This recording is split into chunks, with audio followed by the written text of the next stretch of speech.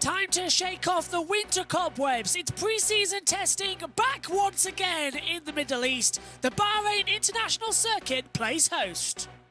The teams have 24 crucial hours to make the cars pitch perfect ahead of a brand new season. We're starting here in Bahrain, the perfect place for testing. Day turns to night, optimal conditions. This is it. Time to get cracking. And who's got the best car ahead of the closest season ever? And here's how the calendar lines out. We start in Bahrain before moving over to Saudi Arabia and Australia, taking up into April. A month off before Azerbaijan back-to-back with Miami. Imola then follows Monaco with the remaining May dates. Spain moves to June, along with Canada and Austria leading us to July. British Grand Prix on the 9th of July, then Hungary, and then Belgium rounds us out to the summer break. We come back at the Netherlands, then Italy, 2 weeks later Singapore, back-to-back with Japan. Qatar back on the calendar with a sprint race. United States, Mexico, Brazil, new addition to Las Vegas as well on the 18th of November. The season rounds out in Abu Dhabi on the 26th of November. 23 races. It's the longest F1 calendar in history.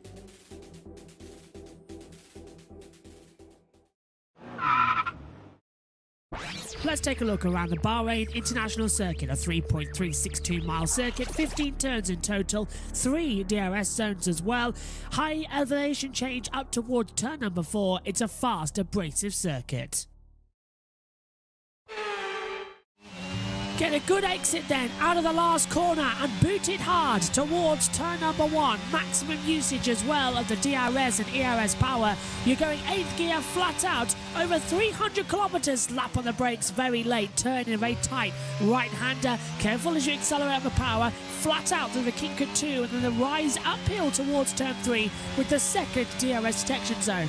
Turn 4 flat out, braking around about 80 meters to go. Flick the car in once again to the right, let it drift out wide. Pick up the accelerator, don't go all 4 wheels off the white line as well, but try and use it as much as possible. Down to the sand dune section now, 5th gear, right through the curves as well. Get back on the power, heavy braking stop once again, down all the way, 2nd gear corner, back to the right. Power mid-on at the exit, rise up. Turn 9 and 10, double sweeping left-hander. Take the first one tight, brake hard and turn. A lot of lockers on the inside front left here as well. Into the tight turn 10. DRS opens once again for the 3rd time. Down you go towards turn 11. Important to keep the car moving, important to keep the brakes on. Light tap of the brakes down in 4th gear, power through mid-exit as well, right up the curbs. Now, turn 12 and 13, very important. Don't touch the curbs at all, otherwise I'll spin you towards the wall. It's one of those type of circuits. Flick now, down, mid-through, the last turn 13. Down, once again, the long back straight, no DRS. You're going to have to pass here with ERS management as well. Into turn 14 as well, another heavy braking zone, down 3rd gear. Back again to the right, turn 15's practically invisible as you hurtle down with the DRS open through the first activation zone across the line. That is a lap of the Bahrain International Circuit here in Shakir.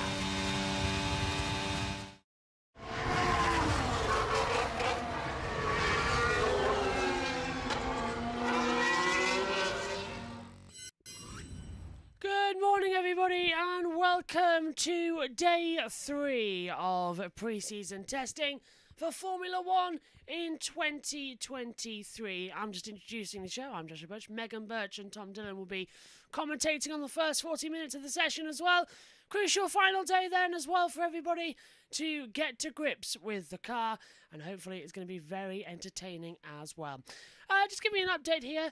Norris, Gasly, Perez, Alonso, Leclerc, Magnussen, De Vries, Tsunoda as well. Then we'll have in Hülkenberg, Ocon, Dragovic, Hamilton, Sainz, Russell, Bottas and Piastri. I don't know who Anon is in 9th position. So not sure who's going in the car there. Looks to be at Williams, so I presume that is going to be Logan Sargent before he gets out onto the track as well. Track temperature an hour before the session was 22.6 degrees.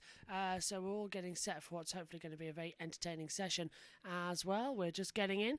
Last 5 minutes to go as well. I'm hoping Megan runs up to the box. Let's have a quick word though with Jolyon Palmer, Matt Davidson and Rachel Brooks. But the main thing for them is Fernando in the car for the better session later on, and hopefully we see just maybe some soft tyres on that Aston Martin. I think it's got a lot of potential to give. I can't wait. I mean, no, we're not going to see. Let's keep walking. I know we're not going to see their full hands today, but this is the moment in testing where you want someone just to do something to make us all sit up and pay more attention and go, wow, OK, now we've got a fight on. What do you think they're going to be doing today then with these run plans? Well, I think this morning, I mean, it is, like you said, Rachel, at the top there, it's very humid today and hot. It feels hotter today than it was this time yesterday. So, therefore, it's not very relevant conditions. Remember, the race starts at 6 p.m. local time next week, so it's not very relevant conditions right now for what they'll be looking for come race day. So you're going through other potential items on the car, be it wing levels and stuff, just getting more and more data, like we saw Ferrari doing possibly day one by running less wing on a track that really rewards higher downforce, just to get an idea of where the window of operation is for the car. Speaking of Ferrari, coming up to them there on our left-hand side, I think they're hiding something. I've just got a sneaking suspicion the car is much faster than we've seen so far. What do you think we'll see today, Jolyon, in terms of the run plans? I mean, it sounds like Ferrari hiding. It also sounds like Red Bull are hiding a bit, and Toto admitted Mercedes were hiding a bit, but they've got other issues to concern themselves. For me, Mercedes aren't there yet. I just think the car doesn't look as poised as the Ferrari and the Red Bull on the circuit. Both drivers are just making more corrections at the steering. I mean, when they're coming through the corner, it's just the attitude isn't quite as planted. Lewis's long run yesterday, he was really starting to fight the rear end of the car, and the team have admitted that they've got balance issues, and I mean, it was there, clear for everyone to see, wasn't it? Yeah, and then they had a hydraulic failure with Yes. George. They've missed mileage as well. So I think Mercedes are on the back foot. Red Bull just look good. Red Bull look good, guys. I think every time that that Max has been in the car for 3 of the 4 sessions, every time he comes through, car looks planted, looks compliant, the downforce is clearly there. So the question is, can Ferrari find a little bit something more today and unleash? The only time the Red Bull hasn't looked brilliant was when Perez was in the car yesterday morning. It looked like more of a struggle for him. He was off the circuit with locking the front wheels into turn 10, and it just looked a bit more scrappy for him. So is it just the case that Max getting more out of it, or that they were on a completely different programme for Sergio? He's in the car all day today, Yes. So we'll get a better idea of that. I just wanted briefly, though, on that Ferrari long run later on in the day. It did look impressive, didn't it? It looks like even if they don't pit Red Bull in qualifying, we're going to have races on our hands here. I would say so. Yeah, the car definitely looks sharp out on track, and I think they've been really playing around with setup options as well. Yeah, I think they're going to be there or thereabouts, aren't they, in the mix? And finally, on Red Bull, we've got to the Red Bull garage. I mean, as you say, Checo's back in the car. Max is done. You know, if you're a driver and you're not taking part in the last day of testing, I imagine you're pretty happy with the car you've got under you, right? I think he is. I really think he is. He's probably having a nice rub down this morning, lazy morning, bit of a lie-in, and he can just watch and hope that Checo can help fine-tune that car. Just all the body language, it's all smiles and happiness, I think, at Red Bull. And that's not just because we're back here in the paddock like the rest of us. It's because they genuinely... We saw Christian at the end of running yesterday standing there in the garage, and he had a smile on his face as well. They can't hide it. Like I said before, they'll be the world's worst poker players. It's easy to read. Their car, we can see it. We know what we're looking at. And the car is so good on track. Max looks super relaxed. The lap times on the long run are there. All signs point to the car being where it was last year. But we'll see today if Checo can be there, because as you said yesterday, that was the only question mark really for Red Bull. All right, well, it's nearly time then for their final day of testing. Ted is in the pit lane for us. Ted. Thank you very much, Rachel. Yes.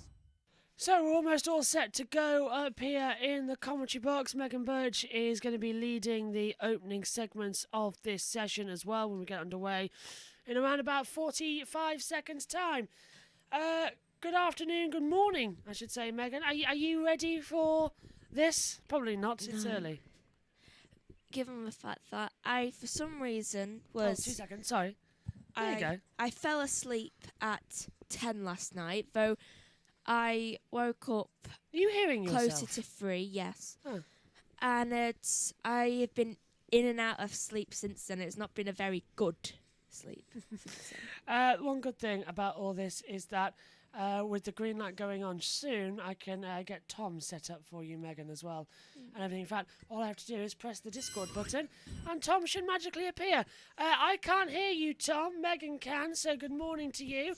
The green light is on. Testing is underway. I will leave it in the capable hands of your commentators, Megan Birch and Tom Dillon. Even at those words, even though I've been doing this for years, you just get that feel of terror when you have to lead a session. Most people it's exhilaration, me it's terror that I'm going to mess up. So, it's fun. Right, so they're heading out onto the track now, and it's not actually...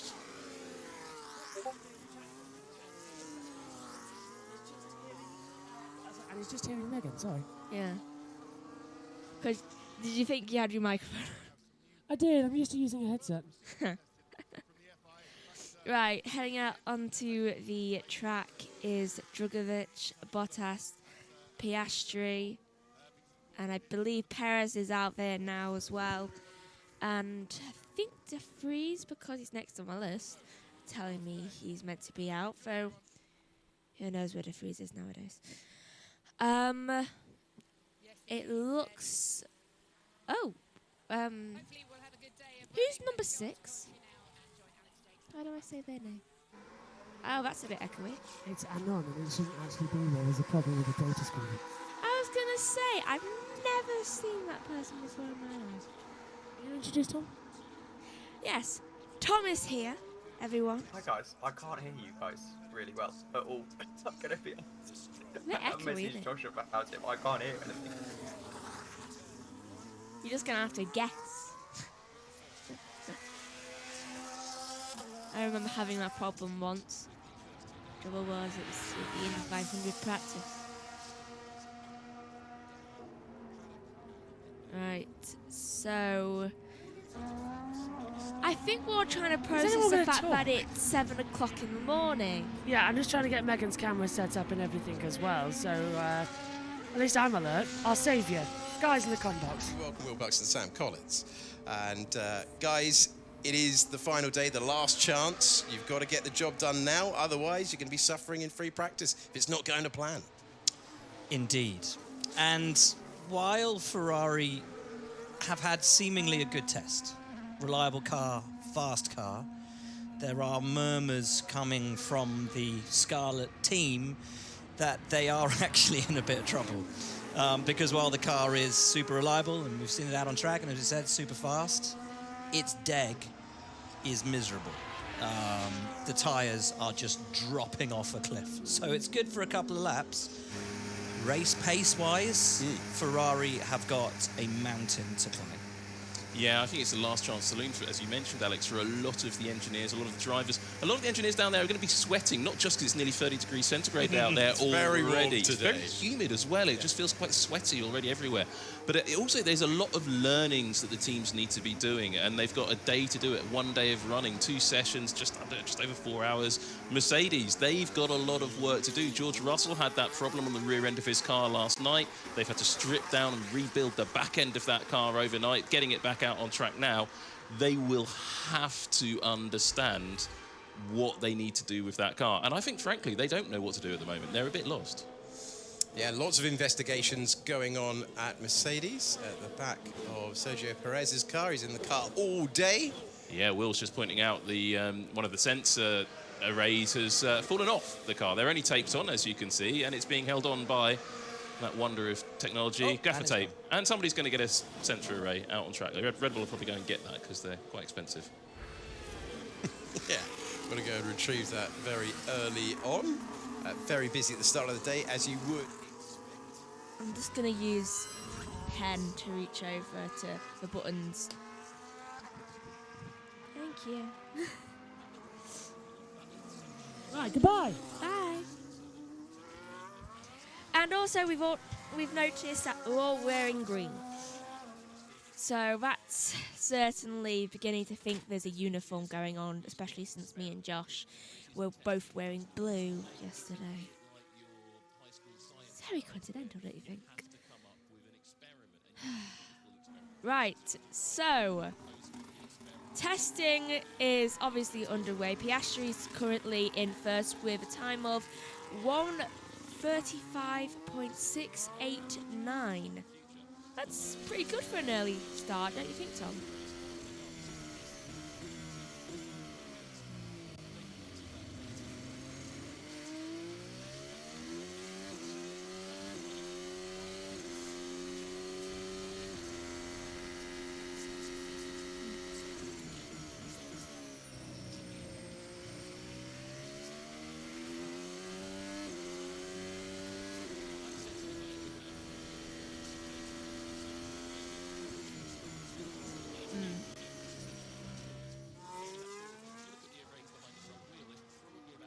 Yeah, which I don't see why they've decided to change up everything. So this has happened.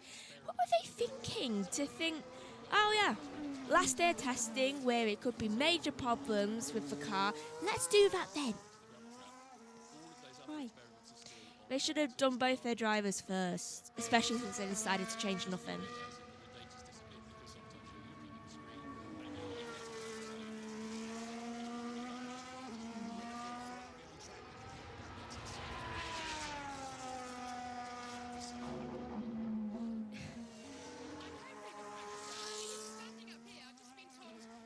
Yeah.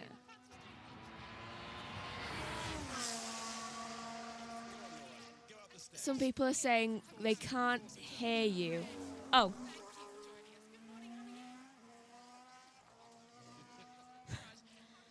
Hold on. Try speaking again now. Hello, everyone. Can you hear me now? Can people hear Tom now? Like, be really quick about this. Say a yes, whether you can or not.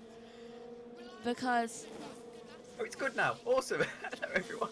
yeah, I think you are muted. So, I think Joshua forgot to unmute you.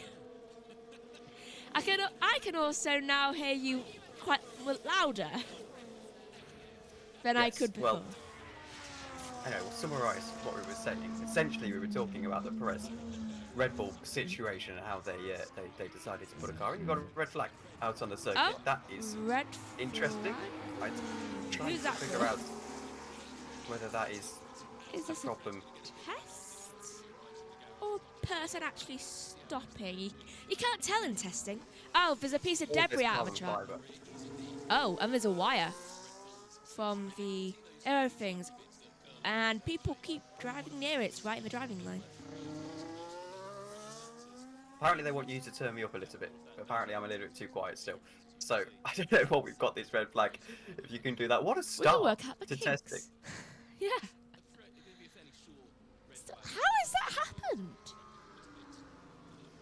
How has that piece of debris got on the track? It could. Part of it be maybe something off of an aero rake. I mean, Sergio Perez's aero rake looks okay. What have they done to it in 4 minutes? Oh no, like 9 minutes. What have they done to it in that time? How much are they abusing it? Nico Hulkenberg will feel hard done by. He was purple in the first 2 sectors before this red flag flew. And I have to say, it does annoy me them throwing red flags a mirror. Apparently, we're hearing in the YouTube chat. Brave Marshall runs out to collect it. I have to say, red flagging for that, I think, is so silly. It should just be covered by double waved yellows. But It Marshall should goes be. out to collect, or even a virtual safety car. We know they have access to it. Now they have to do an entire restart. You're right, they should have just gone to yellow and safety car. Josh says press the R button, by the way. The R button. I forget things. There we go.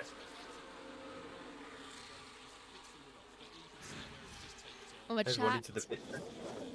Oh, it was Mirrors. Sergio Perez, actually. mirrors falling off the... Oh, It wasn't a mirror at all. It was some kind of material off the back of Sergio Perez's rear wing. what? What was left on there? I'm guessing... Here's my theory. I'm guessing that it was left on by the mechanics. Something maybe was left on while they were trying to put the aero things on, and it just finally gave way. That's the only explanation, I think. It's not a bad suggestion. We have got a minute until the green flag goes up. We've got George Russell. I don't know if we've got pit lane interviews today, but if we do, I think. Hold on, we'll see. Working well. Is the bouncing a thing of the past, and is it quick? Yep. Well, first, I think so far from what we've seen, the bouncing is definitely more under control than this time last year. That is for sure. So my back is in a bit of a better place and less headaches than what I mean, not only myself and Lewis, but all of the team had this time 12 months ago. It's difficult to say so far. Definitely a lot of improvements in certain areas. The car is feeling nicer to drive, but at the end of the day, there's only one thing that matters, and that's the lap times on the timesheet. But it was being a pretty smooth test. Unfortunately, we had the issue this afternoon, so we lost a lot of running. But I think we've uncovered some interesting things in the data that hopefully will find us some more lap time. So we've got to take the positives. Yeah, indeed. Yeah, he lost a bit of track time, but not too much. I think the team said it was a hydraulic issue. Is that something you can be easily fixed for tomorrow? Yeah, that's not. Is one of those things that happens here and there and can happen to anybody, but it doesn't cause us major concern for the rest of the test. Okay, team also talk about an upgrade package coming, as many teams will have, but a lot's pinned on that. So do you think it's fair to say that with everything, maybe you're starting the season a little bit undercooked, a little bit on the back foot, maybe? I wouldn't say on the back foot. I think this team has a history of being very good at development throughout a season.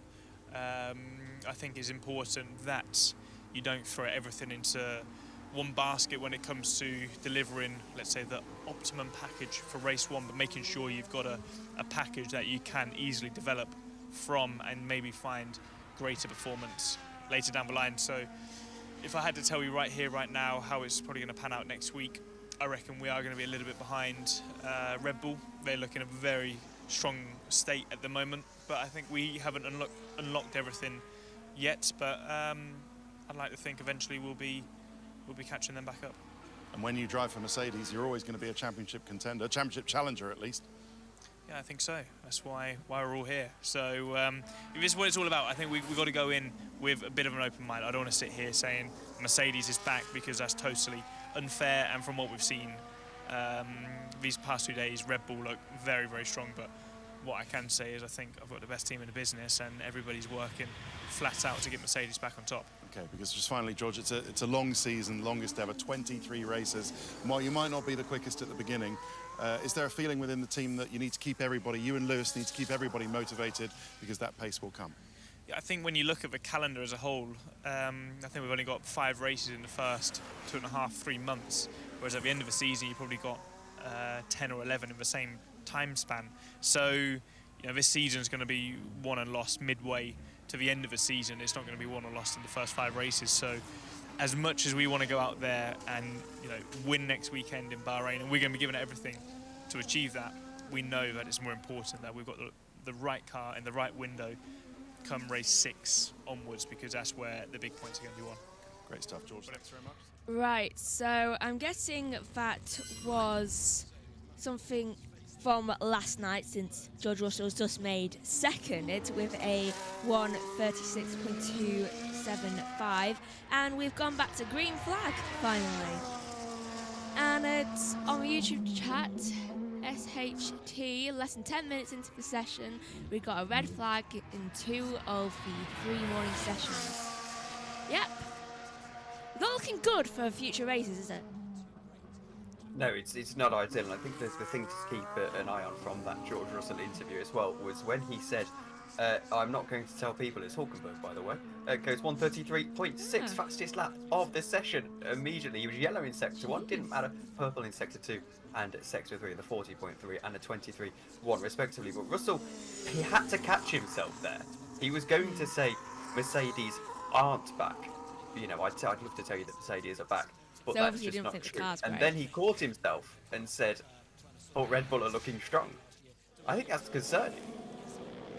I think that's either habit or he's trying to make the team look like it's still good so that sponsors don't think, hang on a minute, and like drop out of a team, and all of a sudden they become like an anti-team zone thing for sponsors. In my mind, that works. Verbally, it doesn't. Yeah, having a little bit of trouble following that one. But Yeah, anyway, so am I, apparently, with my brain. Perez is still out there, going around sector 3 now, 6th position at the moment, 145.8. Still got those aero rakes on that car. Definitely looking like this is an installation lap run. I'm not actually sure what the aero rakes do. I think they're fitted with sensors that I'm not sure. measure the airflow across the tyres, I suppose it would be, wouldn't They it? must Through do. into the There's no other thing. explanation, otherwise, wouldn't it be at the back too? It's like if it was measuring something else. So it has to be that. I think they can run it at the back. I'm not too sure whether it actually affects anything for the driver. It can't be that huge of a thing, though it confuses me how they're able to run with air rakes, but not with a little bit of front wing damage, because that's a little bit too dangerous. Imagine if they were going side by side with someone and ended up popping the other person's tyre. Pop a tyre, that would, Yeah. it would be bad accident. I wonder if this is why I think the aero rake should just be put on like when the person's solely on the track, just like others when there's not a lot of people on it. Just like, okay, we can go out now. Just like make sure no one else has to fork out a lot of money because you just wrecked a load of tyres. Well, I think the thing to remember as well is that when they are doing the aero rakes, they're going particularly slowly. 32.2 in the first sector, 43.4 in the second. So these are just installation laps, and I mean, you can trust F1 drivers to get around people without any major issue, as we see case in point there, with Sergio Perez getting around Felipe Drugovich, who's back in that Aston Martin, and I imagine holding his breath because he might just be in that car next weekend. I think he will be. I don't think Lance's wrist is going to recover in time. It's funny how crashes don't hurt his wrist, yet a bike does. Formula One drivers get weird injuries. It just seems so weird. Drugovich, of course, will be making his F1 debut for Aston Martin. It will also make it 2 years in a row that they've had to have a reserve driver race the first 2 races of the season, or at least the first race of the season. There we go, there's a little bit of tape falling off of the right-hand side. That must have Aston been Martin again. from his visor or something. It's beginning to could get a have been a visor curse there, actually. for the Aston Martin drivers, isn't it? That at least one of them's not going to start the first race of the season. Yes, potentially, as we look back at Sergio Perez. Lots of on-track activity at the moment. We've got 5 cars out on the circuit. Valtteri Bottas has just emerged from the pit lane. In fact, he's done 4 laps so far in this session. Mick Schumacher. That's not Mick Schumacher. Never mind. I was going to say Mick Schumacher's in the pit lane, but it's not. Maybe I'm just going mad at this early in the morning. He should still be in the pit lane. I don't agree with the decision to make him not be there anymore. I really don't agree with it. It's like, bring Mick back. That should be a campaign to bring him back. Mercedes mechanic did look like Mick Schumacher from the back for a moment. In my defence, Hulkenberg having purple mini sectors, says SHT. Yeah, he's on a fast run at the moment. He went purple in the first sector again. He's getting up to Nick De Vries in just a moment's time. He'll Let's get see if he through can there, beat hopefully, Hulkenberg. without any major issue. But no, he's clearly found something in that Haas car this early in the running. Well, that's good at least. It brings at least another security for Haas that they're not going to get another season like 2021 where they're not going to get a single point. He did have a huge lock up there though into the double left-hander, and the deformation of the rear wing across the curves was quite pronounced as he came out of the corner. Not ideal from Nico Hulkenberg. Huge sparks flying off the back of that car as well. George Russell is in pit lane. They're just fitting that car with the monitors so we can look at the data and things like that. Meanwhile, Alexander Albon is out there on the circuit. Finally! Let's see how Albon does, since he doesn't have his red hair anymore, I don't think. I think he's gone blonde with it. And given that dyeing his hair is a lucky thing for him just before racing, I really hope that it keeps up for everything, for every type of dyeing of the hair. So he actually has a good time with it. I'll be interested to see how Williams get on over the next couple of years. Maybe not this year, as I suspect they'll still be quite far towards the back, but definitely as we head into the next season with James Vowles as their team principal. I think it's going to be... No, you can say. I think it's going to be interesting. They could find themselves not back towards the front, but definitely back up the order. Let's hope they find themselves at least in like midfield. Though I feel like most of their prowess from a couple of years ago came from George Russell, and ever since he left, they've been barely scoring any points on the board. So let's hope that they can recapture their magic from 2021 and it actually starts scoring some points. Both drivers this time. There's aero brakes on the back of Nick de Vries's car. What is this thing for? I think it's all about measuring airflow at different parts of the car. Obviously at the front for Sergio Perez, at the back for Nick de Vries. And, well, it's going to be interesting to see how he does throughout the course of this season. Do you know they're not actually classifying him as a rookie because he did that one race last year, and I suppose at 28 years old he's a rookie in all but name anyway. But anyway, I suppose better late than never. No, he's not classified as a rookie because he did the single race last year, so this isn't his rookie season. 2022 technically was. That's unusual for them to do. Obviously, they won't be classifying Hulkenberg as a rookie. He was in F1 for years. So, that's interesting. So we don't really have a lot of rookies then this year. They were talking on the television yesterday anyway about how Nick de Vries isn't a rookie anyway, really. Might be a Formula 1 rookie in terms of his racing career. He's been racing in senior categories for many, many years now. Got out of F2 3-4 years ago and beating Nicholas Latifi to that title in 2019. Comes back, goes and does Le Mans, does very well at Le Mans, LMP2 for many years, I think across the ELMS, ALMS and the WEC, Nick de Vries Racing, and did very well in those categories as well. Then went and won the Formula E World Championship. I'm just going to quickly Google his career statistics, definitely have them to hand. But no, he's done very, very well indeed. And actually have a look at his sparkling career record. Euro Cup Formula Renault champion, Formula Renault Alps champion. He obviously won the Formula 2 championship. He won the Formula E championship. And he's not quite been able to get a victory in the, or get a championship win in the World Endurance Championship. But he's been doing very, very well over there. He's beginning to get to be like the golden boy of motorsport.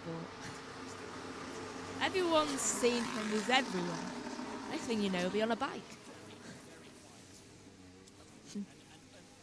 Yeah, a little bit. He has been across he's definitely moved around, hasn't he? And what it hasn't got on Wikipedia actually is his proper, well, actually, never mind, I take that back. But his Le Mans results, 15th, 15th, 7th and 4th, which doesn't sound particularly impressive straight off of the bat, but he was racing for Racing Team Netherlands for 2 of those years, which is, you know, not a race-winning machinery. He then finished 7th and 4th. How many? And if he wasn't racing here, it was coming, that win. It was. And when we consider how many are actually in the Le Mans 24 hour, it's quite a lot. Around 20 in that category, or 30 in 2019 in the LMP2 category. And it is 24 hours of constant racing. Obviously they get breaks, so still it must be tiring.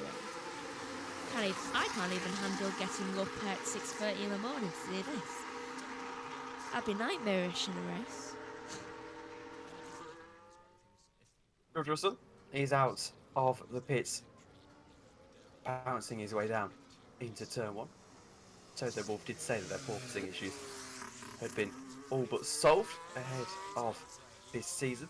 Which reminds me, George on that interview said that he got headaches from it. I wonder if that could contribute to why Mercedes was doing so bad, because the drivers constantly had headaches. No, I don't think so. I think it's very much a headache that you get after you get out of the car. Adrenaline should stop it. I mean, you find if you do karting or anything that a lot of the time if you get injured, I've had crashes before and things have actually injured me, but you can keep racing. It's only afterwards that you stop and you realise that you have actually hurt yourself. To a point that you shouldn't really be driving. So I don't think it is a massive factor in it. I think very much it's one of those things where a lot of paracetamol and get on with it. I mean, it's not like they're not being paid enough to do the job. Yeah, I can't imagine it'll be fun if they get... It's their job at the end of the day. So, I'm ever glad that the porpoising issue is solved now, though honestly it does still look a little bit bumpy at times, so as long as they stay away from the curbs. Right, so... This time it's been saying 28 minutes left, though I am not sure whether that is completely right, since the timing screen is also telling me a no is on, when it's not, it's Albon. My timing screen is telling me 38 minutes left, so maybe it's somewhere in the middle, but I did want to bring up one point about the porpoising actually, is Russell was experiencing a little bit there through into, is it turn 12? Yeah. But the fast right-hander where you don't want to touch the curves, as just as I say that, they've put the turn numbers up onto the Formula 1 screen, so I appreciate that, guys. Really helpful. But anyway, down into that fast right-hander. I was reading something on Twitter that actually that's the best corner to see porpoising, because it's the corner where there's the most load on the car, so actually you're more likely to porpoise there than anywhere else on the circuit. As Russell has a little bit of a snap. He doesn't look comfortable in that car. He looks to be pushing. He doesn't look particularly comfortable right now. He's a little bit tentative on turning as well as he goes up to turn 9 and 10, I should say. Not hitting the apex properly on the turn into the first one. Then through turn 10 he does hit the apex, but it's still sliding around a little bit. It's not a happy car at the moment. I don't get the sense either that he's just pushing the limit. Here he goes through turn 11, 50 metre board I should say. Pretty clean through there, through the line. Now turn 12 is the corner we're talking about. He is bouncing ever so slightly through there. Not ideal. And the car's just sliding on turning. There he goes, misses an apex again and glides throughout to the exit. This isn't a happy driver, George Russell right now. A happy car, it might be a happy driver. He's going green. See his head bouncing. That's not it's not encouraging for me. That's a nervous lap from George Russell. And he goes top. Yay. But it's a nervous lap anyway. Yeah. Goes top with a 1:33.685, which could have been more if turn 12 didn't exist and its exit. So,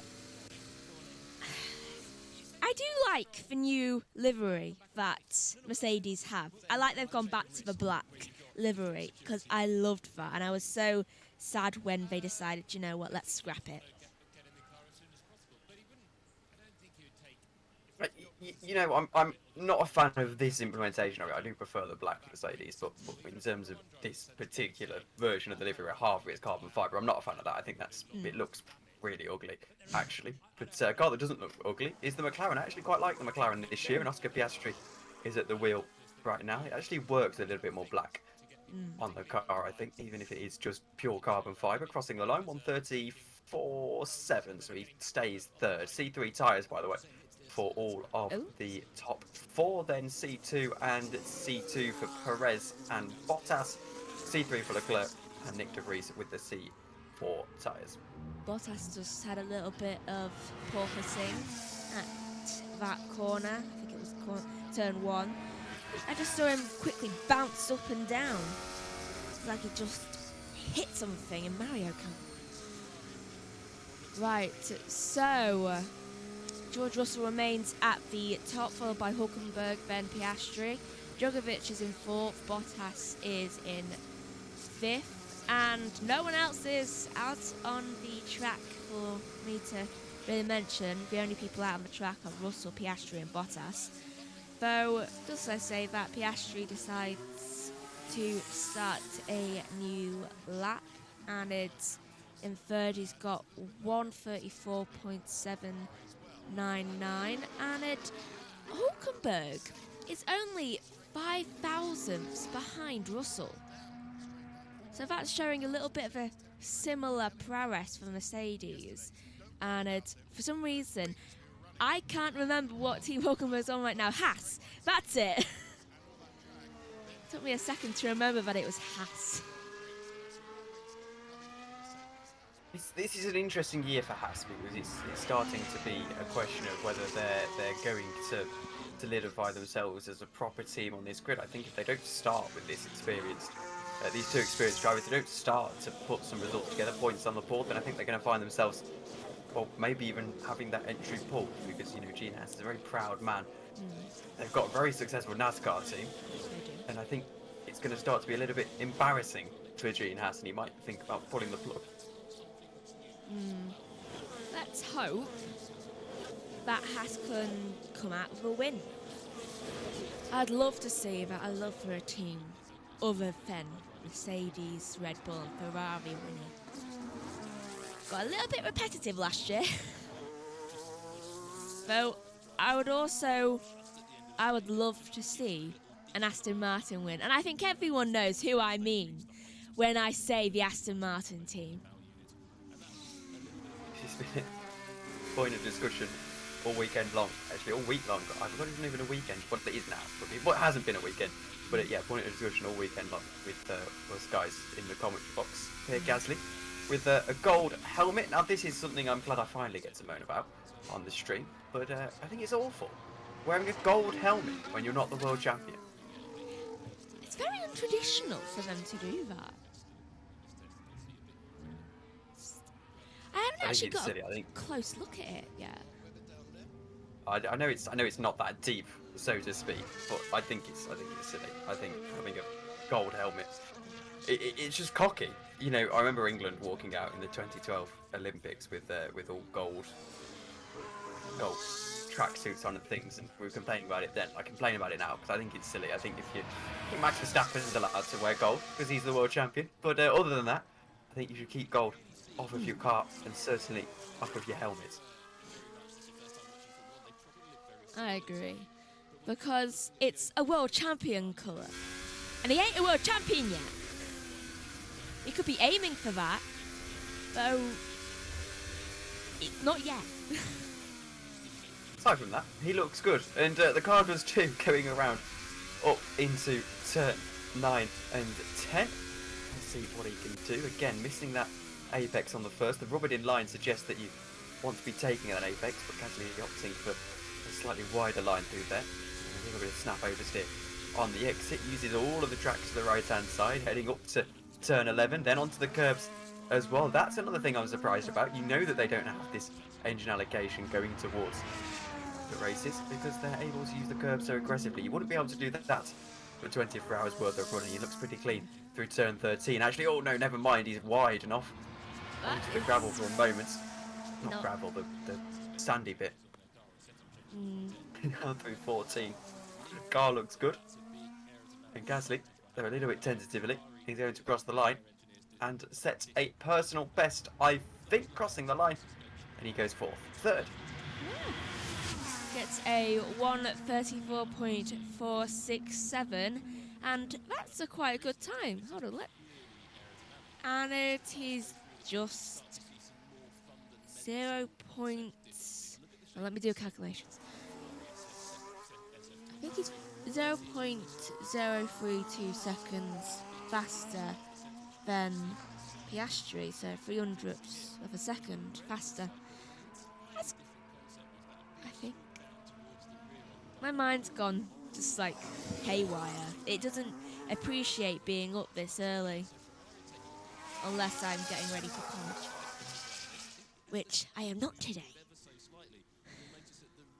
Oh, Charles Leclerc is out on the circuit. He's going round sector 2 right now. So far in the first 2 days of testing, Alpine has done at least the least number of laps in total, says SHT. I think that team's in a worse spot than they think they are. Actually, I think that's why Alonso left, for all the reasons than him just being Fernando Alonso and not being happy with anyone. But anyway, Ocon and Gasly, I mean, first of all, you've got that driver pairing. That, to me, doesn't sound like a healthy team. No, it does not. Sounds like a very competitive team. It's like putting two Again, by pitbulls the in way, a ring. almost apologise to cut you off there, but Gasly, Leclerc almost taking the esports line through turn 11. That would be unfortunate. But funny. Well, it is faster. The reason they don't take it in the real world is because it would send you into the wall. But he's very aggressively onto the curb on the right-hand side. On a push lap, Charles Leclerc at the moment. He's on the T3 tyres, C2 tyres, I think. Crossing the line. It is C2 tyres. And he goes third. Yay! Everyone seems to be going third. They can't seem to catch up to Russell and Hulkenberg. Oh, like 5,000th of a second in between Russell and Hulkenberg right now. No one can break, apart from them two, no one can break that 133 barrier. They're coming close, so they're not fast enough yet. Be interesting to see who can come up into that same position. Alexander Albon on the track. We're going to be seeing qualifying runs, of course, later on in the afternoon as well, when we get to that Q1 time of about 5 o'clock, 6 o'clock in the afternoon over there in Bahrain. As the sun goes and sets, we should see the proper qualifying runs and see who's got the pace. It still won't be as fast as the 130s that we'll be expecting, maybe even the 129s that we're expecting next weekend, but it should still be a little bit faster than we've seen all weekend long so far. Which will be greatly appreciated to everyone. We need to see a little bit more action in this. Oh, and I believe Hulkenberg has decided to do an outlap, finally. I think he's getting a bit too uncomfortable with how close people are getting with this time. Absolutely purple. Car still not looking ideal through turn 11, now through to turn 13. Turn 12, I should have said. He wasn't looking comfortable through the car, just looking like it's an inch away from sliding off and away. It'd be funny if it did. Final corner. Yes, it would be. He's yellow in the second sector, and again, awkward on throttle application, looking to cross the line. And it won't be fastest at all. In fact, it won't even be an improvement. He stays to 4th, 134.3. Surprising, but I suppose it was the second sector that kind of let him down. I'm surprised that he didn't even go up 1. I would have expected it even to go up by 1 to 3rd. Everyone's just going to 3rd. The sector was pretty immense. He was hanging onto the car and then made a mistake on the curb, just about held onto it. But he still doesn't look happy. You know, you saw Max Verstappen a couple of days ago and he looked like he was totally on top of the car. There was no major concern. I mean, you saw Fernando Alonso yesterday. He didn't look particularly great in the car. He looked a little bit nervous on him, but he looked... Well, he didn't look nervous on it. It looked compliant with him, but it was sliding around. But it almost, you got the sense that he was sliding it around himself. He was pushing the limits.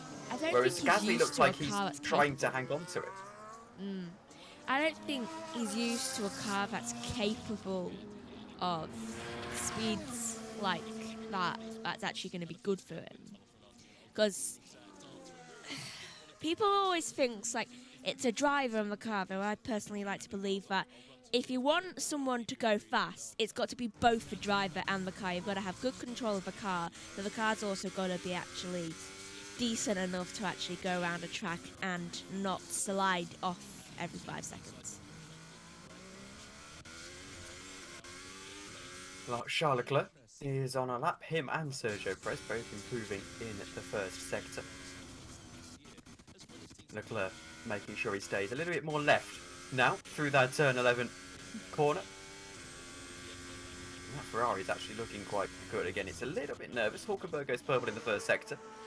But other than that, looks about as nice as you'd expect for the time being. Perez is 2/10 off in the second sector. We'll see what he can do when he comes up to the line. But Hulkenberg wants this top spot, I think. Yeah. I agree. Hulkenberg's desperate to show that he can get back up there.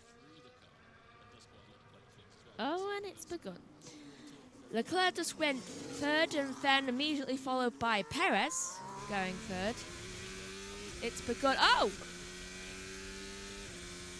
And Hulkenberg top. He really was desperate for it. He does a 1:33.329, which is 3/10 faster than Russell did. Getting closer to 4/10 on that. He really doesn't want to be beaten. He really wants to show that he's back, and that just because he's in Haas, it doesn't mean anything, and that Haas is a good team. Really out to prove that, I feel like.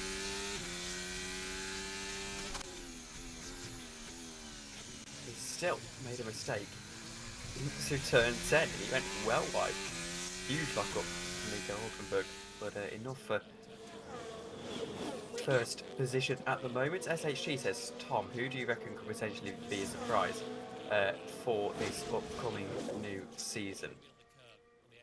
I have to take a moment to think about this because I'm not sure whether you would class Aston Martin as a surprise, given what we've seen in testing. They definitely look like they've got a package that's going to be able to compete.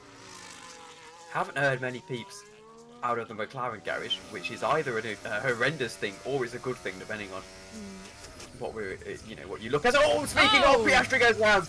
He's going to keep it out of the wall. Really goes wide there, almost smashes right into that wall. How did that happen? To answer your question, SHT, not Oscar Piastri. Yeah. That just spun around in him when he applied the brakes. Almost like the brake balance was too far back. But I want to see that again. Those tyres are horribly flat spotted.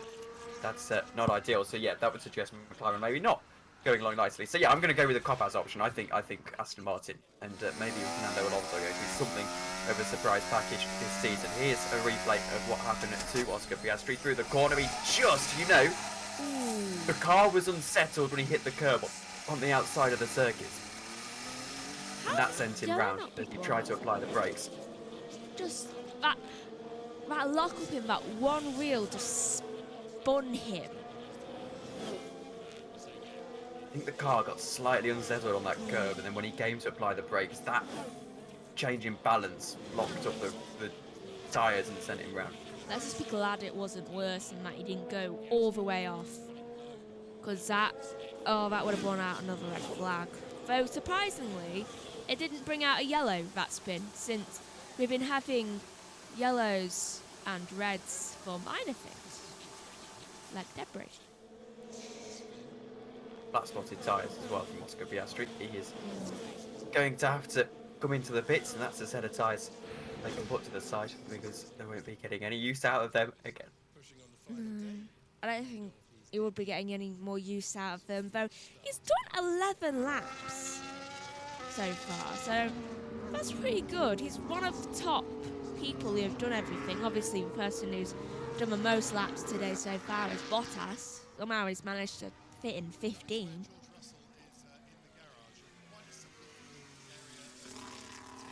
I'm slightly concerned. It looks like concerned faces at the McLaren guys. I am impressed that we haven't actually seen anyone crash throughout the course of these last 3 days or so. We haven't seen anyone go into the wall, which is quite impressive. Is it bad that I hope that we do get to see that, just so we can see whether they're any better at the cleaning up job, basically, putting like cars on the track to clean everything up, because they weren't great like that last year. It caused a lot of red flags to be delayed even more. I just really want to see what they're doing for that, because it should be testing for everyone, not just the drivers. Clean-up crew too. Stay green out on the circuit. And Williams into the hits. That is Alexander Albon, 10th position and last at the moment. His lap time was, in fact, I don't know, T-feed isn't telling me. So, interestingly as well, it's not actually Albon on the T-feed. It is some Russian characters. I'm not aware. I know, I think Joshua said the timing screen is glitching when it comes to that for some reason. So Alban, apparently, is his name, according to T-feed, according to Google Translate. Alban.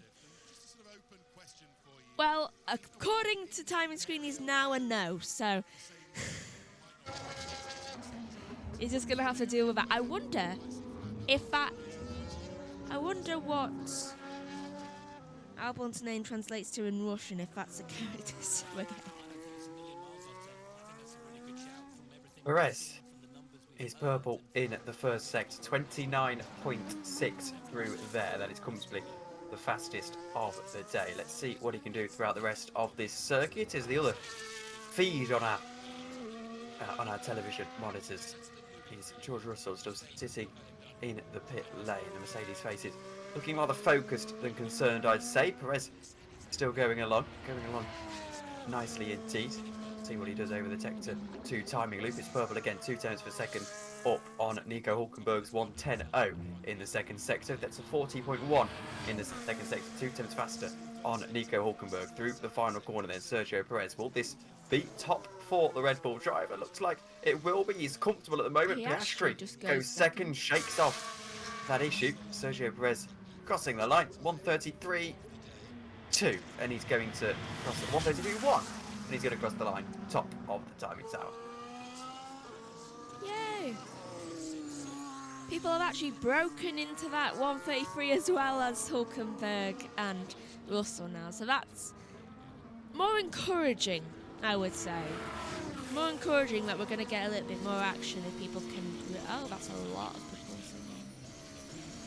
That is a lot. That was like they were in a salt shake or something.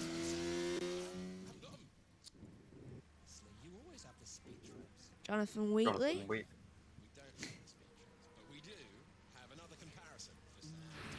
Looking Ray-Ban headphones. Not Ray-Ban. Who are the dodgy headphone brand that sponsor all the YouTubers? I'm not Raycon, sure. that's the one, not Ray-Ban. Raycon headphones for Red Bull. Do you remember Toto throwing his headphones and snapping them? Yeah, that sponsorship then got dropped because I think you're not supposed to destroy your sponsors' tyres. Yeah. But discussions, it's tyres, headphones. They go early in the morning. In the YouTube chats, asking if Warwick Foster's asking if there are any surprises. Not really at the moment. Everything pretty standard. Oscar Piastri having that bin, but other than that, it looks okay at the moment. Was it really Saudi Arabia 2021 that happened? It don't feel like 5 minutes ago. It was that comfortably Saudi Arabia 2021, by the way, the worst driving standards I've ever seen from Hamilton and Verstappen equally, actually. And I mean, I don't even want to go back and look at this and nitpick because I haven't yet. There was so much other than the coming together when, you know, there should have been penalties to Hamilton. There should have been penalties to Verstappen towards the end. It was just a joke of a race. And, a lot more things should have been done correctly, but it wasn't. I'm just glad we haven't had another race like that. I don't think we could handle it.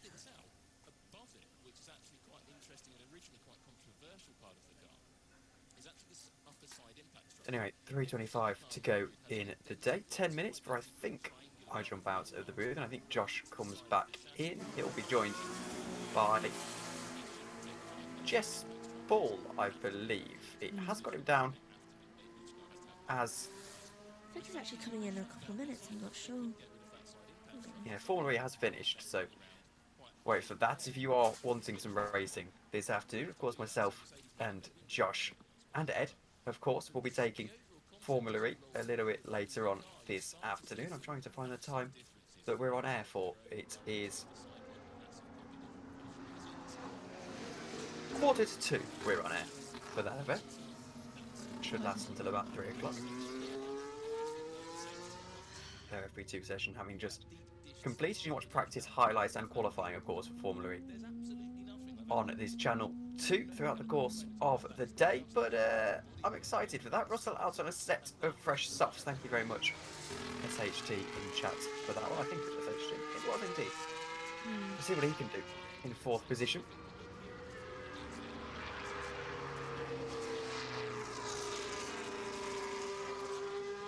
Right, so I'll read through the top 10 so far, and don't worry, I won't say a no. I'll say Albon on that time screen.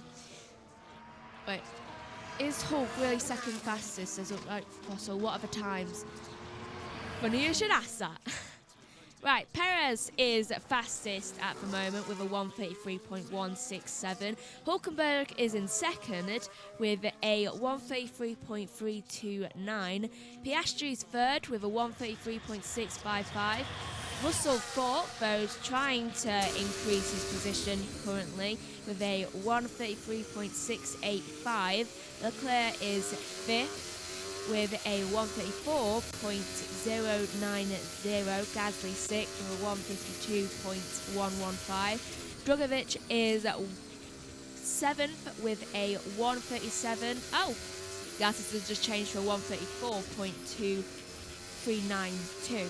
I mean, 329. Why am I getting confused? Drugovich is seventh with a 1:37.691. Bottas is eighth with a 1:38.609. De Vries is in ninth position with a 1:43.175. Let's hope he actually gets up a bit further, given this is day 3 of testing. We really want to see what he can do properly. And Albon is in 10th with a 1:50.531. And just as I say that George Russell does 2 purple sector times in sector 1 and 2. I look at George Russell right now, who is purple in the first 2 sectors. I still see someone who's fighting that car a little bit through turn 11 once more. He was fighting now through final corner.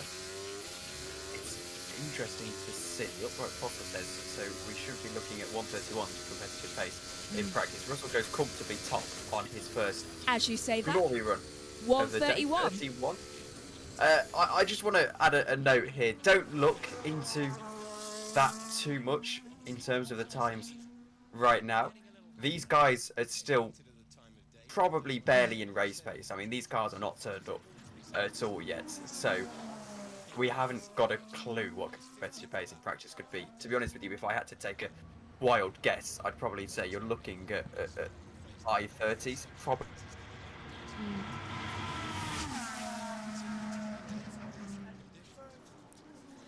Throwing over to the commentators now. Tidy lap from George. Guess at It's from nowhere as well, hasn't it? Because normally when you go on to a C4 or maybe it'll move on to a C5 this morning, you sort of run through a bit of a program of a tyre sweep. But that's George been in the garage for a while. We saw the Flovis going on the front wing with Ted a few moments ago. They were looking at the front suspension. Then he's just come out, bolted on some softer tyres.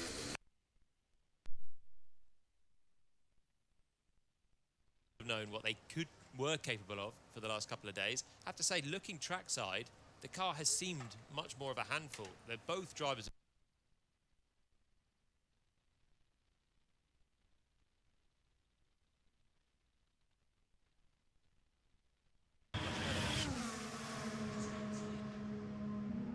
Just just got a little view at one of the big talking points of this week in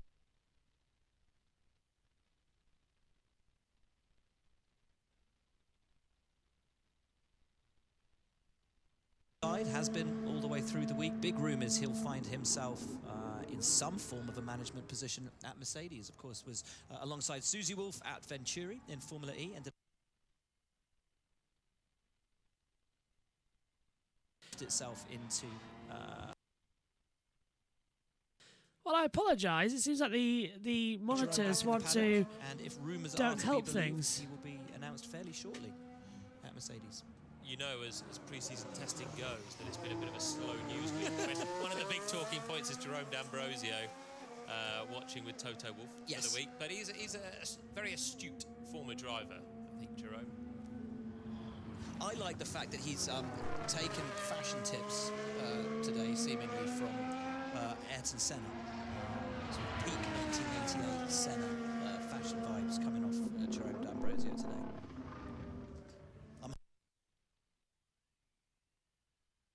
Yeah, sorry, we know the audio's on and off. We're trying to get the... Ah, there we go. Hey! Right, let's just get the mic right so that Tom can hear me. Hello, everybody. I've replaced Megan for the next hour 30-odd of the commentary as well, while she goes to get ready for the day.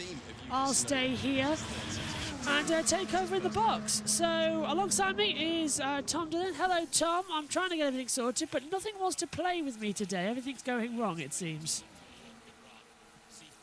Yeah, definitely not ideal, is it, at the moment? But regardless, it's been an interesting session. I think I'm actually, if I'm not mistaken, I had to jump out of the commentary box. Yes, you are, surely, yeah.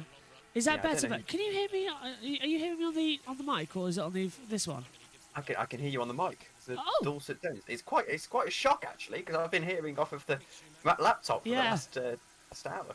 There's Mick Schumacher. I said earlier that one of them with random Mercedes mechanics is Mick Schumacher, but there he is in the pit lane, pretending to be interested in the radio communications. And well, George Russell is still in the garage. So hopefully, if I press so many buttons and press button 2, I'm here. Hello. Right, that worked.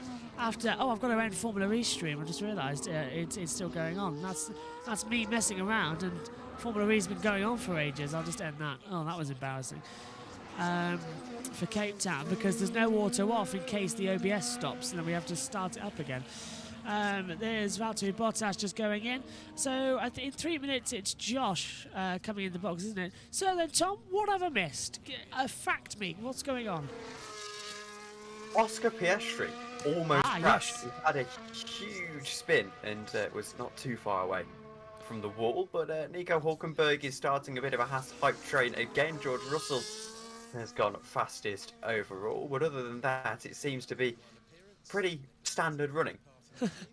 Sounds like I haven't missed too much, which is absolutely brilliant as well. I'm glad I haven't missed too much, otherwise it would have been a bit upsetting as well. But I'll let you go shortly as well. I don't know when you're next on, because honestly I've been up since 4:45 a.m. getting everything ready, because I had to set Megan's OBS up quickly for that, and that hasn't really worked out well, so I'm just using the battle screen. But then I also had to set up this commentary box and the other commentary box, which Tom, if you get a chance, go back and look at the Formula you just did.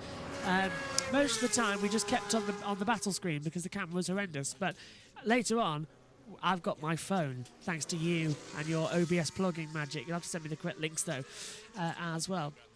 But Piastri having that spin, and certainly one of the most dramatic, if not the most dramatic moment we've had of testing so far. Do you reckon that it was just a simple spin and it's good for the rookies to have it, or brake issues as McLaren have been worried about the last few days? It was a mistake, I think. Again, I think he got unsettled by that curve that's like just on the entrance into turn 9 and 10. So I think he just got unsettled on the curve. Maybe literally a rookie mistake, I think. So I don't think it was a huge problem. I think he was just pushing the limit maybe a little bit further than he thought he could, than he perhaps should, but he thought he could. Shouldn't have perhaps gone that aggressive and one of those things. I said she was gone, but she's back because she needs to ask me a question. Was it? Can I take my laptop back? Can you take your laptop back? Yes. I need it for 90 minutes, so you can have it for 90 minutes. So before you come back in the box. So yeah, actually you can. So I can take my laptop back. Yes, but I'll need it at 9:30. Well, You have to be back in the I'll box. be getting ready. Yeah, you have to be in the box at 9:25, by the way. So go now. Okay. Thank you. Thank you, Megan. And with that, I'll also say goodbye. That's Megan gone. I'll also say goodbye to Tom, who's going to disappear as well now, with Josh about to join us in the box. Tom, thank you very much for that first hour. Very much appreciated. Believe me, with today's crazy schedule, I look forward to seeing you in Formula E later on for the race. I do, and practice. Well, not practice. I apologise. Testing again in about an hour and a half. But Yes. thank you, Josh. I'll see you in a bit. No worries. See you in a bit. Bye-bye. So as things stand, we'll wait for Josh to hop in the commentary box and get things sorted. As things currently stand, we are 3 hours and 14 minutes into the test. It's George Russell who's gone fastest for the Mercedes after stopping on track yesterday. It seems to be a big improvement for him. It's a 1:37.707. Gasly is second, with Perez third, Hulkenberg fourth, Piastri's fifth, Leclerc sixth, Dragovic seventh as well. And let's head down to the pits. Ah, yes, but have you spotted the omission on the Valtteri Bottas mullet facial helmet? There is the omission, I can't see it, the emblem of the Lucky Cross of Nastola, his hometown in Finland. I had a look at a version they brought out the back of the garage, guys, and the fans of students of Valtteri Bottas helmet designs over the years might see there's always been the blue cross of Nastola on it, but I don't believe this one has it. By the way, have you seen the negative space 77 in the Valtteri Bottas logo? That's something to look out Learning for. a lot about this helmet Are design. we saying that Valtteri's moving away from his Finnish roots this year? No, He's abandoned the Lucky I haven't Cross. seen the Lucky He's in- Cross, the blue cross of Nastola. I'm sure he's not moving away from his Finnish roots. He's embracing a lot of Australian culture, though, isn't he? He is. Really Seems to love it enjoying the over there. Australian winter. The mullet, the barbecues, the beer. Yeah. Well, only because He's had a there's good a beer winter. with his initials. With his initials, Is there yeah. a JP? Is there a JP beer or a WB beer? Or an AJ beer? No JP beer. No? Okay. And I've searched long and hard, to be honest. It's not out Going there. to have to do a home brew. Valtteri has his own So let gin me- now as well. He does. He does. So let me tell you what's going on at Williams just before I let you get on with it. And they have done, nearly 20 laps on the board, but most of them have been, the majority of them have been through the pits. I think he did complete that one lap while you were watching him. But they're just doing a few final short runs, very short runs, not really performance runs, but stuff they need to get through. And you can see the engineers in the central panel of the Williams garage down here. As going through the list of stuff they have to do, lots of points of things that need ticked off. James Unwin's engineer with the sort of greying temples, and a performance engineer just downstream of that, talking to Alex, just wanting to get through everything they need to. I'm actually seeing no sign of Nico Hulkenberg. The Haas seems to be in the garage with not much going on to it at the moment. I'll follow that up a little bit later. But yeah, Hulkenberg, an ex-Williams driver himself. But I've got to say there's a positive feeling down here. It's hard to know where Williams are. Are they around the Haas mark? Are they around the AlphaTauri mark? I think they probably are. I think on a good day, when Alex has got the wind beneath his wings or up his sails or whatever you want to say, he'll be easily into Q2. But that is going to be quite close. It's really closing up down here in the sort of lower half of the midfield. Excellent news.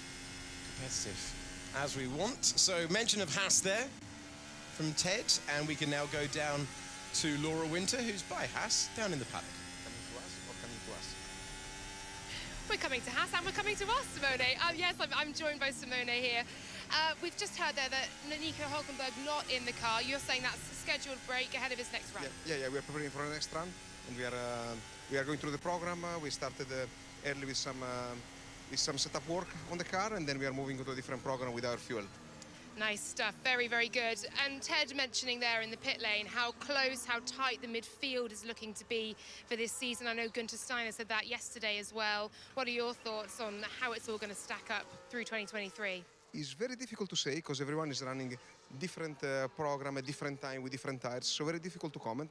But it looks definitely, yeah, that everything seems a little bit more closer than last year, so it's going to be even more exciting for all the fans from home and on the track to follow the races. Yeah, I'm hoping so, very much. And I know coming into this season, the 2022 Haas car has, in your words, been entirely reworked. Just talk me through the development of your 23 Challenger. Yeah, I suppose 2022 was a very big departure from previous year in terms of regulation, so there was a lot of work to do.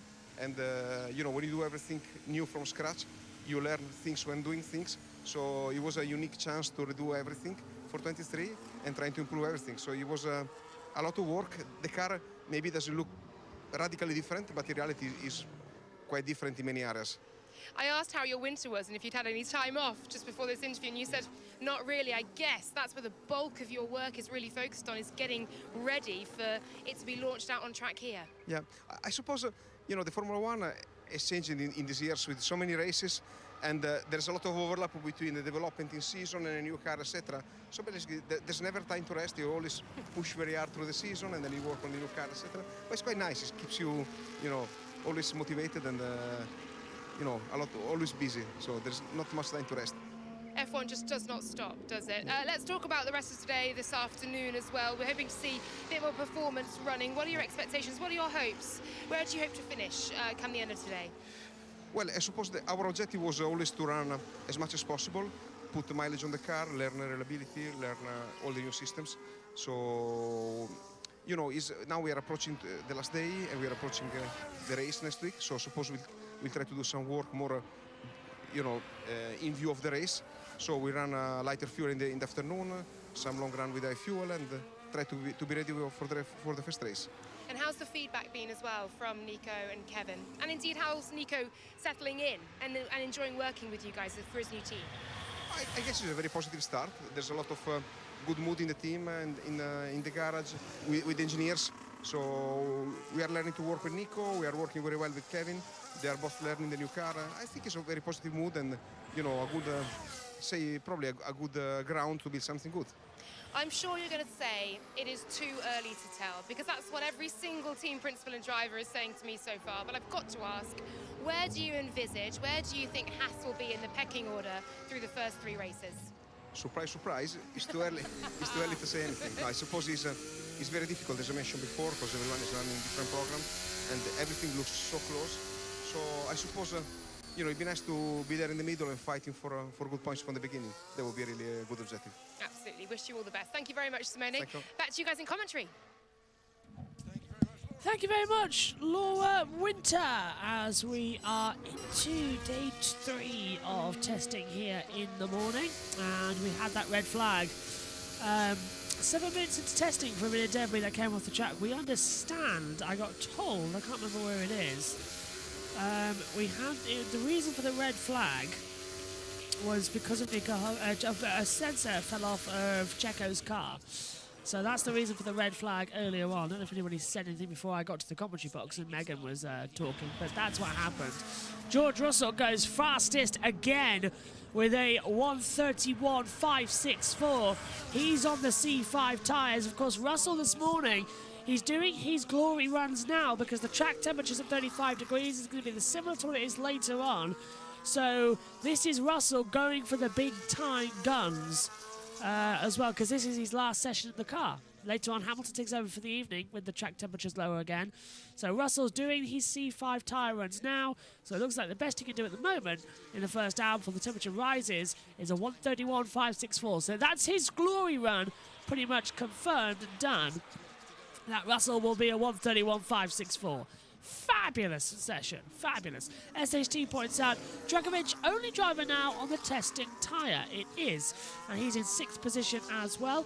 Piastri is 7th, and I've noticed actually his name's been corrected on the board, but Dragovic's hasn't. He's still got the big capital letters blocking everything, which is annoying at the moment as things come through. Wonder why I'm hearing more of...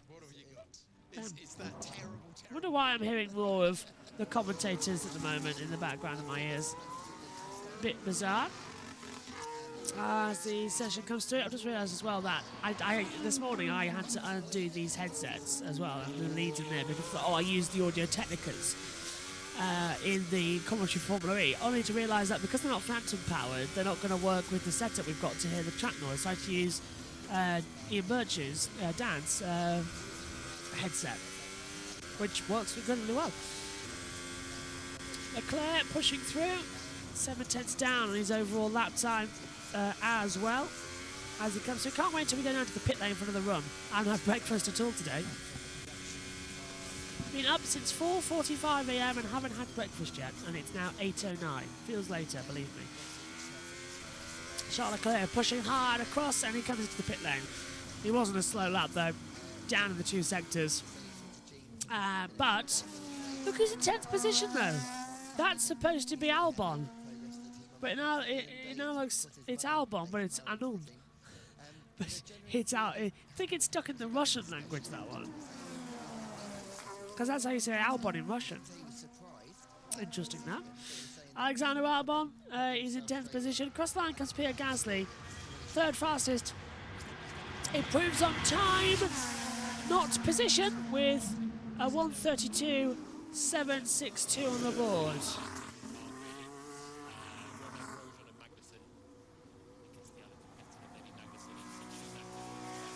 Let's go over to the commentators.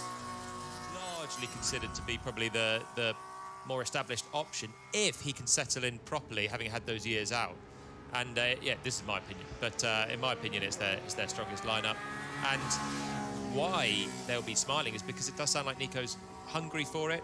He's settled in really well, and that was, I guess, the one slight question mark about bringing him back. Having he thought he was out of it, bringing back a driver that's moving to his mid-30s, and he's still got the hunger and he's settling in well.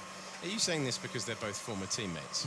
They're both terrific. Oh, these guys are world beaters. Yeah. I mean, these guys are untouchable. Put them in the Mercedes and the Red Bull and they would be up the road. Who'd be a teammate to them?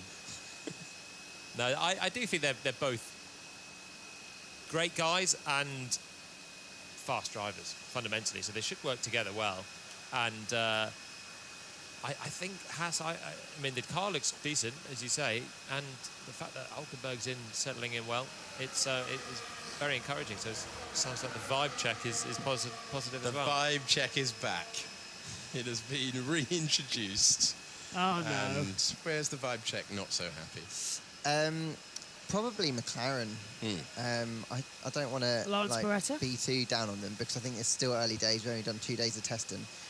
But when Andrea Stella was talking this morning, he was speaking about how they haven't really hit where they wanted to be, and he's more optimistic about the rest of the year because they've got a bunch of developments coming. I think what he was saying is the way that they pushed their development curve last year, it's kind of put them on the back foot with the car that they've got currently, and that he's hopeful that there are bits coming. There's supposed to be some quite big things coming before Baku.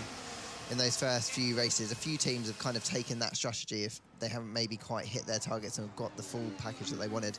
So it could be that the first few races might be a bit challenging, but then again, he was talking about how close the midfield is, and if you don't get your weekend right in the midfield, you could be fighting to get out of Q1. If you get your weekend right, you could be fighting to get into Q3.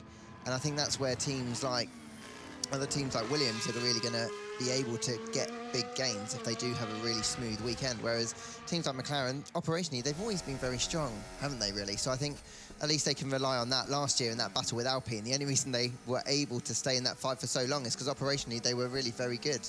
Alpine was the faster car, really, all throughout the year, and McLaren really fought them. So I think that will be a real strength of theirs this year, but I think there is some element of bracing that the first couple of races could be tricky.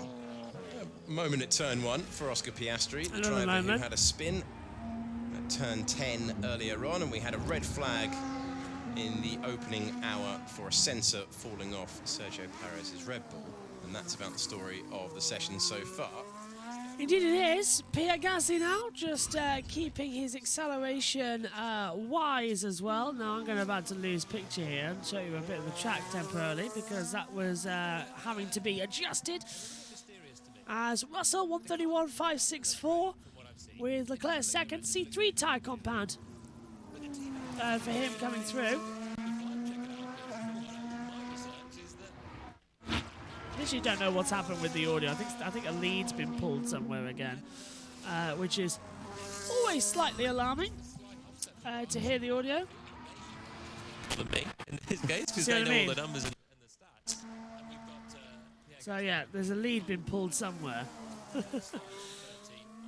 As Russell, at the back of the track, comes across the line, hopefully improving.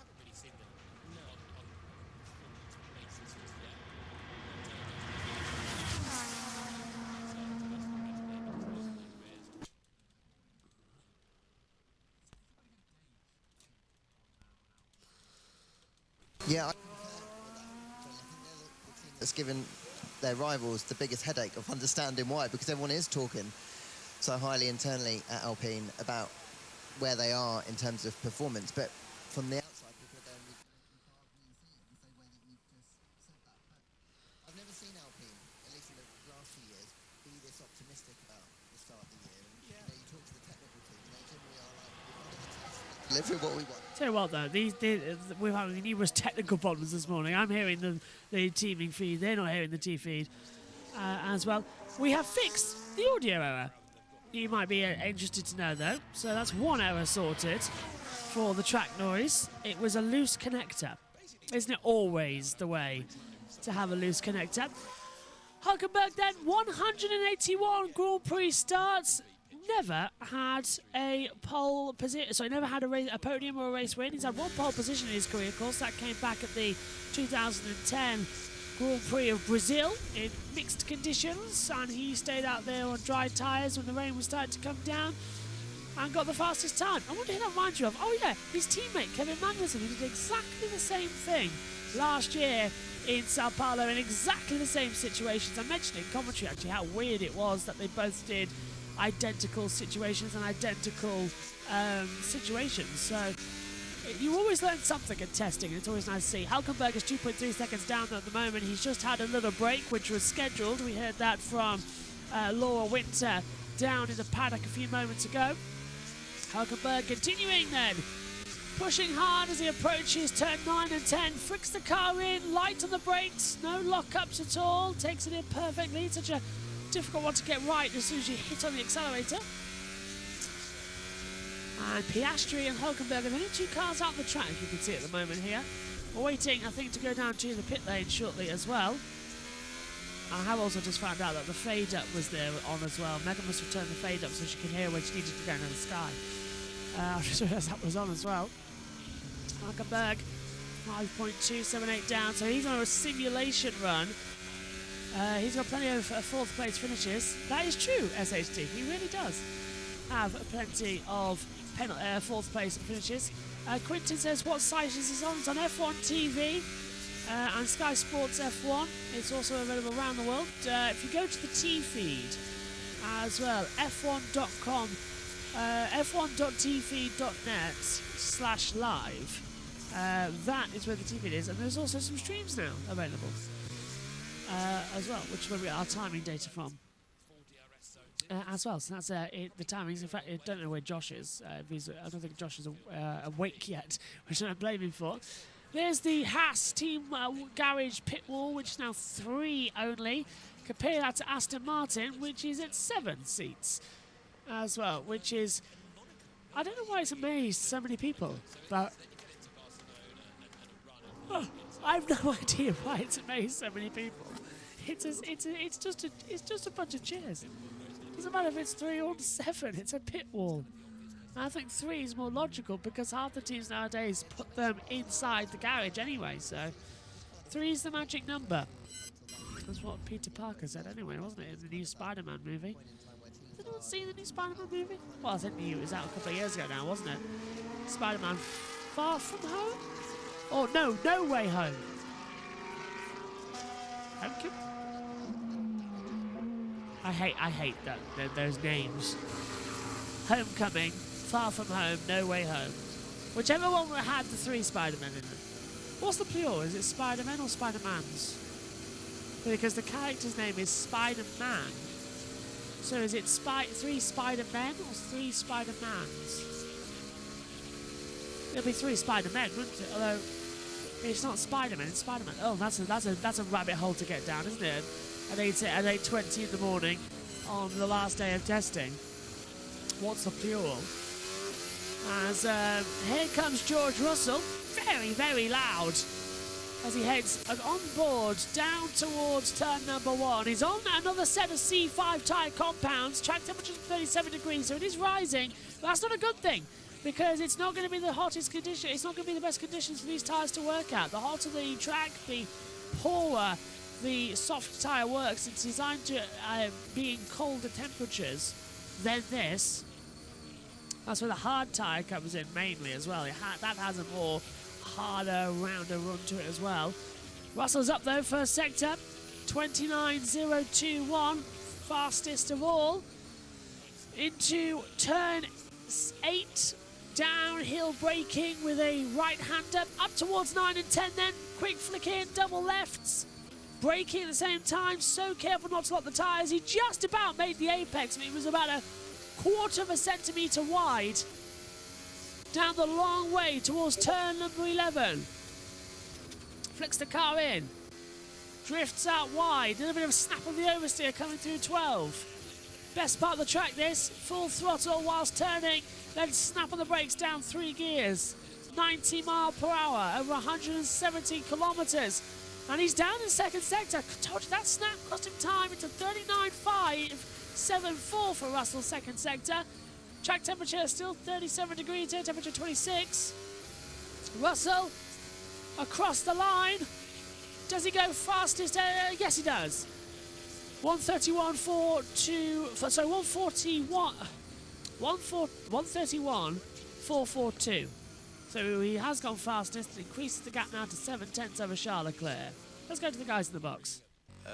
Skipping over the bumps on the final straight before final 2 corners of 14 and 15, but fastest time of the day so far? Well, it looks much more poised. The corrections are small now for the Mercedes. When I was out there watching, and it's always going to happen when you bolt on a soft tyre, your balance is going to come together because the grip level just comes up and it can mask deeper problems. But it looks generally more poised. The correction at turn 8 at the apex was subtle. It wasn't a big armful of opposite lock. It was just a slight hover. Like we saw with Hamilton yesterday. Yeah. In big corrections, really pronounced, really obvious, even if you weren't watching on board. Exactly. Here it's just subtle, just changes at the wheel. And he had the same into turn 10. 11, wanted the throttle very early, got half of it, but couldn't quite slam the right foot down the whole way, so had to just hesitate slightly. And then 13, if you've got a car pinned through 13, then you really are hooked up, because it's the corner where you towards the end of the lap, the rear tyres are getting a bit warm, and again the wind's always just catching you as you're turning, arcing through that right-hander. Overall, it looks like it's in a better place than Mercedes, and of course the soft tyres are helping that no end, but I'd say they're having a much better morning. Okay, Charles Leclerc popped up to second position, but he's still running on a harder compound of tyre compared to George Russell. I'm delighted to say that we can now bring in another Williams driver. Yesterday it was Alex Albon. Today we can go downstairs to the hospitality area and speak to Logan Sargent, who is gearing up to make his Formula One debut. And there he is, with slightly more people around him than Alex had yesterday. So already winning friends and influencing people. Logan, great to speak to you. Thanks for joining us. Thank you. How's it going today?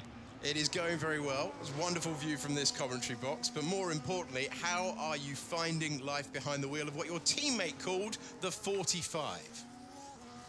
Yeah, the FW45 has been it's been a pleasure to drive the last 2 days. You know, I think we're still chasing some things, trying to find some answers, but I think as a whole, it's been a really productive test. We've been moving in the right direction, and yeah, it's all been going very well.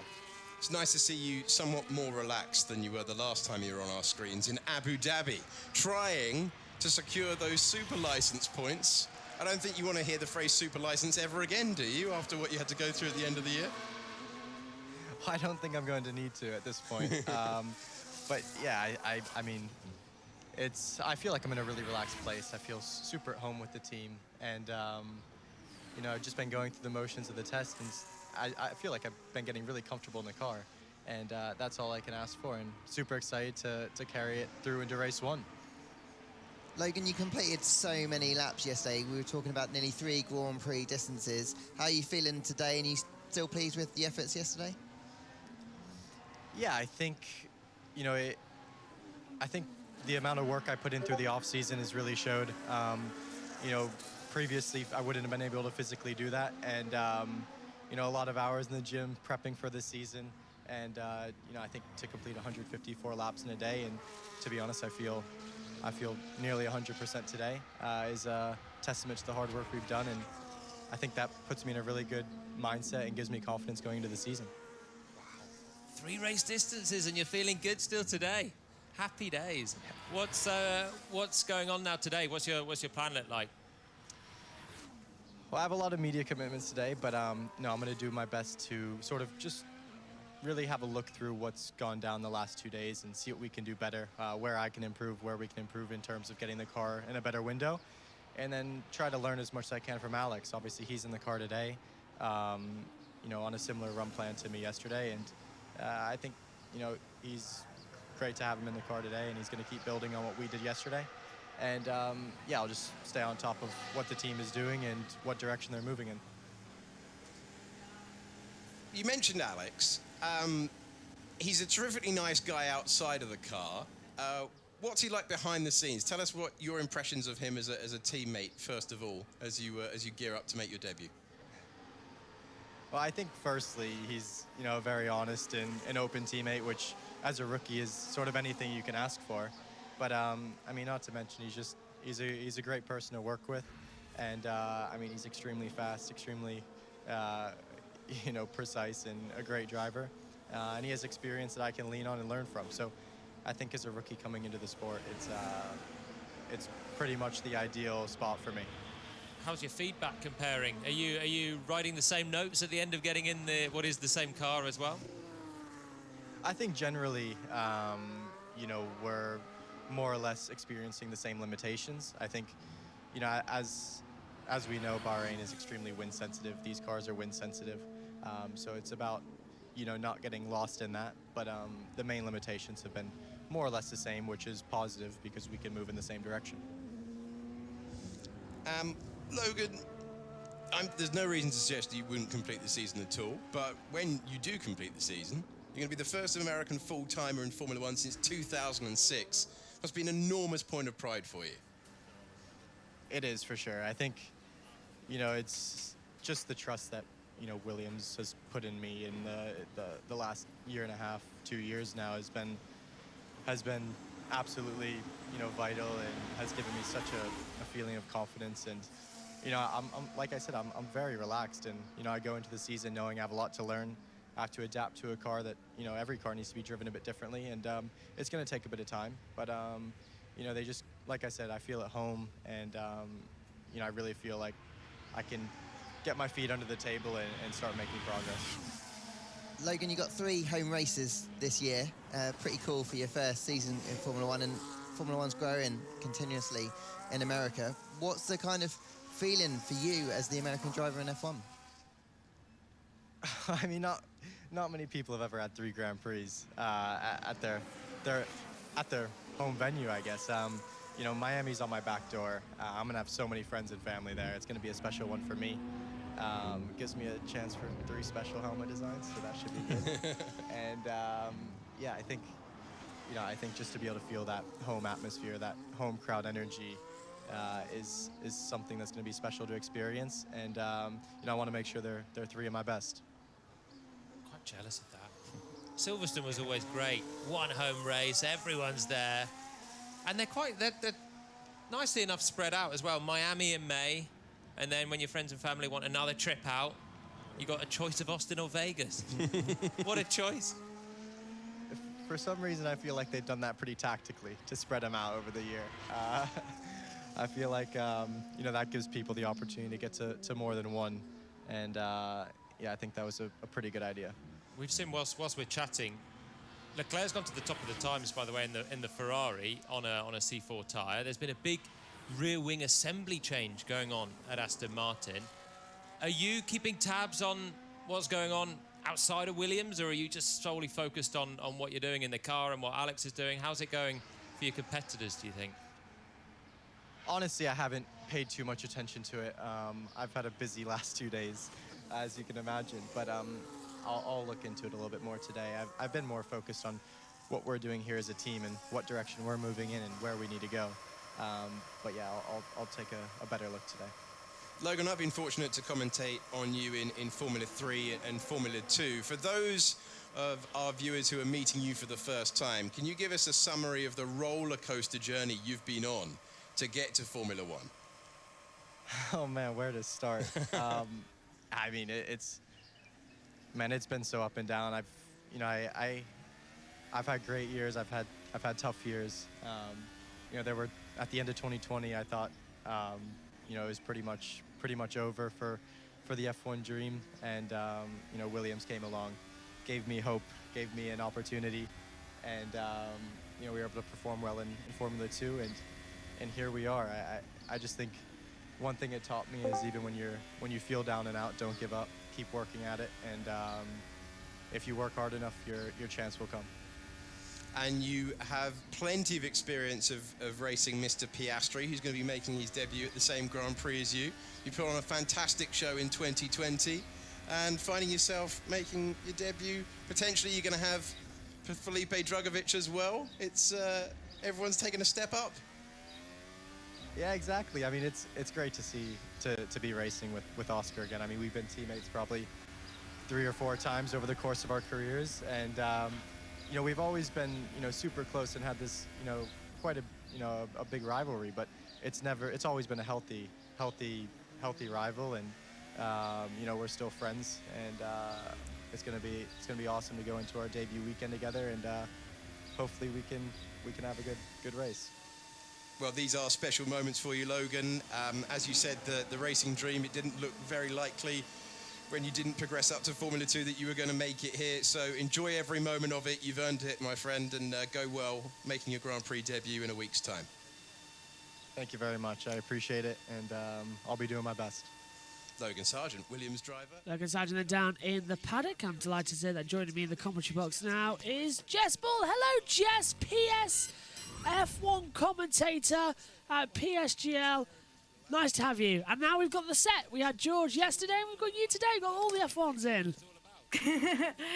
Morning, everybody. I'm not used to commentating this early, so glad to be here. I'm really, really happy, actually, that testing is happening. We can see the F1 cars, and first time I actually probably get to watch it because I've been at work the last few days. So, I'm excited. Glad to have you, and I apologise for getting up so early. It's just that with today's schedule with Formula E as well, I'm literally here, there, and everywhere. It's fine. This is the only time I could have you on the commentary with that affected as well, because when you leave, I leave, and Megan will come in and replace me with Josh Turner as well. So testing underway. It was different than last year, wasn't it? Because now you can actually see the pictures I'm seeing, and we can also hear the cars in the background, which is nice. Yeah. But what have you sort of been expecting coming into this year? Ferrari look quick, Aston look quick, surprisingly. Mercedes are having problems. Red Bull look okay. It's pretty much an all-over test once again. No one's really surprising much because we haven't seen a lot of good running. Yeah, I think the one thing that pretty much summed up the last few days of testing was that Verstappen has been looking strong the last few days. I know its timings may not be leading to what's happening on different run plans, etc. But I think Verstappen seems to be at home with the car a bit more. Yeah. I think he is, enjoying being out there, and I think from interviews he's feeling quite confident as well, which is a good thing. And I think we're seeing him out this. Are we seeing him this afternoon? I think we are. So yeah, he's out on the track this afternoon. Yeah, well, we were seeing him this afternoon, so hopefully this will be a bigger picture as to what he's going to be like then as well. But yeah, I think it's nice to see Aston Martin up there. That their car is planted at the moment.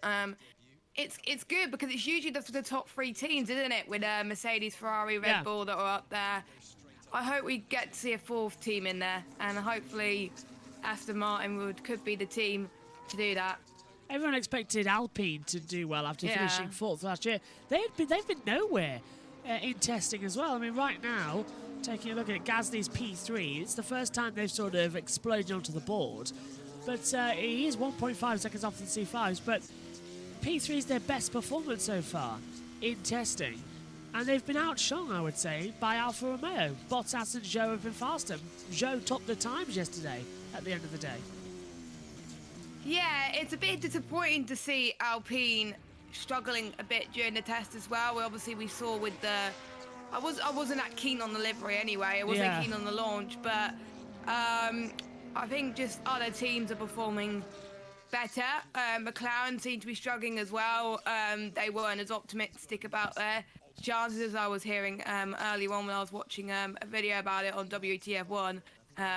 But it seems, I think, it looks like McLaren are doing some long-run plans at the moment, so it's hard to read just yet if they've got a handle at the moment. But one thing I've noticed as well, I'm surprised that people are doing soft tyre runs at the beginning of beginning of day 3. I thought they would have saved it towards the end, but I'm guessing for some of them, they're not going to be in the car after this morning, so I'm guessing they want to get the soft runs done early, I expect. I'm amazed that the track temperature actually stayed the same. It's still 37 degrees, which is a couple of degrees higher than what it will be tonight. But as you say, Leclerc, it's his last run. Russell, it's his last run as well in the car. So they've got to start doing their glory runs, as everybody calls them. But C4 tyres for Leclerc, he's beaten Russell. He did his time on C5s. I mean, if I was Mercedes, I'd be a bit alarmed that I'm on the fastest tyre and I'm 2.5 tenths behind the Ferrari in testing.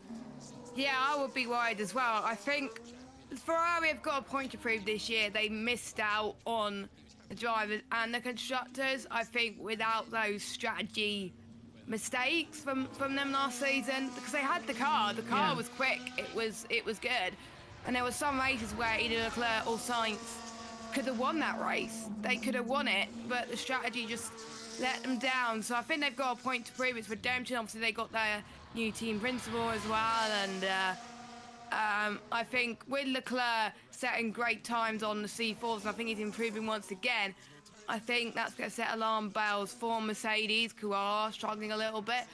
I wonder if they're going to be doing long runs soon, but yeah, that shows that I think the Ferrari mean business, I think, at the moment, with faster in all 3 sectors. 131.024, and Perez now does a 132.612, goes third on C3 tyres, but Leclerc has just put 4 tenths on Russell's time on a new set of the C4 tyre compounds. So, yeah, Mercedes, I agree, definitely alarmed. Ferrari got their point to prove. Do you think they can actually be world champions this year? They've got Frederick Vasseur in and, as team principal, a whole new strategy department as well, which is hopefully going to improve them, but is it that simple to fix the team? Because they're damaged all the way through. We saw that last year. Pit stop problems, mechanical setup problems, gearbox problems, engine problems. It's all a bit disastrous. Well, I think with that new team and that new vibe, hopefully that would bring, I think, more good results to the team. But again, it's not just about the strategy, as you were saying, it's about the car as well, and they can't afford to have those reliability issues. Leclerc could have won France without that reliability issue that he had, and it was gutting to see. So I think it's fine having a car that's fast, but I think one thing that helped Mercedes last year get very close to Ferrari was because Mercedes had a reliable car. Apart from the last race, I think, was it Lewis that? I think it was Lewis that retired. Yeah, I think on the last race. Yes, looking at he retired and finished 19th and DNF'd. He was the second retirement in Abu Dhabi. Yeah, so I think apart from Abu Dhabi, now obviously George had that crash in Silverstone, but apart from that, Mercedes pretty much scored points in most of the races because of how reliable they've been, and they were able to gain on their rivals. I think if both cars scored, I think they would have been up there closer to second. But yeah, you need to build a reliable car as well as a fast car. You have to have a bit of both, and I think that's what Red Bull had for most of the season. After their troubles in Bahrain last year in round one, they seemed to go handle the car after that, which is good, obviously, with Max Verstappen. I think, speaking with Red Bull, though, you got to see how Perez does, because he got that win in, obviously, Monaco, and there was questions about Brazil, but if he can't perform the similar way to Max Verstappen, then will he lose his drive for next year? Yeah, Danny Rick is sort of just hovering around Red Bull this year. It's kind of, it must be like having death at your window as well, isn't it? It's just sort of like, Danny Rick's just going to be standing there. And he's going to be on Perez's side of the garage as well. That's what we found out, is that where his perch is going to be is on Perez's side of the garage. So he's going to be steering him every time he gets in the car. I don't know, it's psychological warfare. And we know that Christian Horner likes to play that game, so does Helmut Marko. I don't know, I've just got a feeling that Perez will leave and Danny Rick will be back in for next year. And I don't think they're going to make it pleasant for Checo. And I don't like that, because Checo's a lovely, lovely driver and he's a lovely, lovely guy. Yeah, I hope things don't get difficult for Checo like it was for Pierre Gasly and Alex Albon, because the end of the first season for Albon in that Red Bull, he was very strong, but then after that, with his first full season of Red Bull, he struggled. Yeah. And I have a feeling that's what Perez, I think, is going to suffer this year, I think, because I still believe that the car is still built around Verstappen, because he's a two-time world champion. I think I strongly predict that he's going to make it a three-peat this year. I don't think anyone is going to be up to the level. I hope I'm proved wrong, and obviously Leclerc challenges them, and maybe Sainz as well. But yeah, I think Perez needs to step it up, and I know they won the Constructors last year, but that was mainly on Verstappen alone. Sorry, Perez fans, but it was mainly on Verstappen. There were some times where Perez helped the team to do that, but there was some results where Verstappen was way up there, and Perez was like, eh. He wasn't really interested, was he, at half the time, Perez, unfortunately, because he was in a battle. In fact, looking at his results, where is it on my board? Perez didn't score in the first race, was 4th in Saudi Arabia, 2nd in Australia, second in Italy, but then he did go in a struggle, didn't he? In the middle half of the season, he was battling for 5th, 6th, 7th as well, and Did he win in Singapore?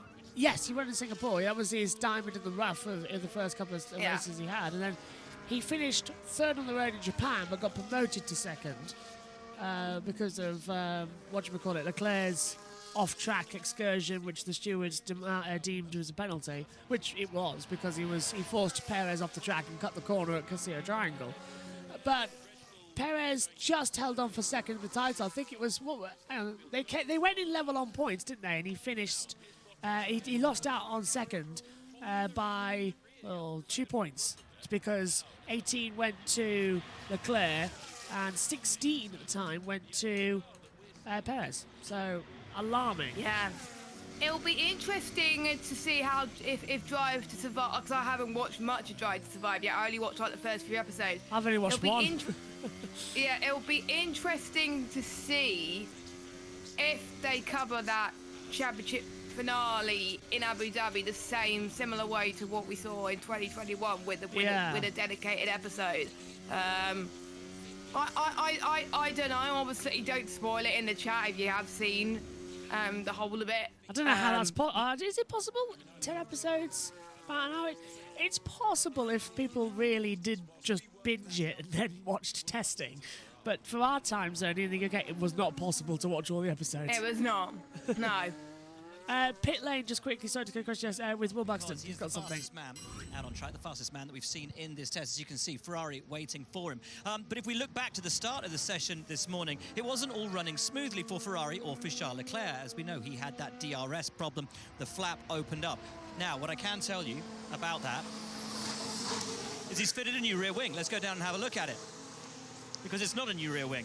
It's the old rear wing. What he was running this morning that he had the failure on was a brand new higher downforce rear wing, which had, as you see on this rear wing, which is the rear wing he's been running all the way through the test, it has 2 struts in the center there.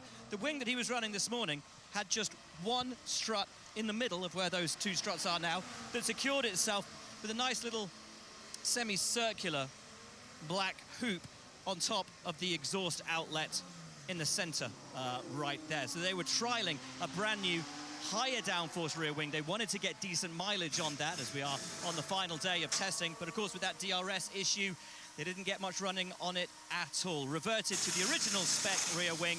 Charles out on track, fastest lap of the test. Thanks, Will. As Leclerc continues on as well, Gunther Steiner, who many say is the star of Drive to Survive. I mean, I did enjoy episode 1, Jess. At least we can both talk about episode 1 because we've seen it. I did enjoy the road trip in the Italian Alps for Gunther Steiner and Mattia Binotto, and it actually made me feel sorry for Mattia. It really did, because he's not there this year, because he was given the old elbow. But at least he's now working on his winery, and we actually saw it. It looks fantastic. Exactly. I like that little backgrounds that we have for some of those, because we didn't hear much of those, I think, last year about Mattia Binotto's background. Yeah. And I think it's nice to know that Gunther Steiner and Mattia Binotto actually got on.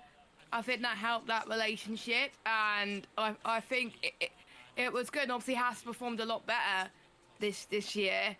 It was good to see. There wasn't much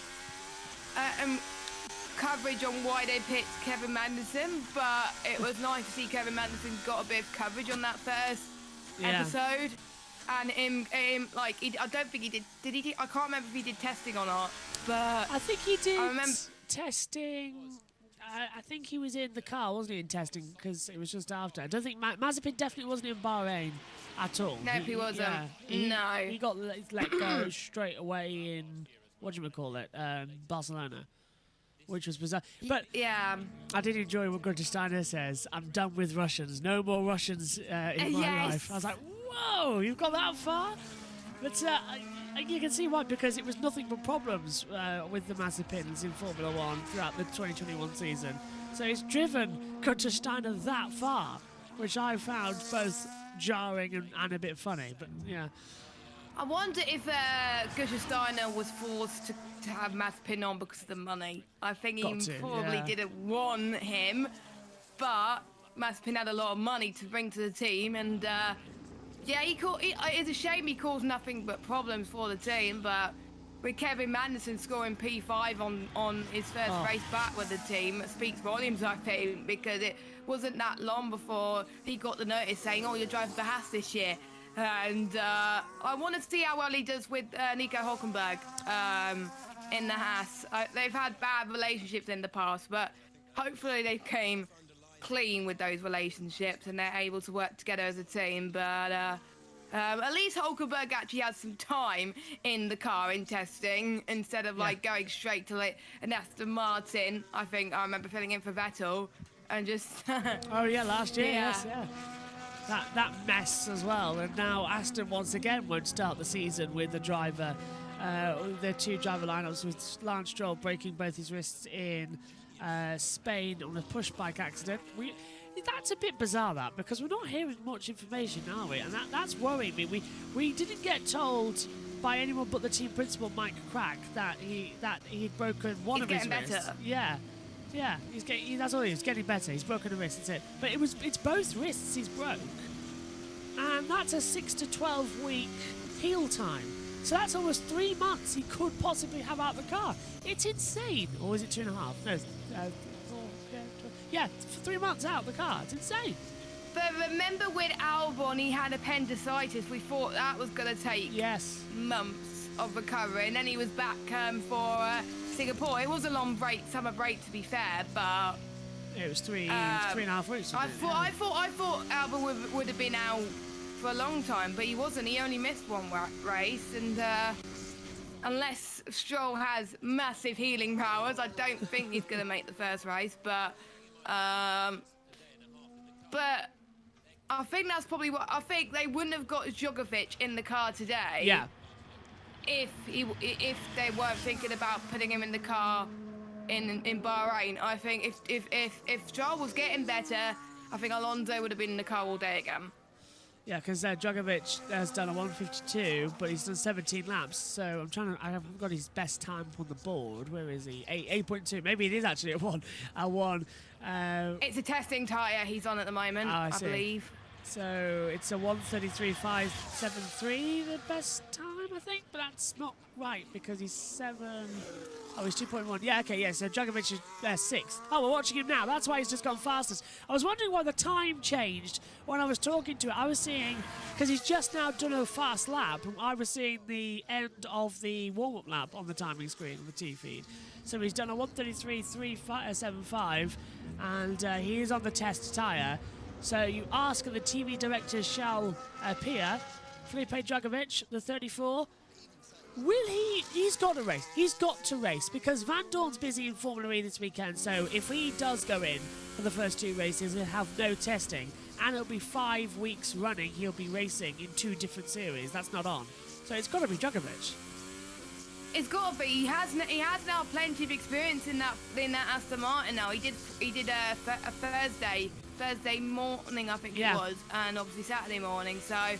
Yeah, they've got to, because I think out of all the reserves, he's the only one that's had that experience in that car. There was no other reserve drivers this season in testing that have been in that car.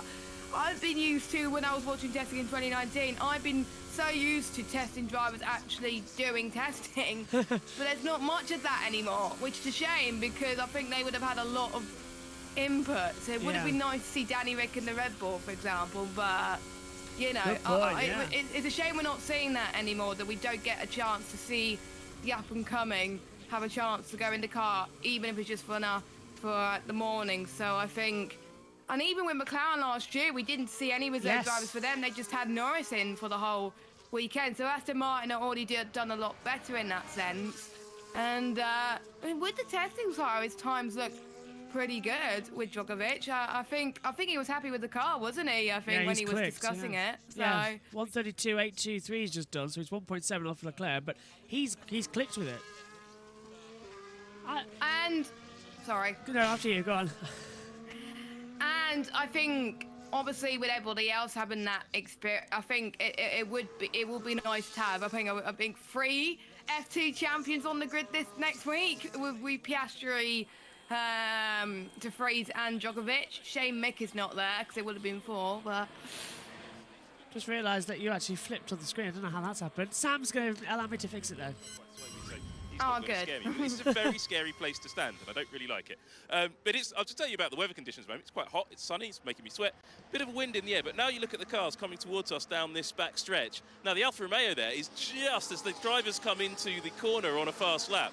As they run that entry curb, they're pointing directly at my knees. Leclerc will be the next car we'll see, but he's probably going to be going quite slow. It's an outlap, but when they're coming at full speed, you really see the effects of a Formula One car braking from really quite a high speed along the red and white striped curb there, and then getting it slowed down into this corner and disappearing off up the hill. And it's really quite lively. So there's Leclerc going through really quite slowly, and the Ferrari, he'll be back a lot quicker in a couple of minutes. But Nick De Vries, he'll be down there. He's doing likewise. He's not got up to full speed. So we've got a lot of people going on out laps, which means I think we're about to see some pretty fast laps, which from where I'm standing is a little bit scary. So Nico Hülkenberg back there in the Haas. You can see the very distinctive, it's really interesting, the very distinctive yellow nose of the Red Bull. You can really see that coming towards you, but then the way the cars just change direction on the brakes, turn in, even on outlaps, is so impressive.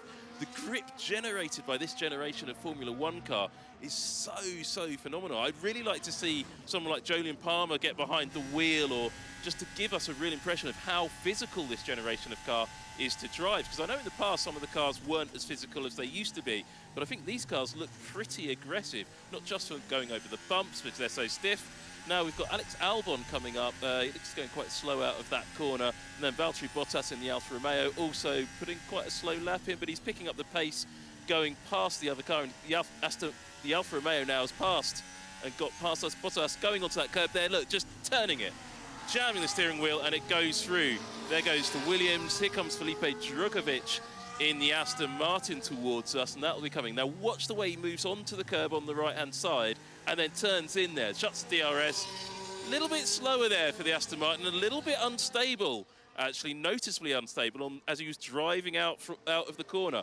Not sure if that's car or driver, and so you'll see that. And it's going to be interesting to see what Mercedes can do. Russell and Leclerc are the next two cars we see, but they haven't really picked up the pace. But it may be that one of them will start speeding up. Russell trying to get some heat into the tyres of that Mercedes. Really strange looking car. Every time I see it, I'm like, it just looks wrong, doesn't it? But maybe it works. We'll find out. Getting quite busy down there on track. The Ferrari getting out of the way of the the Haas that's coming quite quickly, followed by the Red Bull taking a lot more curb there, Sergio Perez, than the Haas did. Perhaps the Haas was a little bit put off its stride by the very slow Ferrari. Well, that's one of the things you're going to have to see dealing with these conditions. That light breeze that you might be able to see blowing through my hair as well, it's not quite strong enough to have an influence on the car, but we're on a little bit of a depressed spot. I wonder if the wind's a little bit stronger up on the hill and the drivers will be feeling it. Look at the AlphaTauri there. Looking quite good, off the throttle a little bit longer, but running all of the lap. Valtteri Bottas will be next through in the Alfa Romeo. Now, we saw him going slowly last time, or a little bit quicker last time by, and he's going slower this time. But you see them coming out of that corner just at the far end of the straight, almost with no speed at all. And then by the time they've reached you here, the speed the cars are doing is incredible. You see them brake and then turn in. And, oh, a little bit of a moment for the Alfa Romeo there through the mid-corner. Quite a few drivers struggling with this corner. I think Jolyon will have to tell us a little bit more about the challenges of driving this one. It's an uphill corner, but it is ever so slightly banked, or it's cambered at least. But I think as you get up the hill, it sort of flicks back at you. The Aston Martin going very slowly past us at the moment. Not much to talk about there, but we'll see a faster car in a minute. And I think it's Nico Hülkenberg and Sergio Perez coming through next. We'll see who appears at the end of the straight momentarily. I can hear a car coming. I can't see a car coming. It's Nico Hülkenberg down there. You can see the white nose of the Haas coming towards us. There's the yellow nose of the Red Bull. Now the Haas is coming at a decent speed by the look of it. He'll move right onto the curb using all of the available racetrack, waggle its nose slightly, drive through the corner, good grip. Perez using more track again than the Haas. Is he more confident in the Red Bull, or is he just, that's the way he drives? Different drivers have different styles, of course. Again, that's a Jolyon question. Here comes the Ferrari. Let's see what this can do, because this has looked like a good car. Using just as much track as Perez. Very good all the way through the corner. Oh, a little bit of a twitch on the corner exit. I think he's gone off there, actually. I can't see what happened, but he was well out of the throttle. And the AlphaTauri there, bit of a hop from the front wheel into that corner, but yeah, it looked like the Ferrari had a little bit of a moment. It may have gone off on the exit. He just went behind a tree, so I couldn't see him. That's the nature of it. Valtteri Bottas will be next car coming up, and it's really interesting. Oh, it's really amazing. I mean, I know I've done Formula One for years and years, but the speed of the cars building up towards us, so they come down to this straight, and the differences between the drivers through this corner and the approach, I just find it really fascinating, because you can see the difference between driving styles and the difference between the abilities of each individual car. But Jolyon, I've given you plenty of things to chat about there, and I don't think you're going to have time to do it all. So over to you guys in the commentary box. Charles Leclerc had a moment, locked up coming through turn 12 as well, which was a bit bizarre because he was on the exit curve doing so. So everyone seems to be struggling this morning a bit, Jess, and they're just pushing as hard as they can at the moment to see what sticks and what doesn't. Because they're in the final stages of testing, I think a lot of people are starting to find a bit more of the limits to their new cars this season. I think they were just finding out the reliability for the first few days and just seeing what the car can do. But I think at the moment, I think they just want to see what are the limits of it. That's probably why they keep spinning. But testing is the place to do spins. You don't want to be doing it in a week's time in the race. That would cause quite a lot of uproar, I think, with some of the teams. But yeah, that's not me, by the way. That's if F1. You're not that's F1 glitching, Jess. Don't worry, it's not me. Yeah, if you're not spinning, then you're not, I think, extracting the car's limits. But yeah, we have seen quite a few spins, maybe due to the hot temperatures, I think, today, especially since it's Saturday, isn't it? So yeah, I think. With obviously people's last days, I think they may be a bit tired as well with doing a lot of laps, I think, in the last few days. One thing I've just seen, Jess, as well, is that Race Control have put out a message, low grip conditions.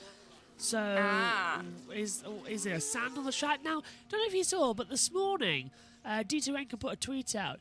The amount of fog that was at the circuit at 7 a.m. was unbelievable. It's thankfully cleared up in time for testing, but you could not see anything. And now there was a sandstorm that was around as well. So I'm just wondering if the wind's being picked up a little bit. It's at 1.2 meters per second at the moment, so it's not too bad, but it's enough that they've put low grip conditions out if it's just a bit dusty offline. Yeah, that is interesting that Race Control put that, to be honest. I think that's probably why a lot of people are keeping spinning. I wonder why it's low grip conditions at this point during the test. Did we get anything in the first few days? No, that's the first time I've seen the message, unless it's an error and they're going to retract it, but it's a really weird message to see. Because the track's the most rubbered in it's ever been, and it's getting quicker all the time. Unless it's a test, because I'm just seeing below that, it does say end of blue flag test when they tested it with Bottas and Perez. But that can't be true. Because it would say it was a test or something. So there is low. And would it say on our timings as well? Yeah. Like the blue flag test? Yeah, it said start of blue flag test at that was at 8:50 our time, of course. 8:51 waved blue flag for car 77 Bottas, and then immediately after end of blue flag test. So we get a whole procedure. Now it's just all that you'll see on your screens as well, the YouTube. All that's now appeared on the screen is low grip conditions, which is really odd. By the way, after me and Jess leave the commentary box at 9:30, because I've got to go do Formula E, and Jess must need to get on with her day. I can't give you for too long. What is the rest of your day? You going to watch some testing, get on with some work probably, or just relax? Yeah, I think I'm mainly going to watch testing, have a bit of a chill. It's been a busy week at work, so I just need time to myself to catch up on the day. And obviously I've got League of Europe commentary tonight, and I'm racing as well. So, yeah. Busy. I'm just going to take it easy this morning, really, because I haven't had the chance to take it easy for the past week and a bit. So, because of last weekend, I had to sort out all the PSGL stuff. So that's true. Yeah, I actually get a weekend where I don't need to do that stuff because I've already done it. You're not commentating till Monday, are you? So you do have to go. No. Yeah, I thought so. Yeah, I've still got to do some prep for that, but I'm doing that tomorrow. Yeah, Can't be bothered to do it today. So yeah, I'm gonna spend all day tomorrow doing prep for PSGL. For F1, 8 p.m. by the way, Monday. It's going to be fantastic. I was trying to share all of them as well because it is fantastic. Esports is brilliant. Actually, we've had Richie on, we've had George on, of course, yesterday. I poked him with a stick. I made him do the thing. But yeah, it's the pedal to the metal. yeah, I had to, couldn't resist it, but it wasn't exactly the greatest start. No, it wasn't. It was like only one person was like going as well. I was chatting to Kieran McGinley last night. We had a nice group chat and like banner chat, and yeah, he's looking forward to this afternoon when he's in the box. So, I'm looking forward to it too. I can't wait. I was surprised to get a message from him actually. Yeah, we were watching a bit of Top Gear last night, like about Peugeot and stuff. We were watching someone play Crash Bandicoot. So that was our evening. Well, I was doing comms, and after that, I was just in a call with them for like 2 hours, and then obviously because of this, I had to go to bed. But yeah, I'm excited to see him in the box actually, and. Yeah, I've never worked with him before. Obviously, I've seen his work and everything, but I've never actually worked with Kieran before, and I'm really looking forward to it. I'm also slightly jealous that his profile picture, of course, he's used a lip mic, and I hate that. I've always wanted a lip mic. I've always wanted one. I definitely would, because he does on-chat commentary as well. So, how do we get sponsored by Coles microphones? No, at PSGL. That's something. I don't control the sponsors, Josh. Right, where's Connor? Where's Connor? Get him in. Drag him in. Where is he? We should try and get that. He's probably asleep. Yeah, he probably is actually, to be fair. And then probably he'll go moan at some F2 drivers after what happened on the weekend. All the F1s actually as well. Yeah, as I was saying, we had Richie on, and we sort of, and Tom Dillon as well. You know Tom as well. He's been around esports. Yeah. We were sort of all flirting around the idea as well of talking about what's happening at the moment with the F1 game and everything as well, and how difficult it is with people using the gripper cheat activates as well. I'll get your thoughts on it as well. It's ridiculous as well, because back in our day, Our cheat codes, they were all for like Simpsons Hit and Run, getting invincibility and things like that, and jumper cheats. I think I was using cheats for Harry Potter. Oh yes, yes. Yeah, it was at the I think it was the Chamber of Secrets. I was using God mode on PC. Yes. It was. I shouldn't have really been doing it, but it's single player. Yeah. It's not going to affect the experience. But I think that I've been saying that all the time. Anti-cheat should happen on PC. It should happen. Obviously, I don't want to talk about my experience because I dealt with something that was quite personal. But luckily, it's all out the window now. But there's just some people that are like, okay, I admit it, like in our situation that I had to deal with. Yeah. And then there's some people that are like, oh, I didn't cheat. I'm quicker than you. I have a better setup. So, you can't like be with down that for it, F11 person who still believes that he didn't cheat, but he was faster than Jana Watmir, and his category was F11. So yeah, we were all like, and there was an announcement from Red Bull yesterday that Dirt Chocolates joined their content creation team. What do you think of that? I saw that. I was a bit interested to see exactly what they're going to be with content creators as to where they're going with this, because it's interesting, but I think there's much better creators. Like Mercedes have got Jana Watmir, they just all the lap attacks as well. I saw Will Lewis as well, Joy, didn't he? That's what we're on about. He's in there. I saw that. Will Lewis, oh yes, Will Lewis has joined Williams. That's Williams, not Red Bull, yes. So yeah, Will Lewis has joined Williams recently, and I think that was one of the first signings that the new manager's made recently. So because me and Richie said yesterday, Richie said, "Oh, Red Bull have got an announcement at 4 p.m. For esports." I was like, "Oh, really? Who's going to be that?" And then I never got told. So the second you told me was the one I was a bit surprised. Yeah, so because I wasn't expecting a Williams announcement, so they kept that quiet. The main reason why I knew about, why I got shared the tweet from Brett, and then he told me, oh, I've signed Will Lewis, and I was like, oh, that's a go, because I've known him for the PS days. So. Yes, I've got, because he only transitioned recently, didn't he? Yeah. He was Will G, and I was commentating on him in F2, and now he's at Williams, you know. I commentated Shinaka Clay when it was on Xbox F2. It was just, And Shinaka Clay on the E-Series, though. P1 last night. Oh! I'm never any good. You know, they've been talking about doing the commentators' races. I'll be rubbish. Yeah, I'll be near the bottom. I'm not even going to attempt it. I mean, I'm good. I try and play on the career modes when I get a chance, and I put it like on a hard difficulty, and I'm still rubbish. Yeah, you should have seen me in Zandvoort last week. I kept spinning everywhere, and I had rear ring damage. And Lucas says I drove an E-Series 2 yesterday. Oh, fantastic! Oh, how was it? The E-Series that got launched last night, of course. Yeah, Lucas. I love that. I love what team? Yeah, what team? I love how we get everybody in. As Crofty and Ant have joined the com box at the top of the screen. I'm just looking at, but yeah. What team? F1 Ferrari. You were F1 for. Oh, of course. I'm trying to remember what team he was in. In the Ferrari. 4 in the Ferrari. That's what you just put below. Oh, yeah. Oh, nice. Oh, normal grip conditions have just been put in. FER. Oh, of course, yeah. I was like, SOR not in E-Series. I was like, yeah, FER, yeah. FER in the Ferrari. That's the one, yeah. I get it. They're quick. We've got some of the F2s as well, as you've seen. They're mighty quick, the F2, the FER guys. I mean, I think... Where's Cameron? Cameron's just been signed with Haas, hasn't he, or something along the line? I can't remember. RHG. Yeah, there we go.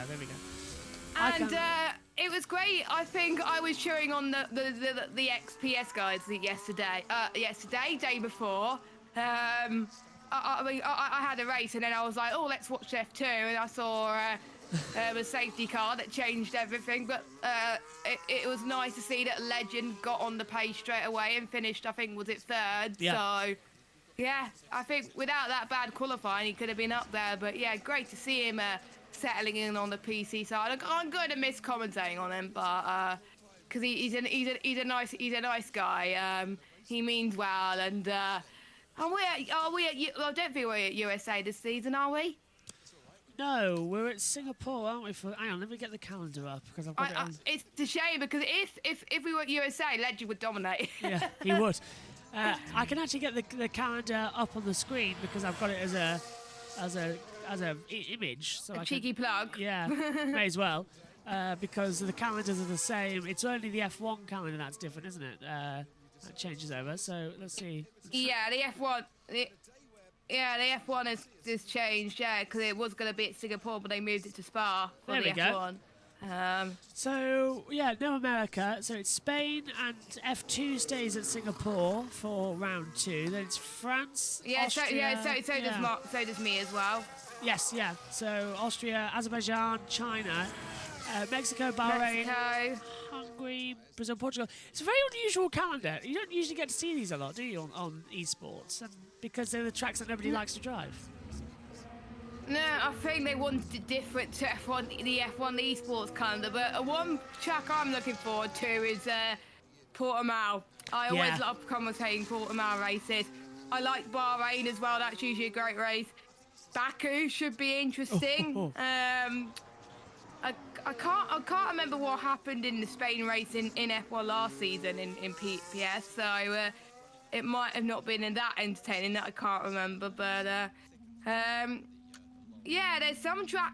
I think I was more keen on last season's calendar than this season, but yeah, 11 rounds. I think. I think there's one that I'll be missing. I'm trying to remember which one I'll be missing. I think I'm missing Bahrain. I think. Oh, that's a shame. I'll be on holiday most likely. Is that April, just after?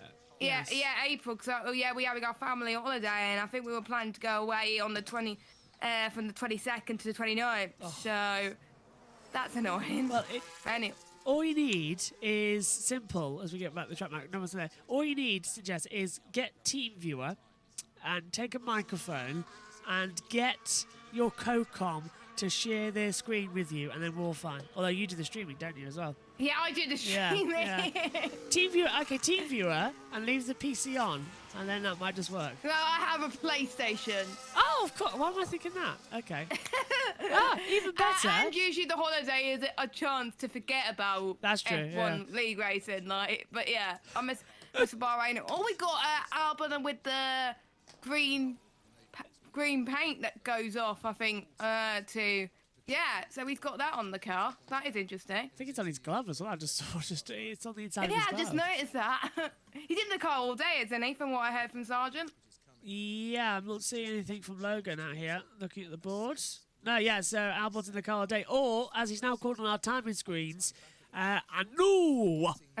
Because... Anu! I swear it's that... Only his name. I think it's got stuck in Russian because the F1 T feed is in English and it has a Russian international language for some reason. But I think that's got stuck in Russian. I think if I translate that from Russian, it will say Albon in English. Shall I translate it on Google Translate? Oh, do it, yeah. Yeah, well, unless it's like anonymous and we've just really made a mistake. But I swear, it's so weird. Yeah, Alban. Yeah, so it's Russian. I don't know, Talik or I don't know. Kazakhstan, apparently. Kazakhstan, okay. Okay. No, so it's not Russian. Really bizarre. It's in Kazakhstan. I didn't know that was a separate language. Yeah, well, that's according to Google Translate. You never believe Google Translate. That's true. I still love the Duracell on that Williams, though. Oh, I know. So politically placed. It's really nice. I think that sponsor's been incorporated very well. They tried it. They tried it last year, didn't they? But it was sort of like a half cover, and it didn't really look good. This year, it looks like a battery's been stuck on the top. Yeah. That was a bit of a squabbly moment from Albon there to find the limits. What tyre is he on? I think it's C2 because it's C2 because it hasn't got the yellow lines either side of the tyre. Right, so he's on the C2 at the moment. I think that's what most people are doing at the moment. I think Bottas is on the C2 as well. A few people on the C3. Look, has Leclerc been out recently? No, he's still in the pit lane after doing 25 laps. He's only done 25 laps. Yeah. Everyone else is in the 30s and 40s. Djokovic has done 25, but he's out on circuit now, so I think he's doing long runs at the moment, isn't he? Yeah. Albon's done 27. Bottas is loving life on track. He's done 47, De Vries 46. Wow, they've been really going for it this morning. So they're a lot, even though their times are slow, I think they're doing long runs. Yeah. Yeah, they're on the long ones. I think, yes, 5 lap old, 6 lap old mediums. Yeah, so they're on the lot. They're going to go long run. Oh, but Albon. He was so lucky there because that looked like Piastri's spin earlier on. The car almost darted towards the right, and Vettel had that back in, what was it, 1920? No, 20, wasn't it, when he had the spin towards the wall? No, hang on. Oh, actually, no, Djokovic is not on the long run. He's on the C4. Oh, is he? Oh, so Djokovic is going to go. Oh, so this is a new run for him, and this will be his glory run. Track temperature's at 40 degrees, so he has arguably missed the best of the cooler conditions to set a fastest time. But this will be a good run for him, a qualifying simulation if he is going to be the reserve driver and driver number 2 for the Bahrain and Saudi Arabia Grand Prix, possibly Australia, depending on how long Stroll's out for. And away he goes. Look, Fernando's watching along. Hey! I think Alonso's keeping a close eye just in case Djokovic is racing next week. Do you remember, George mentioned it yesterday as well, that he thinks it would be a brilliant lineup if Djokovic stayed permanently alongside Alonso. But I did remind him, the last time we had Fernando Alonso come to a new team alongside a rookie who was faster, it didn't end well. Oh, that was almost an invalidation there, it looked like. But, yeah, it was with Lewis Hamilton 2007. But, yeah, I want to see what Djokovic can do, I think, in that Aston, if he does get a chance to race at the moment. 29.2 he set first sector. Some of his sectors were yellow, but there was a few personal bests at the moment in those mini sectors. So it's not going to be that fast, but it's still going to be quicker than his testing time, at least. I think he'll bump to second, maybe, ahead of Russell. Should do. He might. That would send alarm bells to Mercedes. I think he might. He's 8/10 off, and so he's close. Actually, he might go ahead of Perez, which will be he'll be third, yeah. I think. So as long as he has he needs to have a miraculous final sector in order to do it. Yeah, apparently it's our time is it's now comparing Russell and Djokovic. But that's comparing Russell's last lap. Yes. Third. So he didn't have a good final sector. No, 23-0, wasn't it? 4-8, so he was down a bit. But Russell stays second, Djokovic third. But yeah, he lost a lot of time, and he goes a second behind the guys. So he's ahead of Perez by around about 0.3 of a second. 0.38. I'm not good at maths. Yeah, hang on. 0.384, I think. Because it's 0, so it's 4. Then it'll be hang on, 4.2. So it'll be 0.38. I don't know. I can't work that out. My brain's just gone numb. Try and work it out. What type? Oh, Leclerc's on media. What's C2? He's on a long run. Yeah, he's gonna do some long runs now.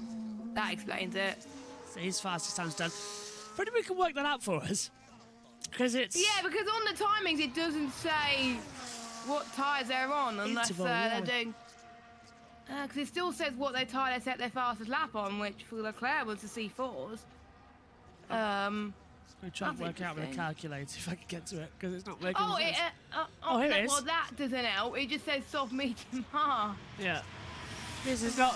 So we should have the interval. I don't know why there's no interval available to help us out here. And apparently I'm being told to subscribe for live timing on my phone, which isn't exactly 100%. I thought I was signed in. Then again, it is the F1 app, and they do like to kick you out. Perez is on a long run. He's got some flow-vis on the front suspension as well, trying to have a look at some things. As he enters he's on the C3. Yes, yeah. He's got the markings on them, so the proper medium tyres. Yeah, that's definitely the medium, it looks like. I have the number. It is 0.633 of a second slower, Russell and Djokovic. Oh. So my 0.3 But estimate it is was wrong. a different tyre at the end of the day. Yeah. But that's still pretty good for a C. Yeah, those was on the C5. I thought it was on C4, for sure. I thought he was on C4 as well. I'll double check with the other screen. Yeah, it's C4. He was on C4 tyres. Hello, Synthel. So, Well, unless wow. the F1 was like, oh no, he's on the.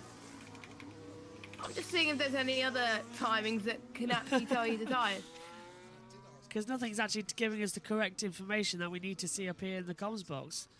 No. No, I don't think so. I think he was C4 for sure. The timing screen's just having us on. Because it's not, because the F1 app also doesn't show us the C compound tyre. It just shows us red, yellow, and all that lot. And if it's test tyre, it's T and U. But yeah, I'm not seeing any segments saying tyre history, current tyre. Oh, that's new this year. Current tyre. The Djokovic on 3-lap-old S. He's on a 132.035. That's new then. A current tyre board. That's never been used before, I don't think. Yeah, because even on the F1 site, it just has S, soft, medium. Well, we'll have to take it at face value then. He was on the C5, but our eyes thought it was C4. We thought it was a C4. Because it came up on a graphic as well, didn't it, from F1 saying now on C4 tyres? Yeah. It said C4, so unless someone was like, nope, he's not on that. Gasly and Albon are close together, according to the map. Oh, they are. They're right on top of each other. Oh, Gasly's gone ahead. Yeah, Diaz. And there's De Vries, I think, slightly in front as well in that second sector. And then we got Leclerc out as well. Perez is out. I think all of them on long runs. I think Russell's just gone into the pits, I think, 'cause he's disappeared on my screen. Apparently, Synthel says, why is Albon in the leaderboard on the left in Cyrillic? Luckily, I can read it. Is it Cyrillic then? Is that what it is? Cyrillic. We thought it was a different language altogether. We have no idea why he's been left like that. We thought it was a different language because we translated it on Google, Jess did, and it was Albon. So, yeah. I have no idea why he's been left like that. It is annoying me, though, because it looks like we've got to do that. I think that's happened before. Can we have back the sector times? Yeah, let's take a look at those. We've got the battle screen here. So, that's the last lap time run. So it's a 31.4 Leclerc did on that last lap with a 42.8 and a 20... personal best, actually, just in the third sector, 24.363. So that was impressive. Yeah, it was. He was pushing on that on the C3 medium. Yep, he is. Perez He wasn't is that far off his time, actually, though. The last time he did was a 38. He's definitely on runs. Yeah. Look at that. So it's a 1:31.024 best lap time. If you're seeing that on the board, yeah, we are. 1:31.442 for Russell. Djokovic 1:32.075, and it's just got away from me now to tyres, which shows you. Look, hard compound for De Vries. He's on a long one though, just 17 laps. So is Bottas 11. Gasly's now on a long one, 10-lap-old medium. Perez on 2-lap-old medium. He just started it. Leclerc's 8-lap medium now, and that is Albon or something called. And who? Alban. He's come across the line. Oh, there's Fernando Alonso watching on to Djokovic. He's got to be worried, I reckon, Fernando Alonso, because if Djokovic performs really, really well, Alonso could be sent bye-bye. It's nice to see Alonso mentoring Djokovic on the first few days there as well, because it is nice, even though Alonso is new to the team as well.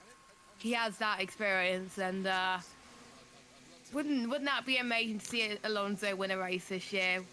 I think it's possible. Is it the year that Alonso actually got a career move right? My God, if it was, I think hell was to frozen over for that, because that would have been fantastic. If he has not won a race since the Spanish Grand Prix 2013, that's 10 years ago now.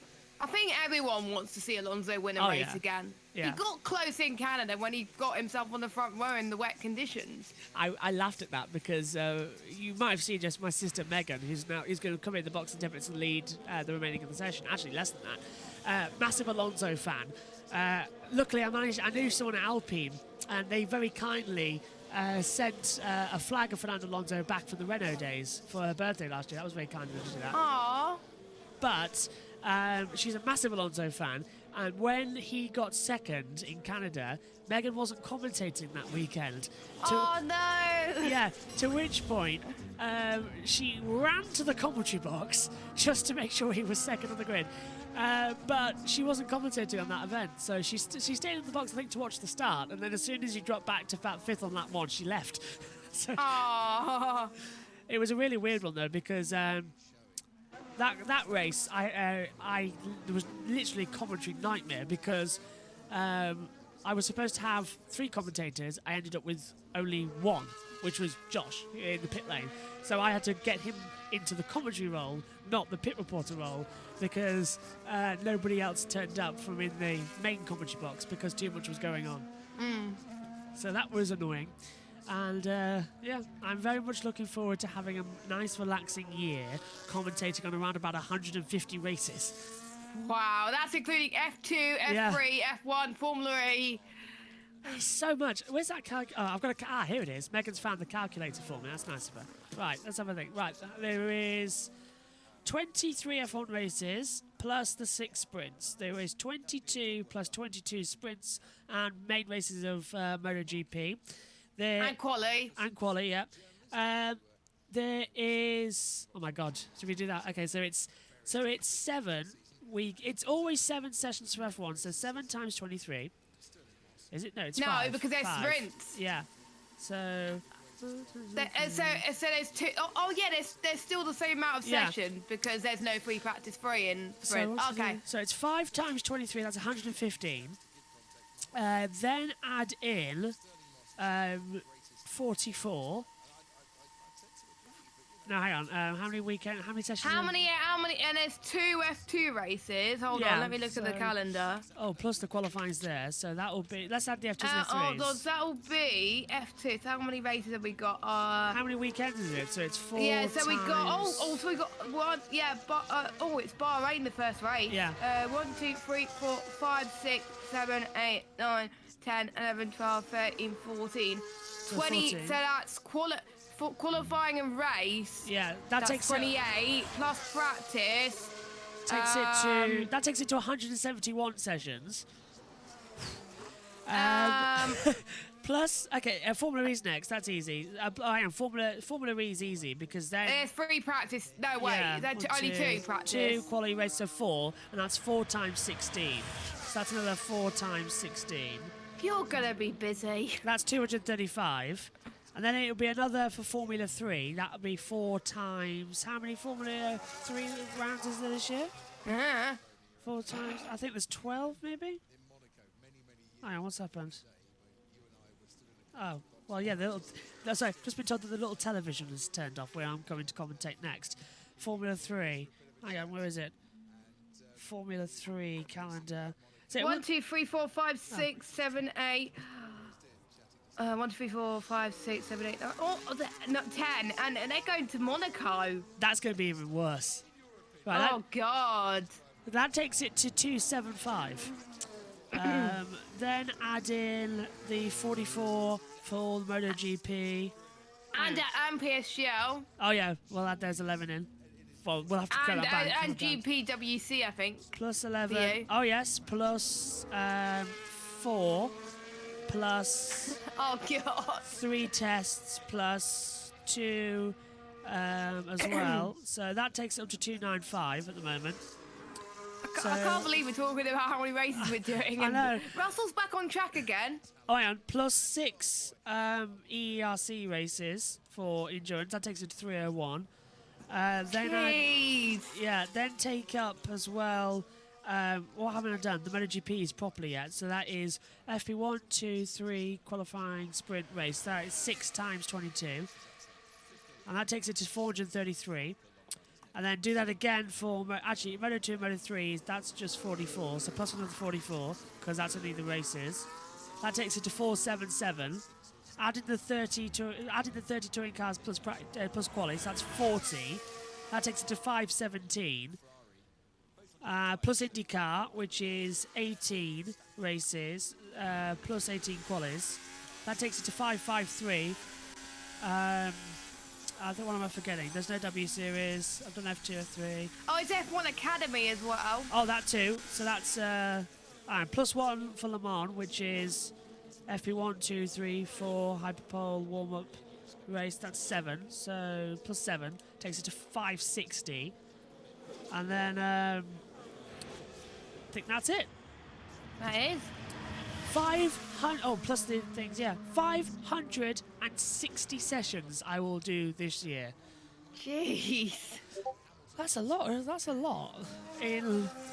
560 sessions in 360 days, 365 days, whatever? When does IndyCar start? Someone's asked in chat. Next week. Next week, that's very soon then. We're literally, the green flag is at 5:20 and Formula 1 ends at 5. So I'll go from one 2-hour event to another 2-hour event. Oh, God.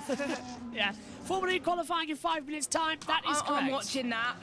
I'm going to watch that. I'm going to commentate on it in a second as soon as Megan gets back into the commentary box. I hope she remembers because I've got to set up and I've got to plug things back in. So it's going to take a little bit of things to get that set up again. Oh, and I haven't even done the qualifying thing. Oh, well. Yeah, I'll tell you what, I'll save us both. I'll throw over to the commentators. Jess, what have you made of testing so far?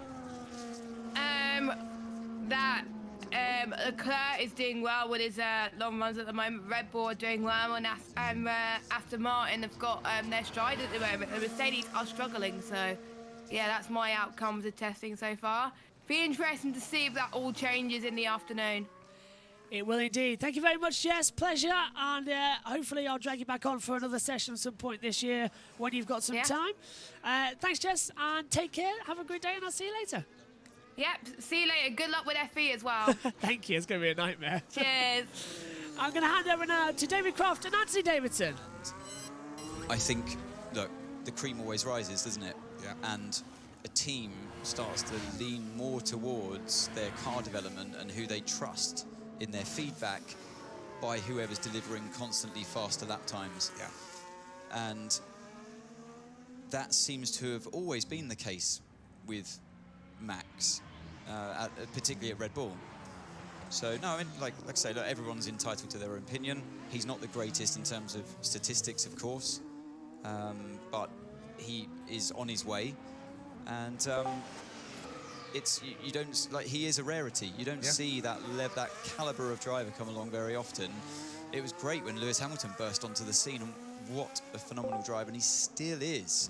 And I don't know where he finds his motivation as a 7-time world champion. Keep coming back for more and more, and he's as hungry, and Alonso as well, as hungry as the first day they ever stepped foot in a Formula 1 car. It's that work ethic, I think, that puts you up there as one of the greats, actually, and to do it, you know, Lewis and Fernando over so many seasons. Max is incredible, says Adi, but the first title was controversial. I agree with Anthony.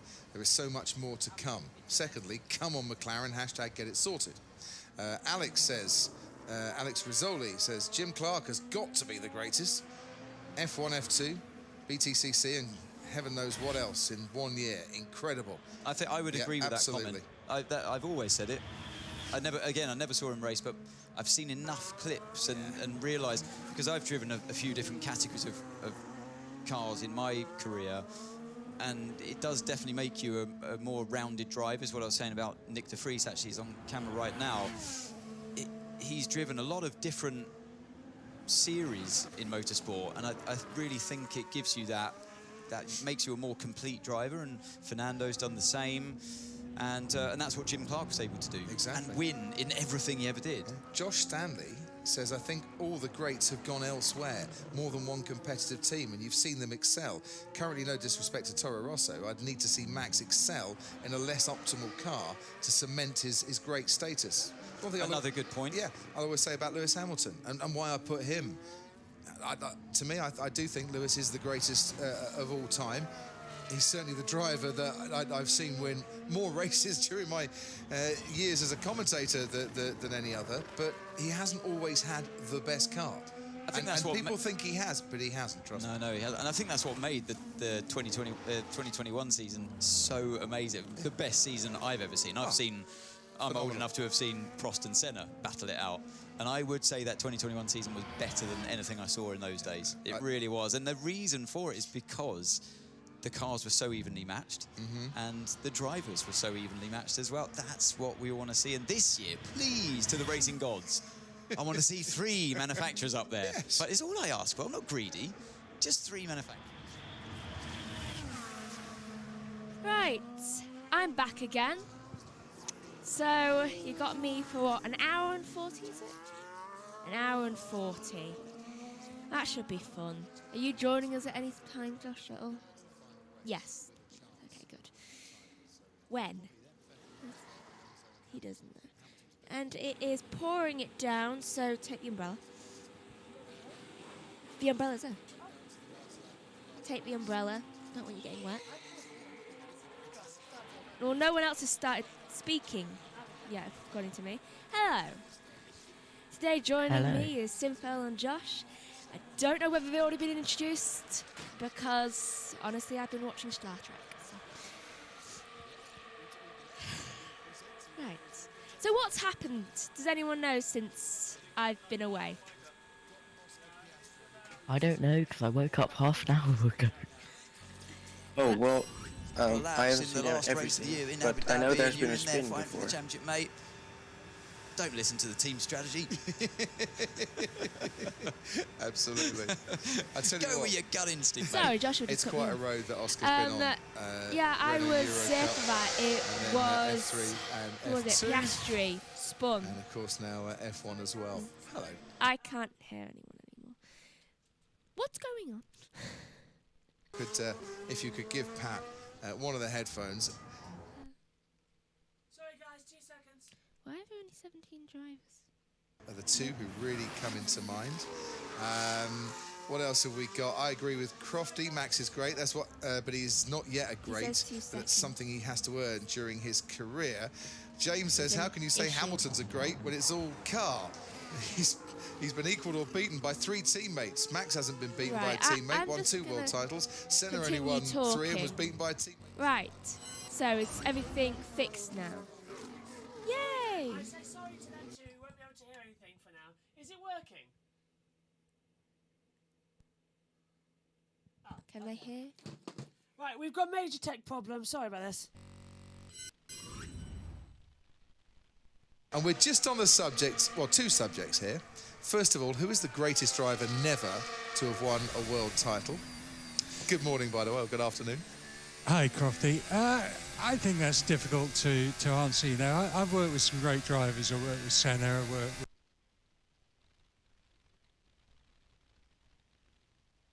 If you take those 3... They've all won a world title, by the way. They don't count for this bit. Ah, you're saying who didn't win? Didn't win a world title, Okay, yeah. That's his first question. Martin Brundle. Now, honestly...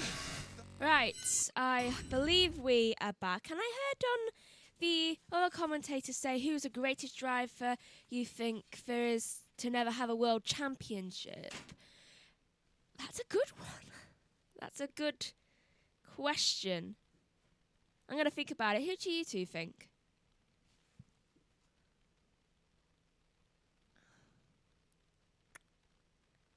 Can you 2 hear me?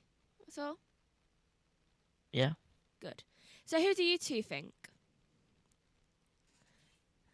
Simple. Yeah, I think I agree with it. With Sterling Moss as well. I think that the greatest driver to never have a world championship.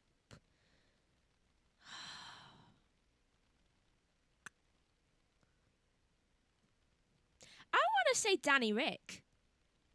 In my personal opinion, it's Danny Rick. He hasn't had a world championship. He's not in it right now, though. Certainly a great driver. 1 hour and 36 minutes left on the clock for the AM session of testing day 3. It's been a very long testing, it's been feeling like. Though, what can you expect? It is testing, and it's just everyone going around the track, and barely anyone ever crashes during testing, unless you count spins. Right. Currently in the lead of testing, being the fastest, is Leclerc with a 1:31.024, followed by Russell on a 1:39. Is that right? I don't believe it is. No, it isn't. I don't know what time they originally set, though. It's completely unknown to me. Right. 1:31.442. Thank you. 442. I like that number. Very precise. Right. So, who are we on board with now? I think we're on board with De Vries. Nick De Vries. Yeah. Right. Let's see how he does around this corner. Oh, De Vries radio. Track is 5 degrees higher than yesterday racing. Okay, so it's warmer than yesterday. Hopefully that means better thing for the tyres, because if it's warmer on the tyres, because it has been a bit cold the last couple of days, it might help the drivers to get faster times than they have the past couple of days. Hopefully. Yeah, it will definitely help them, of course, with testing different track temperatures, different track conditions. If you have the same conditions the whole time with testing, that just sort of holds you back a little bit with testing. So, well, maybe warm temperatures they can test with it as well. Maybe what they couldn't test before. Yeah, I think they will be able to test what they haven't tested before, yeah. Because I think having a warmer temperature definitely helps them, because most of it, obviously, you're going to warmer climates, and it's also summer in a lot of the testing times. So you'll certainly need that heat to it. Oh, there's a bit of debris on the track, and Nico Hulkenberg just ran over it. I don't know about the shield. That one. Let's take it off. I don't know. Right, so Zulu should have been world champion in 1981, says Beth. Ah, hello, Beth. But he wasn't. We can only go off what has happened, says the little owl. He should have been, very honestly. There's a lot of people that should have been champions. Oh, actually, I thought of another one. Massa. Yeah, I was thinking the same thing. There's so many. There's so many great drivers to choose from that unfortunately never got a world championship. And it's... because honestly, a lot of people just win the championships and won. And I think if you were around when Michael Schumacher was being world champion, there's a lot of drivers that would have gone without who were quite talented around that time. And also in the times of Lewis Hamilton having constant world championships, a lot of people didn't really get their proper recognition because they were constantly having fights between Lewis and like one other driver one year. It's very annoying. It's one annoying thing about world championships. There's never enough of them. Yeah, well, I think we can safely say that most drivers that deserved the championship did get one. But for now, maybe Leclerc still deserves one, but he still obviously has a chance. Leclerc definitely does deserve one. I'd love to see Leclerc win a world championship this year. It could be really nice. And also, but you'd obviously prefer that Alonso would become a 3-time world champion this year. I am always rooting for Alonso to be world champion. There's never a time I won't. So, if it wasn't Alonso, then I think it would be nice for Leclerc to get it. Either one. Right. Anything? Has anyone else spotted anything from the thing? Because it feels very, I'm going to say the word, quiet. It seems very quiet on the track right now. Did you just say the Q word? Yes, I said the Q word because we need a little bit more action in Wow. this. Anyway, Albon comes across the line for 134.731, removing a tear off from his helmet. In the meantime, as well, Perez in the pit, Piastri in the pit as well. Still Piastri in the pit. Not looking good for McLaren. Little Al says, I want George to get the title personally. Yeah, George would be good at getting a title, to be honest. I think it would cause more of a rivalry between him and Hamilton, to be honest. Well, there has been some rumors saying that the Aston Martin is quicker than the Mercedes at the moment, which may change towards the end of the season. But towards the beginning, it looks like the Aston Martin have a better package at the moment. They do seem to have the better package of everything. I think though testing's a very hard thing to go off, I feel. Though Aston Martin at the minute look like they're stronger, let's just say, than Mercedes is being at the moment. And obviously it also depends on the driver. Though also it depends on the track. That's the thing. I think testing should be done at multiple, to be honest. Like different types of conditions just to see. Because last year, McLaren, they were brilliant at testing. Horrible in the races.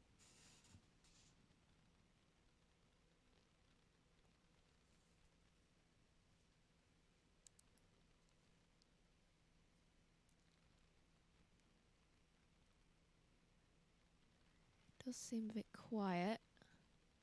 Right. Wait, what's Albon on? Does anyone know what tyre Albon's on? Because it's not showing me. He's on the test tyre, I think, the Pirelli test tyre. Ah, that explains it. 'Cause there's a weird things going on with Albon today. Even his name on this driver tracker is not his name at all. I believe his surname in Thailand. No, it's not. It's in Cyrillic. I can read it, so I know that it's his name. So I think Joshua said it was Anna for some reason. It just says Albon. Very confusing. Though it's testing, it's best to get all the glitches possibly out now rather than in the race. So then again, I don't think glitches really have a time of waiting. They usually like to come on a Saturday. Oh wait, it is Saturday. Great.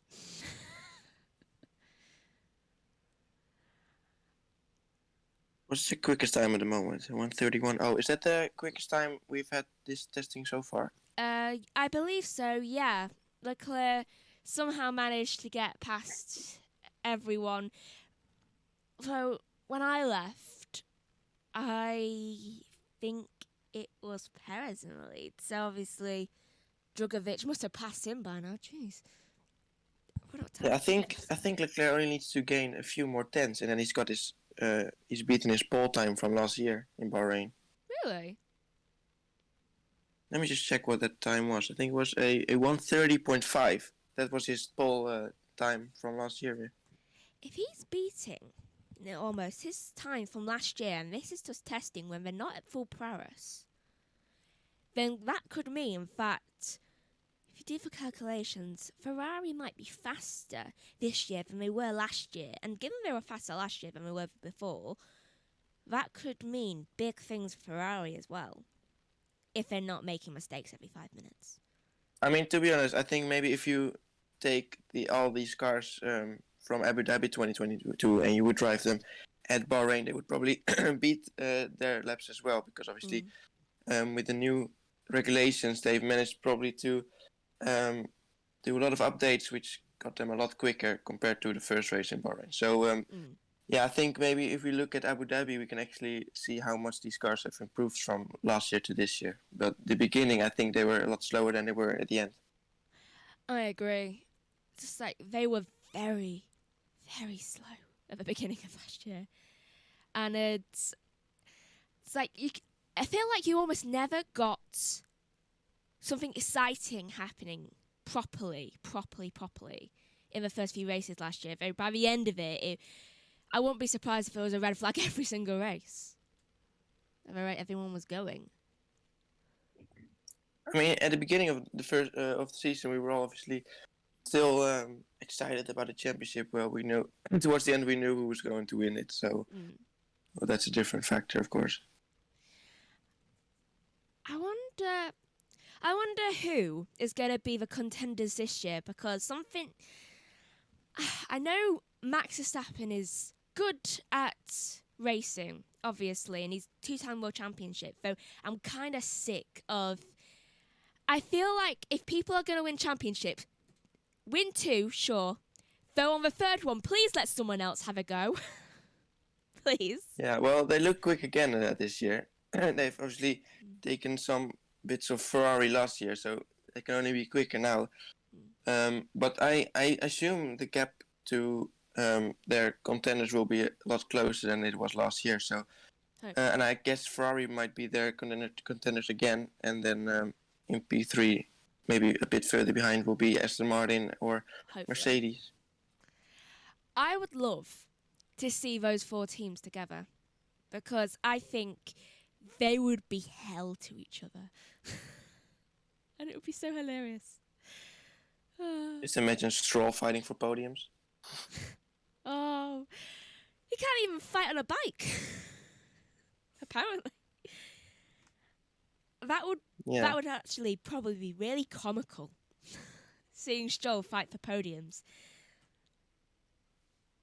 Well, he's definitely going to struggle at the beginning of the season, because he's missed all testing. He's probably going to miss the first 2 races at least, if the reports are true that he's broken both of his wrists.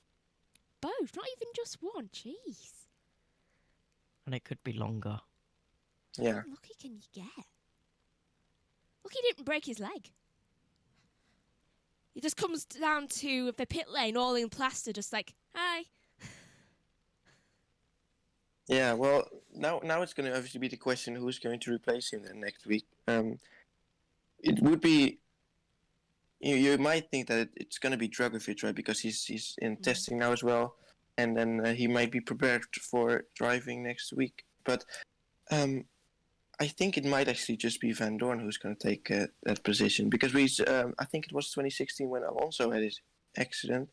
Then Van Dorn went to replace him for the first races, I think. I heard a story like that, and that he never driven F1 before, and then he also immediately got P6. So Van Dorn is actually quite a good possible last-minute replacement. So, well, we don't know who's going to take place, but I think he does have to have a Formula E. So I don't know if that's going to be possible. Yeah, with Van Dorn, he's got. If he does replace Stroll, he will have 5 race weekends in a row across Formula E and Formula 1. And he's quite popular with Formula E, so I think the fans of motorsport will definitely love to have Van Dorn in F1 again, just driving. I think they'll go actually insane for it, to be honest. They'll probably be calling for him to come back. Though, yeah, I think he would be quite good, though honestly, either driver are really good, and Drugovich is really hammering at home, to be honest, for Aston Martin right now, and really giving us a nice little preview to what could be the races in the coming months. Yeah, I think it would be good if as well maybe for Aston Martin to put Dragovic in the car. We know he's really quick. He's absolutely dominated in Formula 2. He's a very quick, very fast driver, and he definitely deserves a slot in Formula 1. So I wouldn't be surprised if he's going in that car and actually performs as well. So maybe, I don't know what to hope now. I don't really. Van Dorn obviously is very fun as well to have back into the car. Either way, I'm happy. Either way, quick driver, good driver. Right. Last year, the first 2 races were missed as well by Aston Martin. That was then Sebastian Vettel with COVID. But then, obviously, now Aston Martin can't use Hülkenberg anymore as replacement. No, Hülkenberg can't be used anymore. They're going to have to get a New one. So it probably will end up being Van Dorn. Yeah, and maybe then, well, will he miss Formula E then? Or will he I don't think then he will. in those weekends be replaced by Drogovic? But that would be weird if you'd have two different drivers replacing him. Then just do Drogovic for all of them. I don't think Van Dorn would risk missing a Formula E race, to be honest. Because he's obviously very popular over there. He's quite a great driver there. He's always getting a fan boost. And I think he'd prioritise Formula E over Formula 1 if given a chance, to be honest. So they might end up having to have two drivers in the battle, which means it's going to be 22 drivers on the grid. It could end up being more, to be honest. Like in the championship standings. Well, I guess we'll hear about it probably only at Thursday, right before practice, who's going to replace Stroll. We still haven't heard about the actual report, what happened to Stroll, which is so weird. Why don't you just tell what's happened to him if they have either broken both wrists or have broken nothing? Why do they have to be so mysterious? I wonder why they are keeping it secret. It's beginning to get me wondering, did Fernando actually just like push him off a bike or something? Well, it was in Spain, of course. It's actually very worrying. Was it sabotage? Well, I don't think Alonso had any worries about Stroll, though. I'm sure he'll recover quickly. They usually do. They usually get some of the best care if they can, so they can get back into the sport. I can hear someone outside the commentary box. Though they're not coming in. Right, so an hour and 19 minutes left to go now, and it's surprise, surprise, Leclerc's still in the lead. By now in a race, it's what's going on with my time screen? Red flag. Red flag because Bottas has stopped at turn 8, just the entrance to turn 8, and there is Valtteri Bottas. Why have you stopped? No, you're getting out of the car. Yeah, so he's just put it on the side of the track, so I don't think it was any crash or anything. So another car failure, this time for Alfa Romeo. That's the third one now. We've had an Aston Martin, a Mercedes, and now the Alfa Romeo. This is getting worrying. Yeah, well now we gotta wait a while because those red flags in testing take long. Yep, and Oscar Piastri, who had to come out to do 5 laps on a medium set of tyres after he'd been in his pit lane for over an hour and 20, has to go back into where he calls home, the pit lane. Why were they laughing at Alfa Romeo? There's nothing to laugh about. There we can see on board with Alfa Romeo. What actually happened? Oh.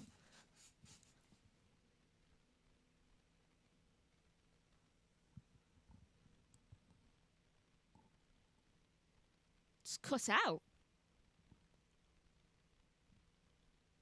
Oh.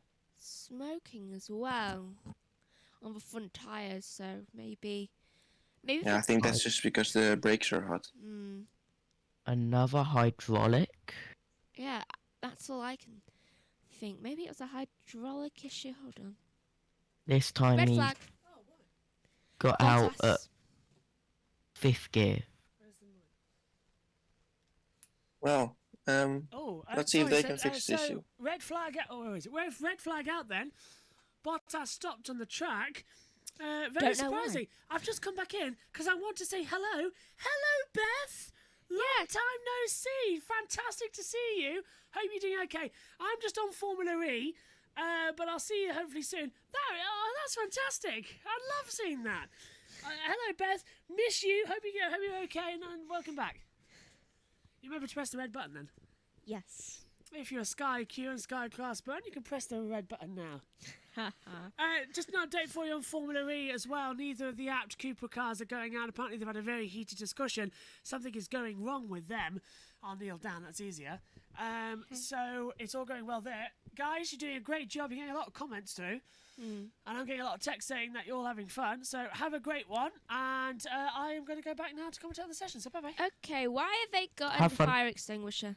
I don't know. If you both want to have a break, though, Pat Simmons in the comment box. You may as well throw it to them. Okay, we'll have a little break and throw over, if I can say it. Clue there, hydrogen, carbon. And the sort of quality of the fuel you make is how you mix up your carbon and your hydrogen atoms. Now each carbon atom wants 4 hydrogen atoms attached to it, but you can take one of them away and attach another carbon atom, blah, blah, blah. So the simplest sort of hydrocarbon, CH4, methane. CH4. The gas that we have in our house. 4 hydrocarbons. 4 hydrogens, one carbon. 4 hydrogens, yeah. Top of the class, please. See what I could well have done, been. Anne. Where would it have got you, eh? But of course, it's not that simple. You start building up to these long carbon chains, which are the good fuels, the gasolines and things like that. And, you know, even those, depending on how you actually attach the atoms, you get different properties. So it gets more and more complex. The great thing with when we get to things like gasoline, isooctane, you know, there's sort of 8 carbon atoms and even above that, is you get an awful lot of energy in them. So you take a kilogram of gasoline, it has 43 megajoules of energy in it. That's an awful lot of energy. Yeah. When you go to your ethanols and things, which are the lower carbon, they don't have that amount of energy. So you're going to have more volume of fuel going into your engine if you. Why do they have less? Simply because they don't have the long carbon chains. Yeah. So they've not got as much stuff in there that burns as much. Yeah, ethanol's slightly different because it actually has an oxygen molecule on there as well. So it's in fact those sort of fuels are called oxygenates because they have the oxygen in them, whereas gasoline requires the oxygen to come in from the air to help it. That's why rockets use oxygen as energy as well. Exactly. So can I assume then that one of your big problems is that to go with a lot of the sustainable fuels that are out there will need rocket-sized tanks on the side of the cars because you need that much more fuel to complete a distance. It's not by that big bad, extreme, but absolutely. If you were running 100% ethanol or methanol or one of those oxygenate fuels, you will need more of it.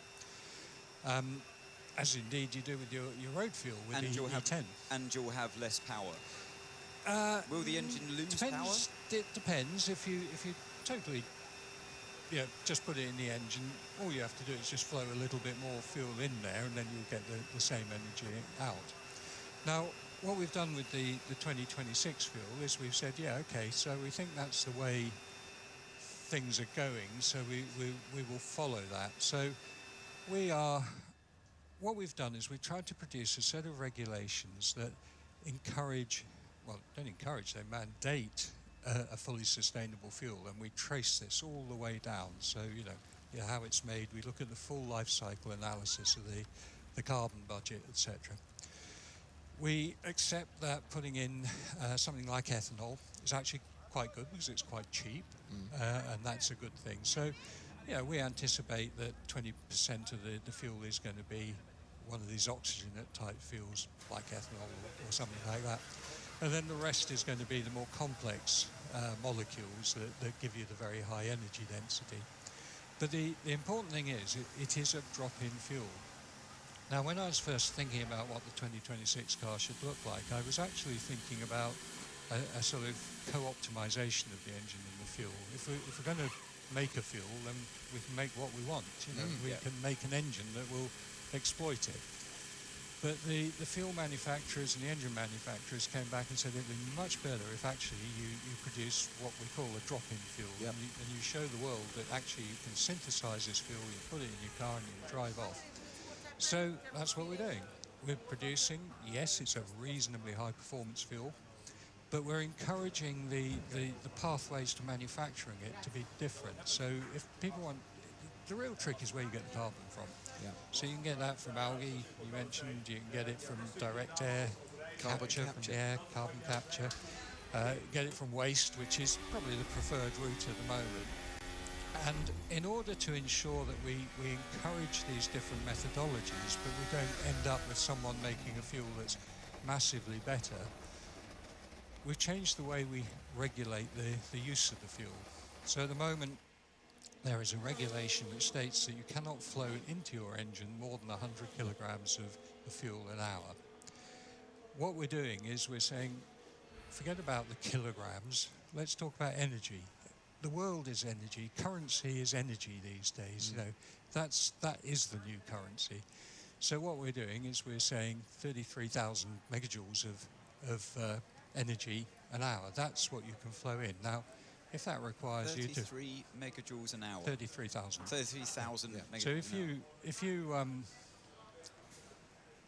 if you have a fuel that requires you to then flow, let's say 70 kilograms of that particular fuel an hour, and another fuel at 72, that doesn't matter.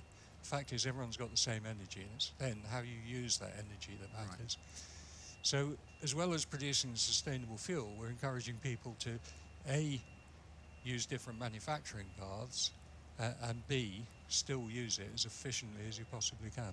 This is absolutely fascinating. We've got about 2 more minutes with you, so we're going to have to be brief here. Are you going to achieve it? Are we going to have this by 2026? Yes. When we've got that drop in fuel for our Formula One cars, does that drop in fuel then get used in every other way that Formula One needs to come racing? The trucks that come to the circuit, encourage people to use them in their cars to come to the circuit, the generators that are used, the planes, etc., that are carrying us around the world? Well, as I said, the problem is finding the molecules. Now, actually, with the trucks and the generators are already doing a lot of that, because it's a lot easier to synthesize a diesel than it is a gasoline-type fuel. So already a lot of that is happening. Aircraft, a lot of people talk about SAF, Sustainable Aviation Fuel, SAF. Is coming in, it's being tested. Again, if you imagine how much fuel is used in aircraft, the process of making it was still many, many years away. But yeah, we'll be demonstrating it. And of course, if we've had to wait till 2026 to make enough fuel for us to run in Formula One cars, don't think that by 2027 every car in the world can use this fuel. But what you can do is you can start blending it. Yeah. So, you know, in Europe at the moment, we went from 5% ethylene to 10% ethylene. There's nothing to stop us going to 15% ethylene. There's nothing to stop us going to 10% ethylene plus 5% of synthetic fuel. And then when enough becomes available, 10% of synthetic fuel. So we can keep blending, and we can sort of introduce this. And we really do keep it, because we are not we're not adding any new carbon to the atmosphere. All we're doing is recycling it. We're taking the carbon that's been captured in the waste, captured in the wood chippings, whatever it might be. It's new carbon. It's carbon that was there. It's gone into vegetation or algae or whatever it is, or we've captured it direct from the air. We're using it, we're putting it back. Then we're grabbing it again, we're using it, we're putting it back. It's fully circular. Might this be the most important thing you've done for this sport? I hope it's a bit of a legacy. I mean, I'm quite proud of what we've done with the 2022 car that we now see as a 2023 car. No, that's about close racing. It's not aesthetic. It looks, of course, but it looks in terms of the worldwide, great racing keeps us entertained on a Sunday, and you know, it's our livelihoods, and we love it. And people watching love what they're seeing on the track. But when we're being relevant and when we're looking to actually make a difference to planet Earth, this to me feels a little bit more important than getting one car to follow another one more closely. You're right, and you know, I've had a long career in Formula One, done many things, won championships, enjoyed all that side of it. I've enjoyed getting into the sort of advising on regulations, working on other things, but I'm passionate about lots of things. Yeah. I'm passionate about motor racing. I'm passionate about engineering, and I'm passionate about climate change. So I actually think, this is worth doing. John Gall says, I could listen to the great Pat Symonds for days. His voice and knowledge makes him a Sir David Attenborough of Formula One. And I say that with the greatest of respect for both legends. Thank you, Pat, for all your input for F1 to date. It's not exactly blue planet, it's green planet, right? That's right. This is how it's going to work. Thank you for joining us. That was fascinating, Pat. We had a bit of time, because it was testing, to actually delve into this a bit more seriously, and I think we'll continue to delve throughout the year, if that's okay, and years to come. But good luck, keep going. And yeah, let me know when I can get some of that more greener fuel, you know? And also, if you can help my son with his chemistry mocks, that'd be really helpful as well. Second-hand books. That's what it needs. Pat Simmons, thank you so much indeed. Thanks to both of you. That was utterly fascinating, and I'm with you, John. I could actually listen to Pat for days, and have done so over many days as well. Doing an awful lot of good for the future, as we aim to be net carbon zero by 2030. By the way, my son is in his mocks. Right, so we're finally not on a red flag. We've gone back to green, though I thought we'd listen to the end of that speech because it would be rude to cut it off. Right, so 1 hour and 6 minutes left of the morning session so far, and it's surprisingly no crashes yet. The only person, accordingly, is out on the track. Leclerc, Drugovich and Hulkenberg is just entered the track, though expected to have more people and just going around on the track soon. Well, I hope so. Right, so any ideas of why Bottas stopped yet? I haven't seen anything just yet. Probably gonna see an update later on, maybe on the Twitter of Alfa Romeo. I can check now, but not too sure what's happened just yet. I've been checking the Twitter, nothing yet, but I think it is hydraulics maybe, because Bottas, from what I could see on the dash, was stuck in 5th gear for quite a while. He did seem to be stuck in 5th gear, and the screen did kept going on and off, I noticed. So let's just go with that for now, hydraulics issue, because I think that's one of the most well-known issues in Formula 1 recently. Funny thing is, before a few years ago, I didn't even realise what a hydraulics issue was, and then they started happening so frequently. Yeah, well, it's good that it happens now instead of obviously in a race maybe. So that's what testing is for, of course, and these things can happen. Hopefully they won't happen in any races, yeah. And better they happen now. So now Leclerc, Russell, Drugovich, Hulkenberg and Albon have all decided to go out on the track. Not surprised after having to wait in the pit lane for some time. But Drugovich is happy to be out. Though, surprisingly, Piastri has not left his home of the pit lane yet. Yeah, he was in the pits already for quite a while, and then he was back out on track and then red flagging now. So I suppose he would be out at any moment now as well. Either that or he's having separation anxiety from it. So, I'm going to say it again. Quiet. It's quiet out on the track, and I don't like it when it's quiet. Why testing can be a win-lose with me, because I like something happening. I like a little battle going on. Though no one's trying as hard as they should, I feel.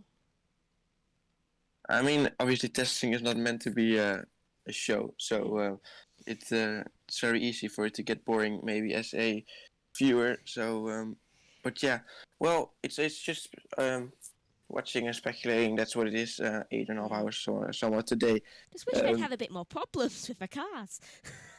Yeah, well, that's also quite surprising. It's only happened. Well, we just saw one with Bottas, of course, but only 3. I think that's quite maybe less than we normally can see. Since there is only 3, though, that could either be on 2 scales of things. One, it could lead to us having barely any problems during the season. Everyone's cars might end up being, or majority of them, might end up being quite good and well behaved during the season. Or, the more red flag side of everything. Oh, battle going on. it could end up giving us more red flags and safety cars because there could be problems that arise midway during the season, which would both be ideal and not ideal. Yeah, well, I mean, cars breaking down is going to be inevitable throughout the season. It's happening every season, and just because it's not happening a lot in testing so far, we're going to see it anyways a lot in the season. I'm pretty sure about that.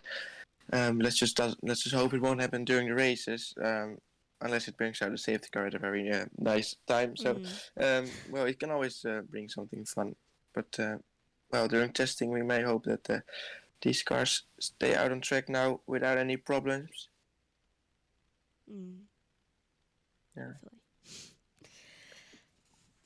Let's all just hope that they have no problems. Right. Almost an hour left of testing now, and they all seem to be favouring medium hard tyres, I've noticed.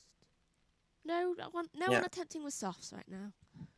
Which you think they would trying the long runs.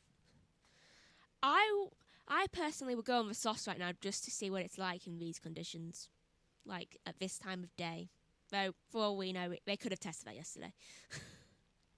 Yeah, well, you'd think we might see something now. Now there's only 1 hour to go. Maybe we'll see later on. Maybe in the last half an hour. Let's hope we will see some quick runs on the softs. Because the fastest lap now by Leclerc, No, it is on the softs, right? So 1:31, I think it was. Don't remember what the other numbers were. 31.024, but I think it was on the soft compound tire, so they have driven on it. There was a change during the red. Yeah. Right. So let's look at Hulkenberg for a second. His first sector is yellow, so obviously this is either he's had a mistake or he's trying to test out the track after being in the pit lane for so long. Yeah, no, he's definitely just doing long runs. He's not pushing or anything. He's doing the same pace, I think, around for the last couple of laps, probably on high fuel as well, on older medium compound tires. We can see, I'm not sure where the second sector ends. But then we can see there's quite, here we can see 7.1 seconds behind on his fast, or on Leclerc. He's not really pushing, he's just testing something out. Yeah, he's not pushing at all, it doesn't seem like. So, why are so many drivers in the pits? Obviously, I know 10 aren't meant to be out. So, after this red flag, before people were out there, people were trying, and now they're just staying in the pit lane. Why are they so determined to stay in there? Yeah, we missed 5 at the moment. Obviously, we know why Bottas is not out on track at the moment. At least he is. But yeah, so we miss. An AlphaTauri, Williams, and McLaren. Piastri is also still in the pits for some reason. He's missed quite a lot of running already today. Hello. I apologise for not having any track audio for the past 10 minutes or so, because when you muted 9, you muted the track audio. So you've been hearing it. Nobody else has. Where's the track audio? Number 4, radio mic. But that's on. It's on now. I just pressed it. So sorry. I saw that. Oh, I'll take a quick seat. Sorry guys, by the way. I'm interrupting the segment again. Sorry. When are you coming back in? Not for another. Well, now we haven't even got to the group stages yet. What time is it? It's 10:17. It's gonna take you ages. Yeah, we haven't got to the group stages yet. Even though, hang on. What? It's 10:17. How long was it? Well, that's really bizarre.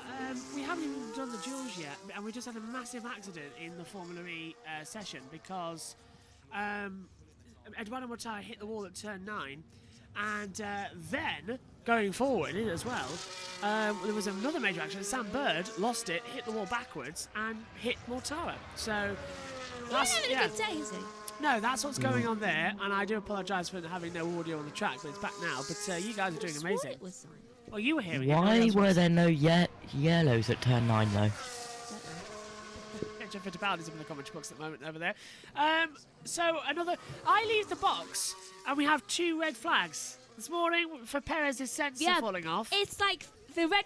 What can I say? I just attract red flags. Yeah, I think your name curse is a little bit much there, isn't it? But guys, can you hear us all okay? I think you can. We can hear you. Yeah. It's not perfect, but it's all right. Manageable. Right, I'm going to head back to Formula E because Vernon is talking at the moment as well.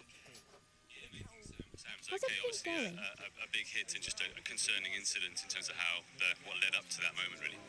And what do you kind of put this down to? Because once again, it's Sam with massive misfortune here. Yeah, so Sam said there were no yellow flags, and unfortunately on the track map we couldn't see Edo where he'd stopped on track, so we weren't sure where it was. We couldn't warn Sam, and there were no yellow flags, so we have to review that because on a street circuit, blind entries, good flagging is absolutely critical. So, and that's something you brought up, Josh, wasn't it, in the YouTube chat? I know we're talking about Formula E now, but there was no yellow flags, and I think that's really worrying. Another major accident, and thankfully nobody hurt, but it got close.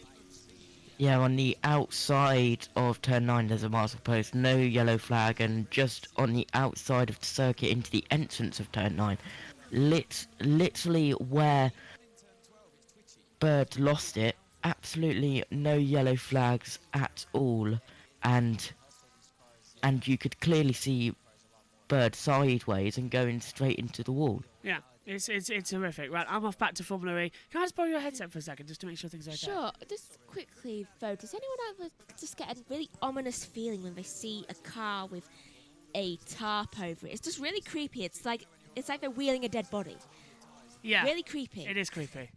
Especially since it's a black tarp. Colour of death. This feels weird. Sorry, I was just checking everything, because the audio's levels and everything. Just checking everything's okay. Yeah, it's fine. Right, bye-bye. Right, I'm off. I'm off back to the world of Formula E.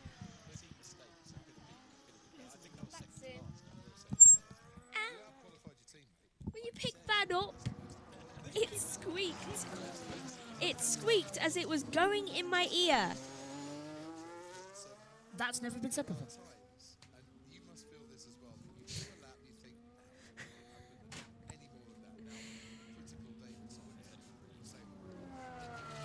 Yeah, I find it really ominous, that tarp over the cars. Always have done. It's like they're mourning a car. And then it just comes alive from the dead when it comes back out.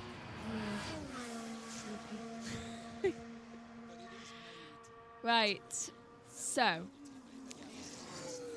I don't know how long's left to go. I think 53 minutes, because for some reason they decided to put the first race is in 8 days, 4 hours, 38 minutes and 42 seconds.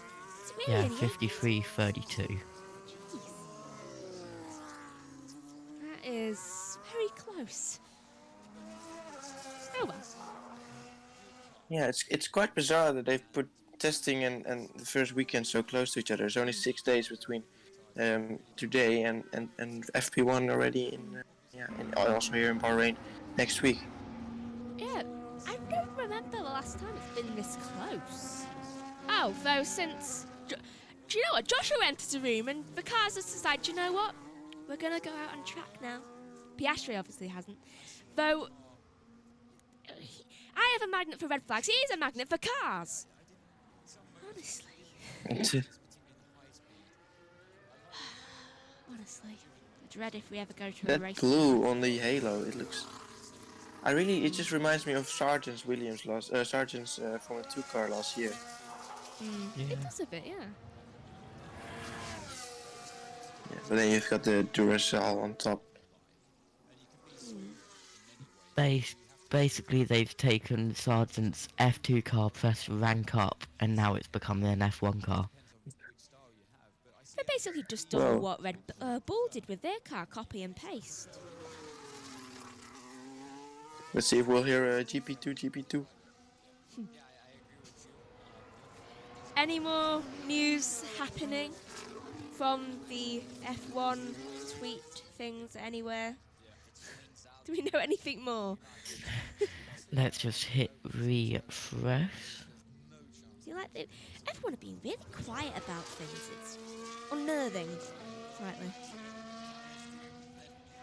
Wait for it to load up. Normally Twitter is pretty quick with just updating a tweet what's happening, but Alfa Romeo still haven't said that any car of them broke down. They just don't think that's something important to tell, apparently. They usually say something like Bottas out, and then probably sometimes hydraulic issue or something, or puncture. Oh no, I don't think testing's important enough right now. Yeah, well, Alfa Romeo's last tweet still is "You're up, Valtteri Bottas." Well, it's not anymore. That ship sailed. I can't say things today. I think I'm tired. I was constantly up from 3 AM to 6:30 for some reason. Why did you do that to yourself? I just kept waking up. I don't Alexander Albon into turn 1. Yeah, under braking, a bit of a moment of oversteer, and then he went wide and had more oversteer. I think we, especially seen the Mercedes for some reason sliding a lot. I don't know if they do it on purpose, but like through, like especially we've seen some replays yesterday, which were crazy by Lewis just sliding all over the place, and I think we've seen it today as well with Russell. Just a lot of sliding. It's like they can't keep the car on the track. It's maybe warming up the tires, but I don't think so. Maybe, something's happening at Alfa Romeo. Okay, now this just looks like they're having a vigil for the car. Yeah, blocking the view for the cameras. So, someone put that on the bingo. They do realise they could just put the shutters down if they didn't want anyone to see the car. Well, I don't. I think that is not allowed anymore, is it? Well, they can put like things up round Shutters the car. must be up at all times, and they're only allowed to put the things on over if the floor is off the car. So they can't put the what do you call it? I honestly don't know the word for this. The boards up. Yeah, but I want to say a more fancy word for boards. This is what I get for not reading anything older for about a month. Because obviously I read Agatha Christie a lot. It would mention this word. I'll have to really hurry up with this book. Yeah, well, you can't ask me, of course. My vocabulary is not that expanded. I don't know the word. Let's just say boards for now. So they can't put the boards up. So they decided to stand around creepily. Yeah, well, that's what we've seen a lot in the past as well. It's just, well, why? Yeah, just why? Just put the boards up there anyways. I mean, it doesn't matter anyways, then if they're gonna block it with themselves, why don't you just put up the shutters? Why is that not allowed then? Then they should not allow this as well, but yeah, well, they can't really do that, I think. If they don't want the car, why don't they want the car seeing? Why don't they want us to see the car? Well, they're trying to fix it now, so maybe you can. It's now open so that you can see things they don't want us to see, and they especially don't want the other teams to see, possibly. Maybe something illegal. You never know. Well, if it's hydraulics, they would probably have the floor off already. So why don't they just put the... Either that or they've just lost their boards. That'd be funny. I don't think so about that, but well, let's hope they can. I do think we won't see any Alfa Romeos in this AM session at least. No. We'll hopefully we'll be seeing it in the PM session where I believe Zoe takes over. Yeah, I actually don't know when I'm in for the PM session, or if I'm in at all. It is Bottas all day today, so Bottas will be back in the car for the PM session. If they can get Here it working. is George Russell and the Ferrari going into turn 13. Bit of a battle going down in towards 14. George just managed to stay on the track, but Ferrari couldn't. I think Leclerc got a bit scared by seeing the Mercedes in the mirror, so he took a bit of a wider line. Sort of a battle, I guess. Curious. Oh, he's going back at him now. Oh no, he's not. He's waiting behind him. Aw, should have just overtaken him. Should have just overtaken him. Act like it's a race. Test your racing skills. No one ever thinks of that. Just having a day where they just practice racing.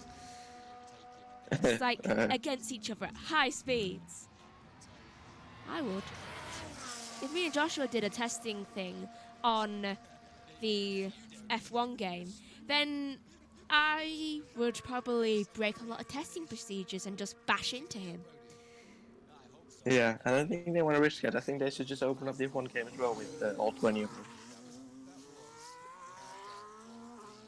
That would be fun, actually. If we just see all these drivers in just in a winter break or something, having a race against each other online. Be funny if they did it last year. It would be funny if Latifi managed to win. They could call it its only points of the season. You really do like crashing into Josh, don't you? Yeah. It's been a life ambition since I was a child. You should have seen us on Mario Kart. I love racing. Going very wrong here, the front right, with the pit stop practice for Red Bull. They're having to cool something, so I think the braking system's getting a bit hot. Not surprised. Though, at least Paris Red might Bull. be done as well. At least Red Bull wants us to see. Yeah. Well, they basically just got the tires off. I don't think you can see anything from there. Also, DRS closed, so really not pushing on the hard tire. Probably on long runs. How old are these tires? 13 laps according to these, what I'm seeing here. So, yeah, going on for a long time now, Russell. Yeah, he has been going around a long time. Though he better be careful in 2 laps' time. I mean, Bottas has the highest on the grid, and in 2 laps' time for him of what Russell was, he had an unknown failure. So maybe we should worry about that happening to the other teams, especially Mercedes. Yeah, well, maybe the bit of a higher temperatures caused that as well. Possibly, Could because they've been used to the cold, haven't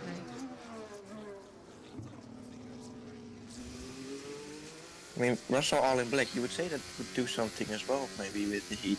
It attracts it, yeah. So we've got to worry about that. Remember when Bottas would used to say that these black overalls are hot, and now he's got some black overalls as well with Alfa Romeo again. He's never going to get away from the black overalls. I just realised something. Maybe the Mercedes went back to the black cars because I realised, the silver cars are unlucky because 2 years ago had black cars in the championship, like deciding thing, going for it. Have silver cars. Slow, not even in the top 3 of the championship thing. Maybe that's the way they're thinking. Yeah. I mean, they did win 7 titles with that silver Mercedes. But colours can become unlucky after a while. So. Mick! This is rare. It's Yeah, I'll test drive for Mercedes, of course. So we're going to see him a lot more often, probably throughout the season. Let's hope. I disagree with the decision to put him out. I really do disagree with it. Hey, Albon is improving. Hmm. Oh, he's on soft tires as well, so Oh, he really? bit of a quick run, a bit wide on the curves maybe there. Let's see what he's going to do through the middle sector. He might get third if he keeps up this. A little bit of an off there. That'll slow him down a little bit. 0.7. Oh, it's already maybe P6. Around P6 probably. Have you guys seen... never mind, it's just changed. You were right, P6. Yeah, wow. But apparently Albon was on... I don't even know the number that was shown. Like 1,000,000 lap old hards.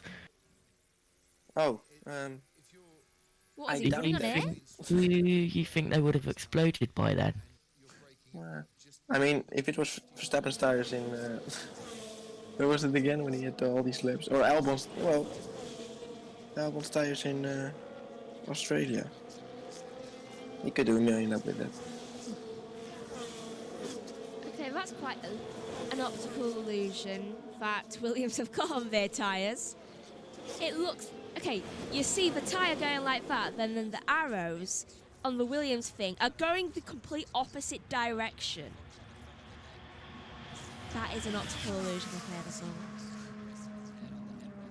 Yeah, and that is slow-mo as well. Mm. I feel like they could hypnotise people with it.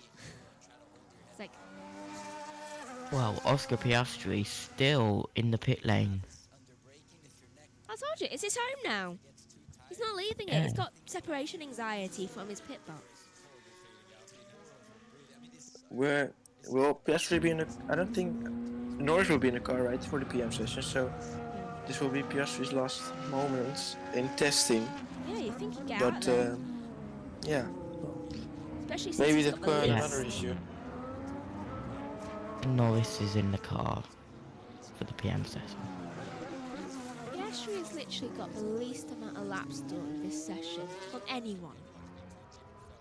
Yeah, for the PM session it's Perez, Sainz, Hamilton, Ocon, Norris, Bottas, and then Magnussen, Tsunoda and Albon, and because Aston Martin like to be, and I believe it's Drogovic all day today. I don't like that. Because Why don't they just put Alonso in there for another half day? Or are they not allowed to? They should put him in all the time. it is Alonso because Drogovic doesn't have an AM session. Why does Aston Martin have to be special and post their driver schedule literally a day before so it's not on the F1 graphics? Yeah, well, I guess because Stroll isn't there. They, I don't know. I don't know. Maybe, yeah, they should just put Alonso in there for another half a day. Yeah, it is definitely Alonso because I remember saying yesterday when they announced it, why haven't they got Drogovic in a PM session? Oh, yeah. So we throw over to the commentary for a bit and hope that more drivers come out on the track. Okay.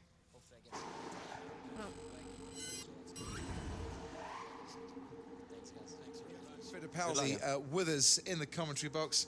Cheers, dude. And we've got 38 and a half minutes to go of this session. And I make no apologies for the fact you've been watching the pictures. And Immediately, they decide to go away from the commentary box, which is cruel. And I should probably turn the green flag thing off because I don't think that's probably good for it. Alpine coming into the pits, which one is this? Gasly, it would be. Gasly going into the pits. I'm not sure what to think of Alpine right now because I used to see really good things from Alpine, obviously when it had Fernando Alonso with it. I think he's the thing! You need him in your team! Yeah, well, we haven't heard much from Alpine, so we really don't know where he's going to be, where they're going to be this season. But I can't see them higher than P5 maybe. I mean, I think the top 4 is gonna be between Red Bull, Ferrari, Mercedes, and Aston Martin. I think that's Definitely. yeah. Maybe And then behind that, Alpine will be fighting with McLaren. yeah, I think so. Maybe those will be for best of the rest. Maybe after can join in this time, they were obviously very far behind last time out. They were 9th in the constructors, which is very bad.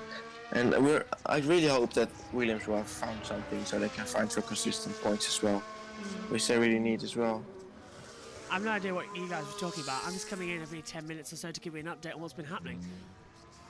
We were talking about who we think Alpine's going to be fighting, and the fact that Alpine isn't exactly strong. I do apologise, by the way. I've nicked all your viewers. Yeah, I noticed that when I saw people on there. Yeah, we've got a lot of viewers on the Formula E thing, so I apologise, which is surprising because you've got the better commentary box. Although, have you seen the setup? It's actually alright, isn't it, the new one? I have seen the setup, yeah. Temporary. When I took my laptop back. Yeah, it's a temporary setup, but it's actually working okay. I've got a monitor, and I've got a timing screen, and I've got your laptop. It works, but I miss. Now you're not cursing my laptop, except you hate the touchpad. Yeah, I know. Why do you think I'm charging my mouse over there for later? I don't see what's wrong with a touchpad. I literally play Tetris on that thing all the time. Yeah, but you're used to it. I'm not as well. That's because you press it like your life depends on it. Press it like it's my laptop, because I keep forgetting the two of them. Mine is different. Yes, I know yours is different. Just coming in then to have a look, I just want to let you know, Megan, I don't think I will be back at all for the session to close out. I don't know how to do that. Button 5 and then button 6. And then come get me. So as soon as the session's over, button 5 and button 6. Because of that red flag. You better be back. Because of the red flag, everything's been delayed 10 minutes. A bit more, actually. So I'm with you in here for another 2-3 minutes. But I just thought I'd let you know that things aren't going exactly smoothly. See this face? Yeah. This is a face who is not happy about that. And I'm I've sorry, but heard. you're having fun, aren't you? Yes. And you'll have fun when I'm doing the race later. And at least we've had more leads. Anyway. Wait, when am I in on the PM session? 1:30 till 3:10. That's a long time. It's the same as you are in here for now. This. Yeah, it's the same time you're in here for this. It's not that different. I need lunch. I haven't had breakfast and I've been up since 4:45. I've only had a toucan. In fact, I've had a cake. So we both only had one thing, one even ground. Yeah, and both in Hillfields. Anyway, I'm off. I'm off back to the world of Formula E. I'll see you later when I restart the. If I'm back in I'll be back in about 15 minutes or so. But I don't. I might be here for the last 4 minutes. You better be. I'm not entirely sure, but I don't know the way it's going. Anyway, take care, guys. I'm off. Bye-bye. Bye. I still maintain the fact that that microphone kind of reminds me of an ice cream cone. Here's an ice cream cone. Just reminds me of it. So weirdly, I've never had blue ice cream or anything blue on ice cream, so.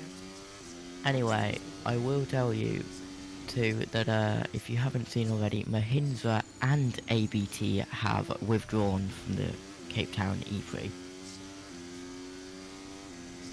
So the Cape Town E3 will be 2 teams down. Why is that? That is due to rear suspension safety concerns. Oh, well. Hence why they didn't run in the group qualifying. Do you think that's going to happen with more teams, or? Just Mahindra and ABT currently. Why has it happened to them? I feel like Could it be that this could be? Well, I don't know what. Could it be that the race will be stopped tomorrow because more teams will have this problem, or is it just them? Just them. Anyway, Perez was on a push lap there, finished with a 1:32.755. Albon has set a personal best, Sector 1, and De Vries has set a personal best, Sector 1 as well. De Vries has just completed his lap, and Albon again on like infinite infinite soft tyres. Well, I'm not seeing that, but well. Is anyone noticing how low De Vries is on the board? Yeah, well, I don't think he's done really any push lap. You never know what their program is, of course. It might have a reason. You can't just be 7.2 seconds behind on their pace. Curious. Yeah. Right, here comes Albon out the last corner on a good lap time, 1:33.012, stays sixth. I think I just saw what you meant about Albon suddenly having massive amounts of tyre lap times, because I just saw it quickly flash up. There were too many numbers to count.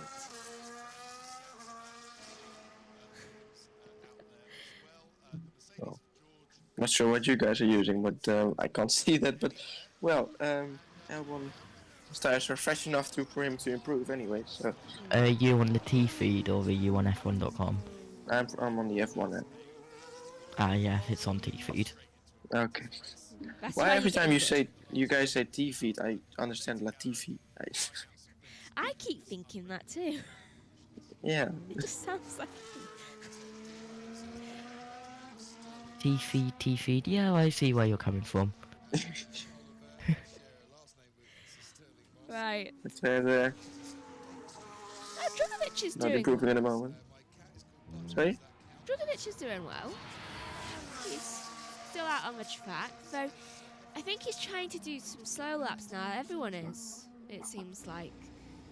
Yeah, he's 1 second off the pace, and Piastri's still stuck in the pits with half an hour left of his testing.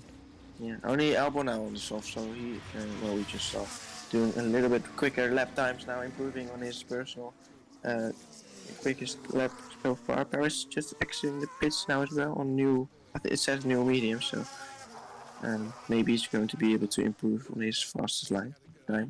Hopefully. And Albon comes into the pits. Right. Piastri still isn't out. Okay. Well. Why isn't he out?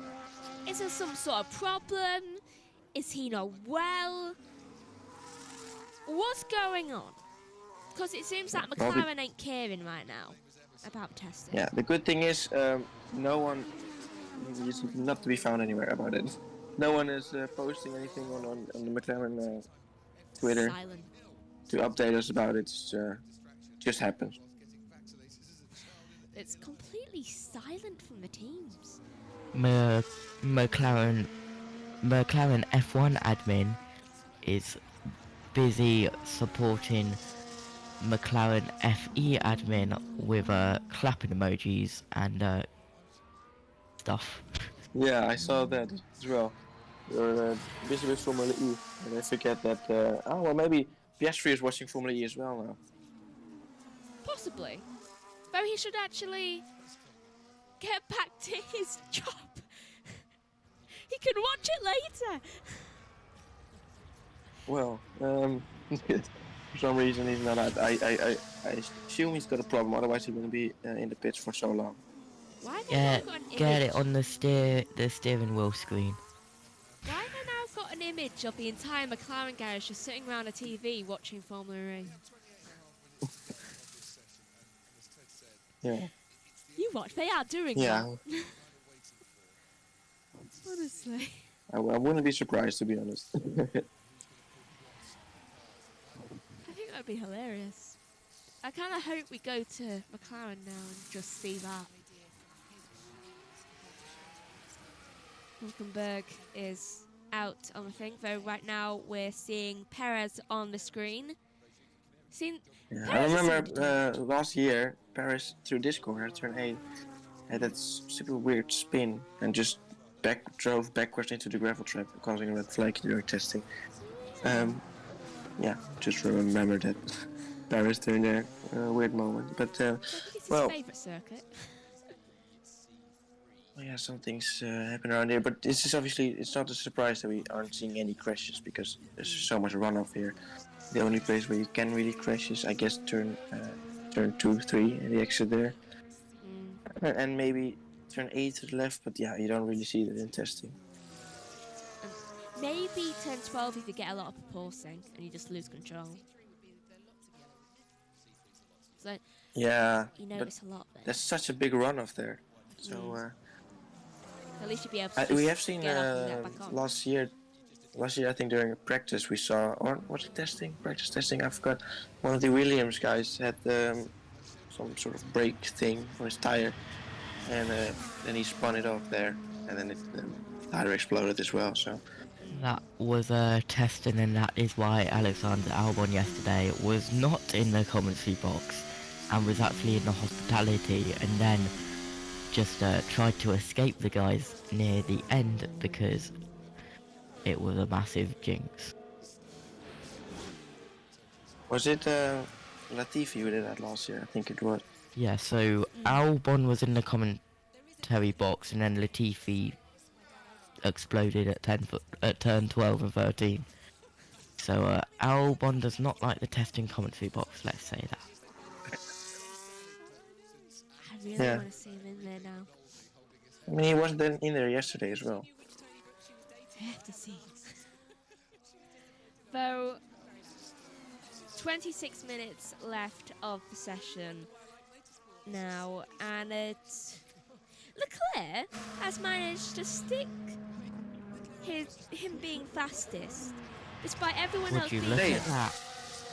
PS3 is out on track. Yeah, would you look at that? Took a while for him, and Never thought I'd he's on see the hard this. tires. Yeah, he's on hard tyres. I never thought I'd see him out on track again. Yeah, well, I guess Formula 1, Formula E quali's over, so... Anyway, he'll go back in the pits in around 10 minutes ready for the Formula E qualifying final. It's like he had to go out one last time, though he's dreading missing something. Because look, he's even going a little bit faster than a normal opening lap would be. Not improving, but yeah, he's on the hards, of course, so... he's probably going to drive through the rest of the session on these hards. Oh, pit lane! McLaren! Live! It's Mark Webber.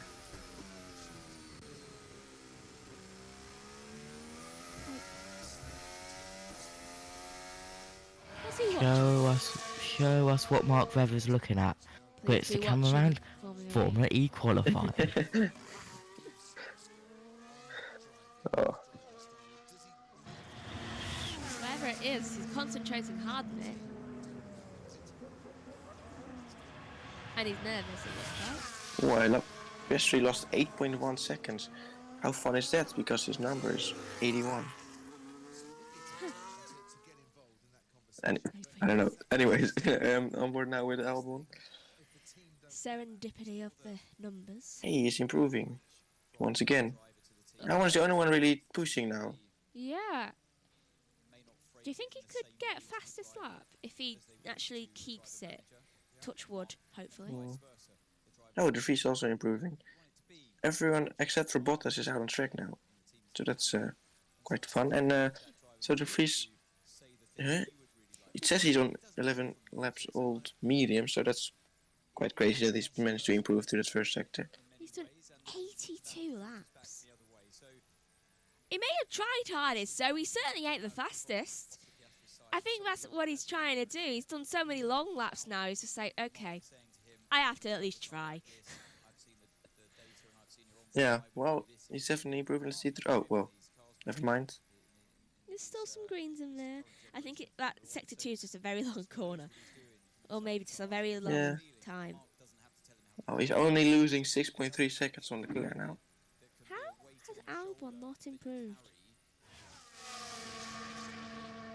Oh, there he is, Nick De Vries. Can't get out of 10. Will he improve? Does not improve. What do these people have for breakfast today? Because obviously it's not working. Oh goodness. Yeah, this was the little moment for Albon in the exit turn 11. Little slide. If you go off on the curb there, it's easy to spin it out. We've seen that in the past as well through that corner. Yeah, it really is. Here's another angle of that at Albon. Here is the number 10 Alpine of Pierre Gasly. 1.738 is the gap to Leclerc. Is currently in 5th, and he's just started his first lap going down into turn 1. There's the bump. Will he lock up? No, he will not. Take the corner decently, and let's see how he is on the run up into turn 4 and then the sector 1. Him driving with the yellow camera, really, I nearly say Ocon all the time. This needs some getting used to for me in that case. But yeah, Pierre Gasly going through turn 4. Not sure where the first sector is. There it is. Well, not improving. Yeah, so you said, didn't you, that they swapped over, and it is confusing now that Gasly's got it as well, and Ocon's become the team leader in a new sector. That's why he's got the black overall. Formula E's final is going to start at the top of the hour, so in 7 minutes' time. It should take about 5 minutes to complete, which means I might just make it to the box for the last 3 minutes. Does that mean Piastri will box in a couple of laps to go what's it then? Yeah. Has he been coming in and out? I did see the Oh no, he's not message. been coming out. He's been staying in. Oh, every time there's a Formula E session moment, he's... Actually, yeah. I wouldn't be surprised, actually, considering that the Neo McLaren of Rene Rast was doing really, really well until it got out. He barely leaves the box. Well, I mean, I also wouldn't be surprised because the McLaren F1 admin has been on Twitter supporting the McLaren FE admin with clapping emojis. Well, Hughes and Rast haven't really been doing that. Hughes didn't get through, and Rast did, but then got taken out as well, so that was an unfortunate run. Some breaking news, by the way, for Formula E, in case you hadn't joined us. I know you told us, Josh, but Abt and Mahindra have withdrawn from the Cape Town E-Prix in South Africa. You've got 2 minutes then, if you give me that. Oh, I've pressed the wrong button. Okay, well, I'll stay here for a few minutes then while Megan pops out. Literally, you've only got 2 minutes, Megan. 2 minutes. I'll come in and sit down for 2 minutes. Yes. Oh, Megan's smaller than me. I'm going to sit back. Yes. So literally, we've just had it sort of confirmed to us that. By the way, I think we might have that red flag procedural test again. By the way, so just stay ahead for that. Megan might have to call lights out. Yeah. So what's been happening is the rear brakes on the Mahindra and the Apts are the same, and they've found a problem on the Mahindra, and then it now affects the Apt. So unfortunately, they're both out of the E-Prix as Piastri starts presumably his one early run because he's got 4 minutes until he has to come back into the box, if that is now the running joke. Yeah, absolutely. He needs to be quick this lap. We talked a little bit about the Abt and Mahindra, but yeah, with as Little Owl said in the Discord, with Bird and Mortara's crashes, we could only have a 16-car grid for the race later on. That's true, yeah. Formula E. I didn't think of that because it's 18 on the grid, then with them two, so a 16-car grid, that hasn't happened since season 2. I think in Putrajaya, when we had a couple of retirements and not many people started on the grid. That's really bad for Formula E. 16 cars in a very dangerous track. I said actually on the Formula E commentary stream as well, which I've got to go back to ASAP. I swear we're going to have a red flag today because it's a fast track, it's an abrasive track. I think the race will get stopped, to which I think Megan might throw a massive, massive fit because she's going to have to lead the commentary more. Why is the Tecfo behind the concrete barrier at turn 9, not in front of it? I've no idea. It's so weird, isn't it? And Synth, I don't know, as Piastri's coming on board, he's on board lap now. I don't know if you've seen, Synth, as well, the troubles that we've had with Formula E recently as well. They can't seem to get safety prioritised. We're seeing some huge accidents with these cars. Yeah, I think I've seen a bit of that as well with, like, they don't know when to deploy safety car and when not. I don't know how they managed to do that. I think that was last time. I don't know where that was, but there was like a front wing just in the middle of the track, and they just didn't care apparently. And they, it's just weird that they are not really. They just should be able to put out a safety car much quicker than they do now. Just to be extra safe. Why not? It was in Hyderabad as well, wasn't it, Josh? Yeah, 139.65, one for Piastri. So if he does pit this lap, I think we know. He's watching Formula E. Well, I hope Megan gets back here to take her headset back, because I've got to go as well to get down there. I mean, I know I don't think I'll be here for the session, and I'm not too sure. Oh, cool shades, Tedos, as it comes through. That might save me. Let's go down to the pits. Stopped in the pit box. They took off the left rear tyre, and then Paul Monaghan, chief engineer, came and took a picture of the inside rim of the left rear. And then they have a camera. What I noticed when he came into the garage, they had a camera looking back at that left rear tyre. And when he came in, Adrian Newey, who we can now see at the back of the garage just next to Hugh Bird, the tall engineer of Sergio Perez, was taking a look at that area. So just something to put in your memory banks if we get to the Bahrain Grand Prix next week, and see if there's any kind of issue around there. It'll just be something that would have shown up on either a bit of scurfing or a bit of chafing around that wheel hub perhaps, or something they wanted to keep an eye on. They had a camera on it, and then they had some attention from the front engineers, the top engineers. But anyway, they've changed the tyres, and Sergio has... there we go, that's got it.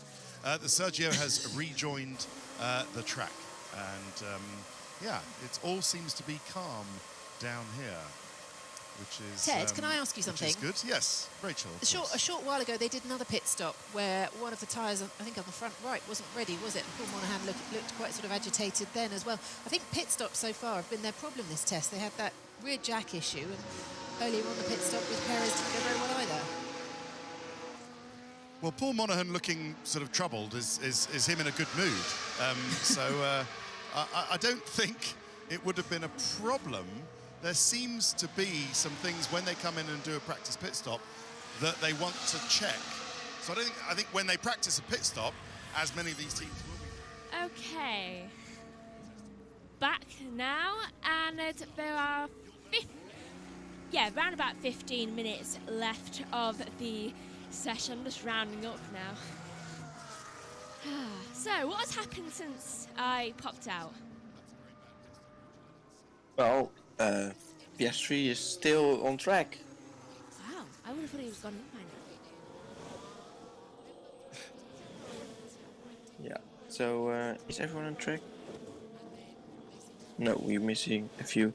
Obviously, Bottas we missed. I wonder if they're going to be able to fix the Alfa Romeo in time for the PM session.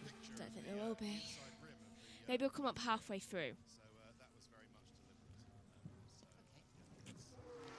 I see Leclerc is so happy. Oh! So it's here around is 30 the virtual minutes, safety so car test. it's gonna... Oh, yeah. Would it be virtual Yeah, I got it right. I'm guessing Joshua's system. So, I never And know now what to will we go red flag and do the start procedure again because they didn't know how to do it yesterday, or will we go to a full safety car test? I hope a full. I haven't seen a full safety car test yet today. Or at all over 3 days. Please, not full. I've seen enough red flags. For today even. Well, I'd like to see a practice start, of course, which in this case hopefully would work like they wanted to. Would be nice. I wonder what they're going to do. Or are they just going to leave Also with a drive-through penalty or something.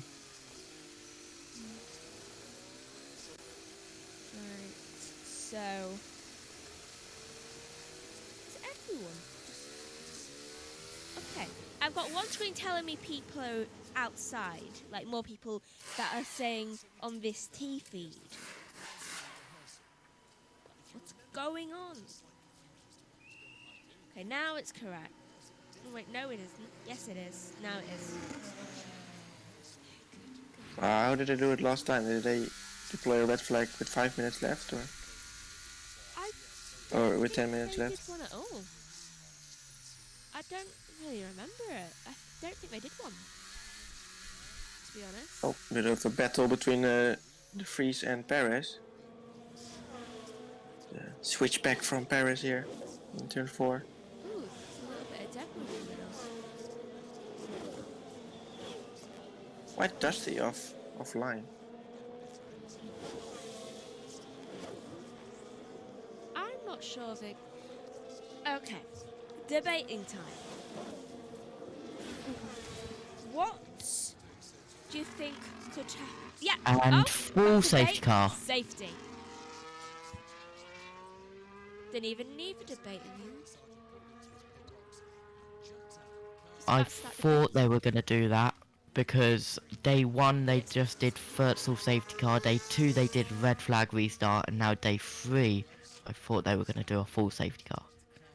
So we'll no likely have this in the PM session, but the safety car doesn't look like it's moving from... There's no one in the Aston Martin safety car, so... Yeah, well, I think Bernd Mailander may be watching Formula E as well at this moment. Yes. Everyone is. Oh! Red flag. Oh, well. Yep, there we go. You get all 3. That was probably seeing if all of the safety car, the LED boards around the track, not actually doing a safety car restart, but the safety car LED boards test. So no doubt we will go for a practice start once more. We all get what we want. Yeah.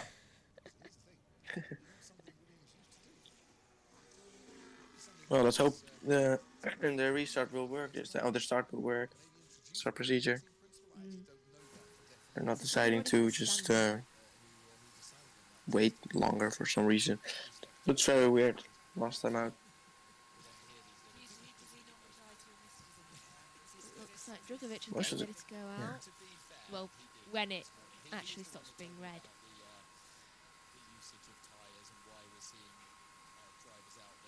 Oh, I really hope that Piastri... Yeah, Piastri and Russell coming into the pit lane. George has still got a little bit to go on that front. So Piastri has come into the pit lane because of the red flag, but the reason we thought why Piastri was taking so long to come out was because they were installing a TV screen in his car in place of the dashboard. Would not surprise me. It's the only thing that makes sense, of course. And that is why Piastri was doing very slow laps because he was busy focusing on Formula E. Honestly, Piastri and that pit lane. What do you reckon? Do you reckon Piastri is going to be in there a lot during races? Well, hopefully not in races. If he's... Megan's just destroying the commentary box. Are you okay? More like myself. I just went forward so I could change the thing and ended up my fingers were on this bit here and I ended up just smashing them into the table. Oh, Megan. Well, anyway, all cars are back in the pit lane. We've got 8 minutes and 11 seconds left. So let's see what our next steps are. Formation lap at 14:08. So yes, we are going for a practice start. So, and Piastri, the only one at the end of the pit lane. Wow, he doesn't want to do... He doesn't want to watch. Maybe the person he wanted to watch was out. I hurt myself and dropped this. Now, if he messes up his practice start... Done. Yeah. So, do you want to call the start? Should I? You call it, please. I don't know how. It's like, what do I don't know how to call one of these ones. I shall learn from what you do next. Bye-bye. Don't leave me. No, you, bye-bye. Why me bye-bye? Because I'm done now. Do you want to stay until the end? Well, I may as well. Well, I'm going to headset lead. Give me a second. I'll be back. Kick me out. Evict me. So it looks like George Russell's going back out. Or maybe not pushing him back. But the formation lap is go. Piastri, the only one out on track. So are we going to have a one-car standing start? Apparently. I hate it when this happens. We've seen it before.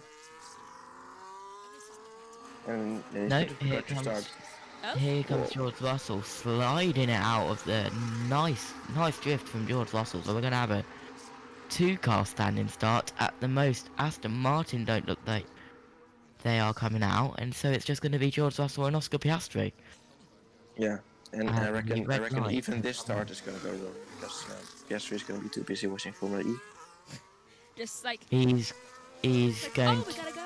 to be too busy listening to Vernon Kay on interview and stuff, but this will be hopefully a proper run down to turn one, because both of the drivers, there's only two drivers, so both of them will be on row one, not behind each other. And here is George Russell's quite spectacular drift out of the Mercedes pit box. Here's a close-up of it. They're really focusing on it. Yeah, well, it's the most exciting thing which happened last hour. It is. Anyway, we're Piastri's going to be waiting at the grid for quite a while, and the driver tracker's just turned off on the T feed. We've just been told it's a rolling start procedure. If I come over this way. So the safety car, if you would just take off the formation banner, please, Megan. Rolling start. Rolling start with only one. Did I change that? No, I did it. So the safety car will enter the pits and it'll be a rolling start. Do you know, this headset sounds like your headset now, so I think it's your settings on the bus mixer that are different to mine for some reason, because it sounds the same. Rolling start with one person. And it's green light, and away we go. Piastri is actually there for a start. Thing is, though, it's a test, so they'll have to throw the red. If I bring this way a little bit. They won't. Good restart. It's got quite a big gap to the car behind. Russell's in second. Oh, there he is. Just saw it a little bit in the back there. Only two Yeah, Russell just coming down through turn 2, going up the hill, up to turn 4, and Piastri's already going down to the sand dune section. An amazing start from Oscar Piastri. Did that red flag actually also help him with the situation that he was able to watch the end of Formula E qualifying? No, he did not leave his car. Oh, so he didn't watch it? But they installed a TV screen in their car. They did that, yeah. I'm trying to end the Formula E stream. Yeah, there we go. Yay! 398 viewers for qualifying. Thank you very much, everyone there. And you stole them from us. Let's not lie. I did steal. Yeah, they better come back to us now. Oh, they have. Don't worry. Looks like we're going to finish this session. I've got more likes than you do. All right, you're fine. Yeah, we're the popular. Yeah, this is your lead, by the way.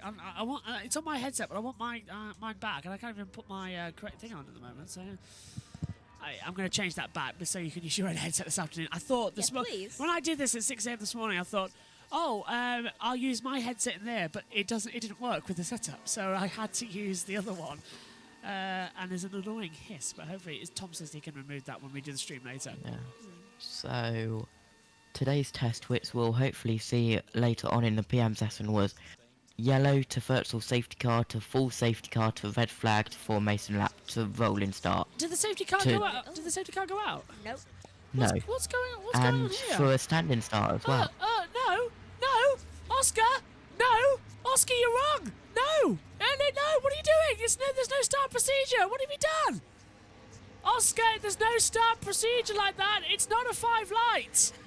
Maybe we are going to get to see a standing start. Russell's going to go through. What are you doing? He was too focused watching Formula E. Russell's doing it too, but the session's still underway. What are they doing? That is against the rules.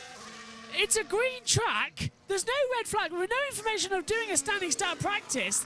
The session is still live. And they're doing starts on the grid. What? Don't you do it. He is. Mercedes and McLaren are about to get... The FIA have not been clear about what they wanted to do, are they? Either that or the teams and the drivers aren't listening. Oh. I'm glad there's nothing behind them. Maybe George just wants Piastri to feel like he hasn't made a mistake.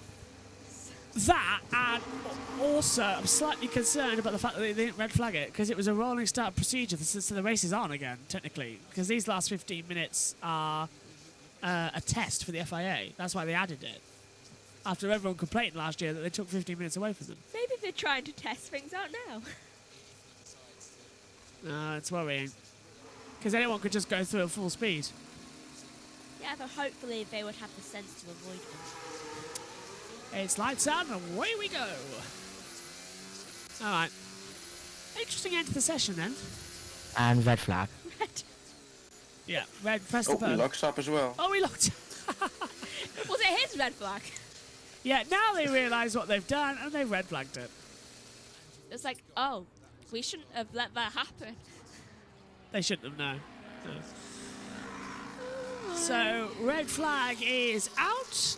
Session is He's also over. going for another start on this straight. Oh, don't. May as well. We're stopping on a fast part of the track. It's not really elegant, is it? Let's take a look at it on board. Oh, great launch. Just judders away. And keeps on the Depending accelerator. the inside. Yeah, yeah. Nice. Yeah. Very tasty, very tasty. And he did, as you said, it's locked up at turn 1.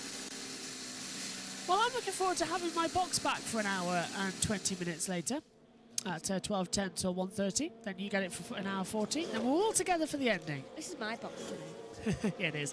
We're all together for the end. By the way, just to let you know, I think it's Richie, Josh, and Megan in this afternoon. Just to let you guys know, you will have a break after, because Richie's going to leave. Yay! Cynthia, when are you in? Food. No idea. I think you said for the last hour as well, right? Yes. So when Megan and Josh go for their break at scheduled 3:10, they're going to go for like a 20-30 minute break. You're coming in, Synth, and then Megan and Josh, you're back for 45 minutes at the end, or half an hour at the end, depending how long you want your break to be, to take it. I haven't left this box barely all day. Welcome to my world. I want my lunch. I haven't had breakfast, but at least you know what's been happening in the testing. I want toast. Yeah, but Megan, to be fair, you were saying to me, I miss being in the commentary box. Yeah, but not this much. An hour at a time, maybe? Ay. Hour 40 coming up later. Relax, Megan, it's going to be fun. Right, session over. 3 hour 20 coming up for me. Yes, and we're gonna sign off now because of Formula E. We need as much time as we can to set everything up in the box. So Megan, if you wanna, like my toast. yeah, I'm gonna go to the other side of the box. Megan, I'll leave you to wrap up. Bye, guys. Help from me, not you. Yeah, I say me. Not very graceful me getting across the box now.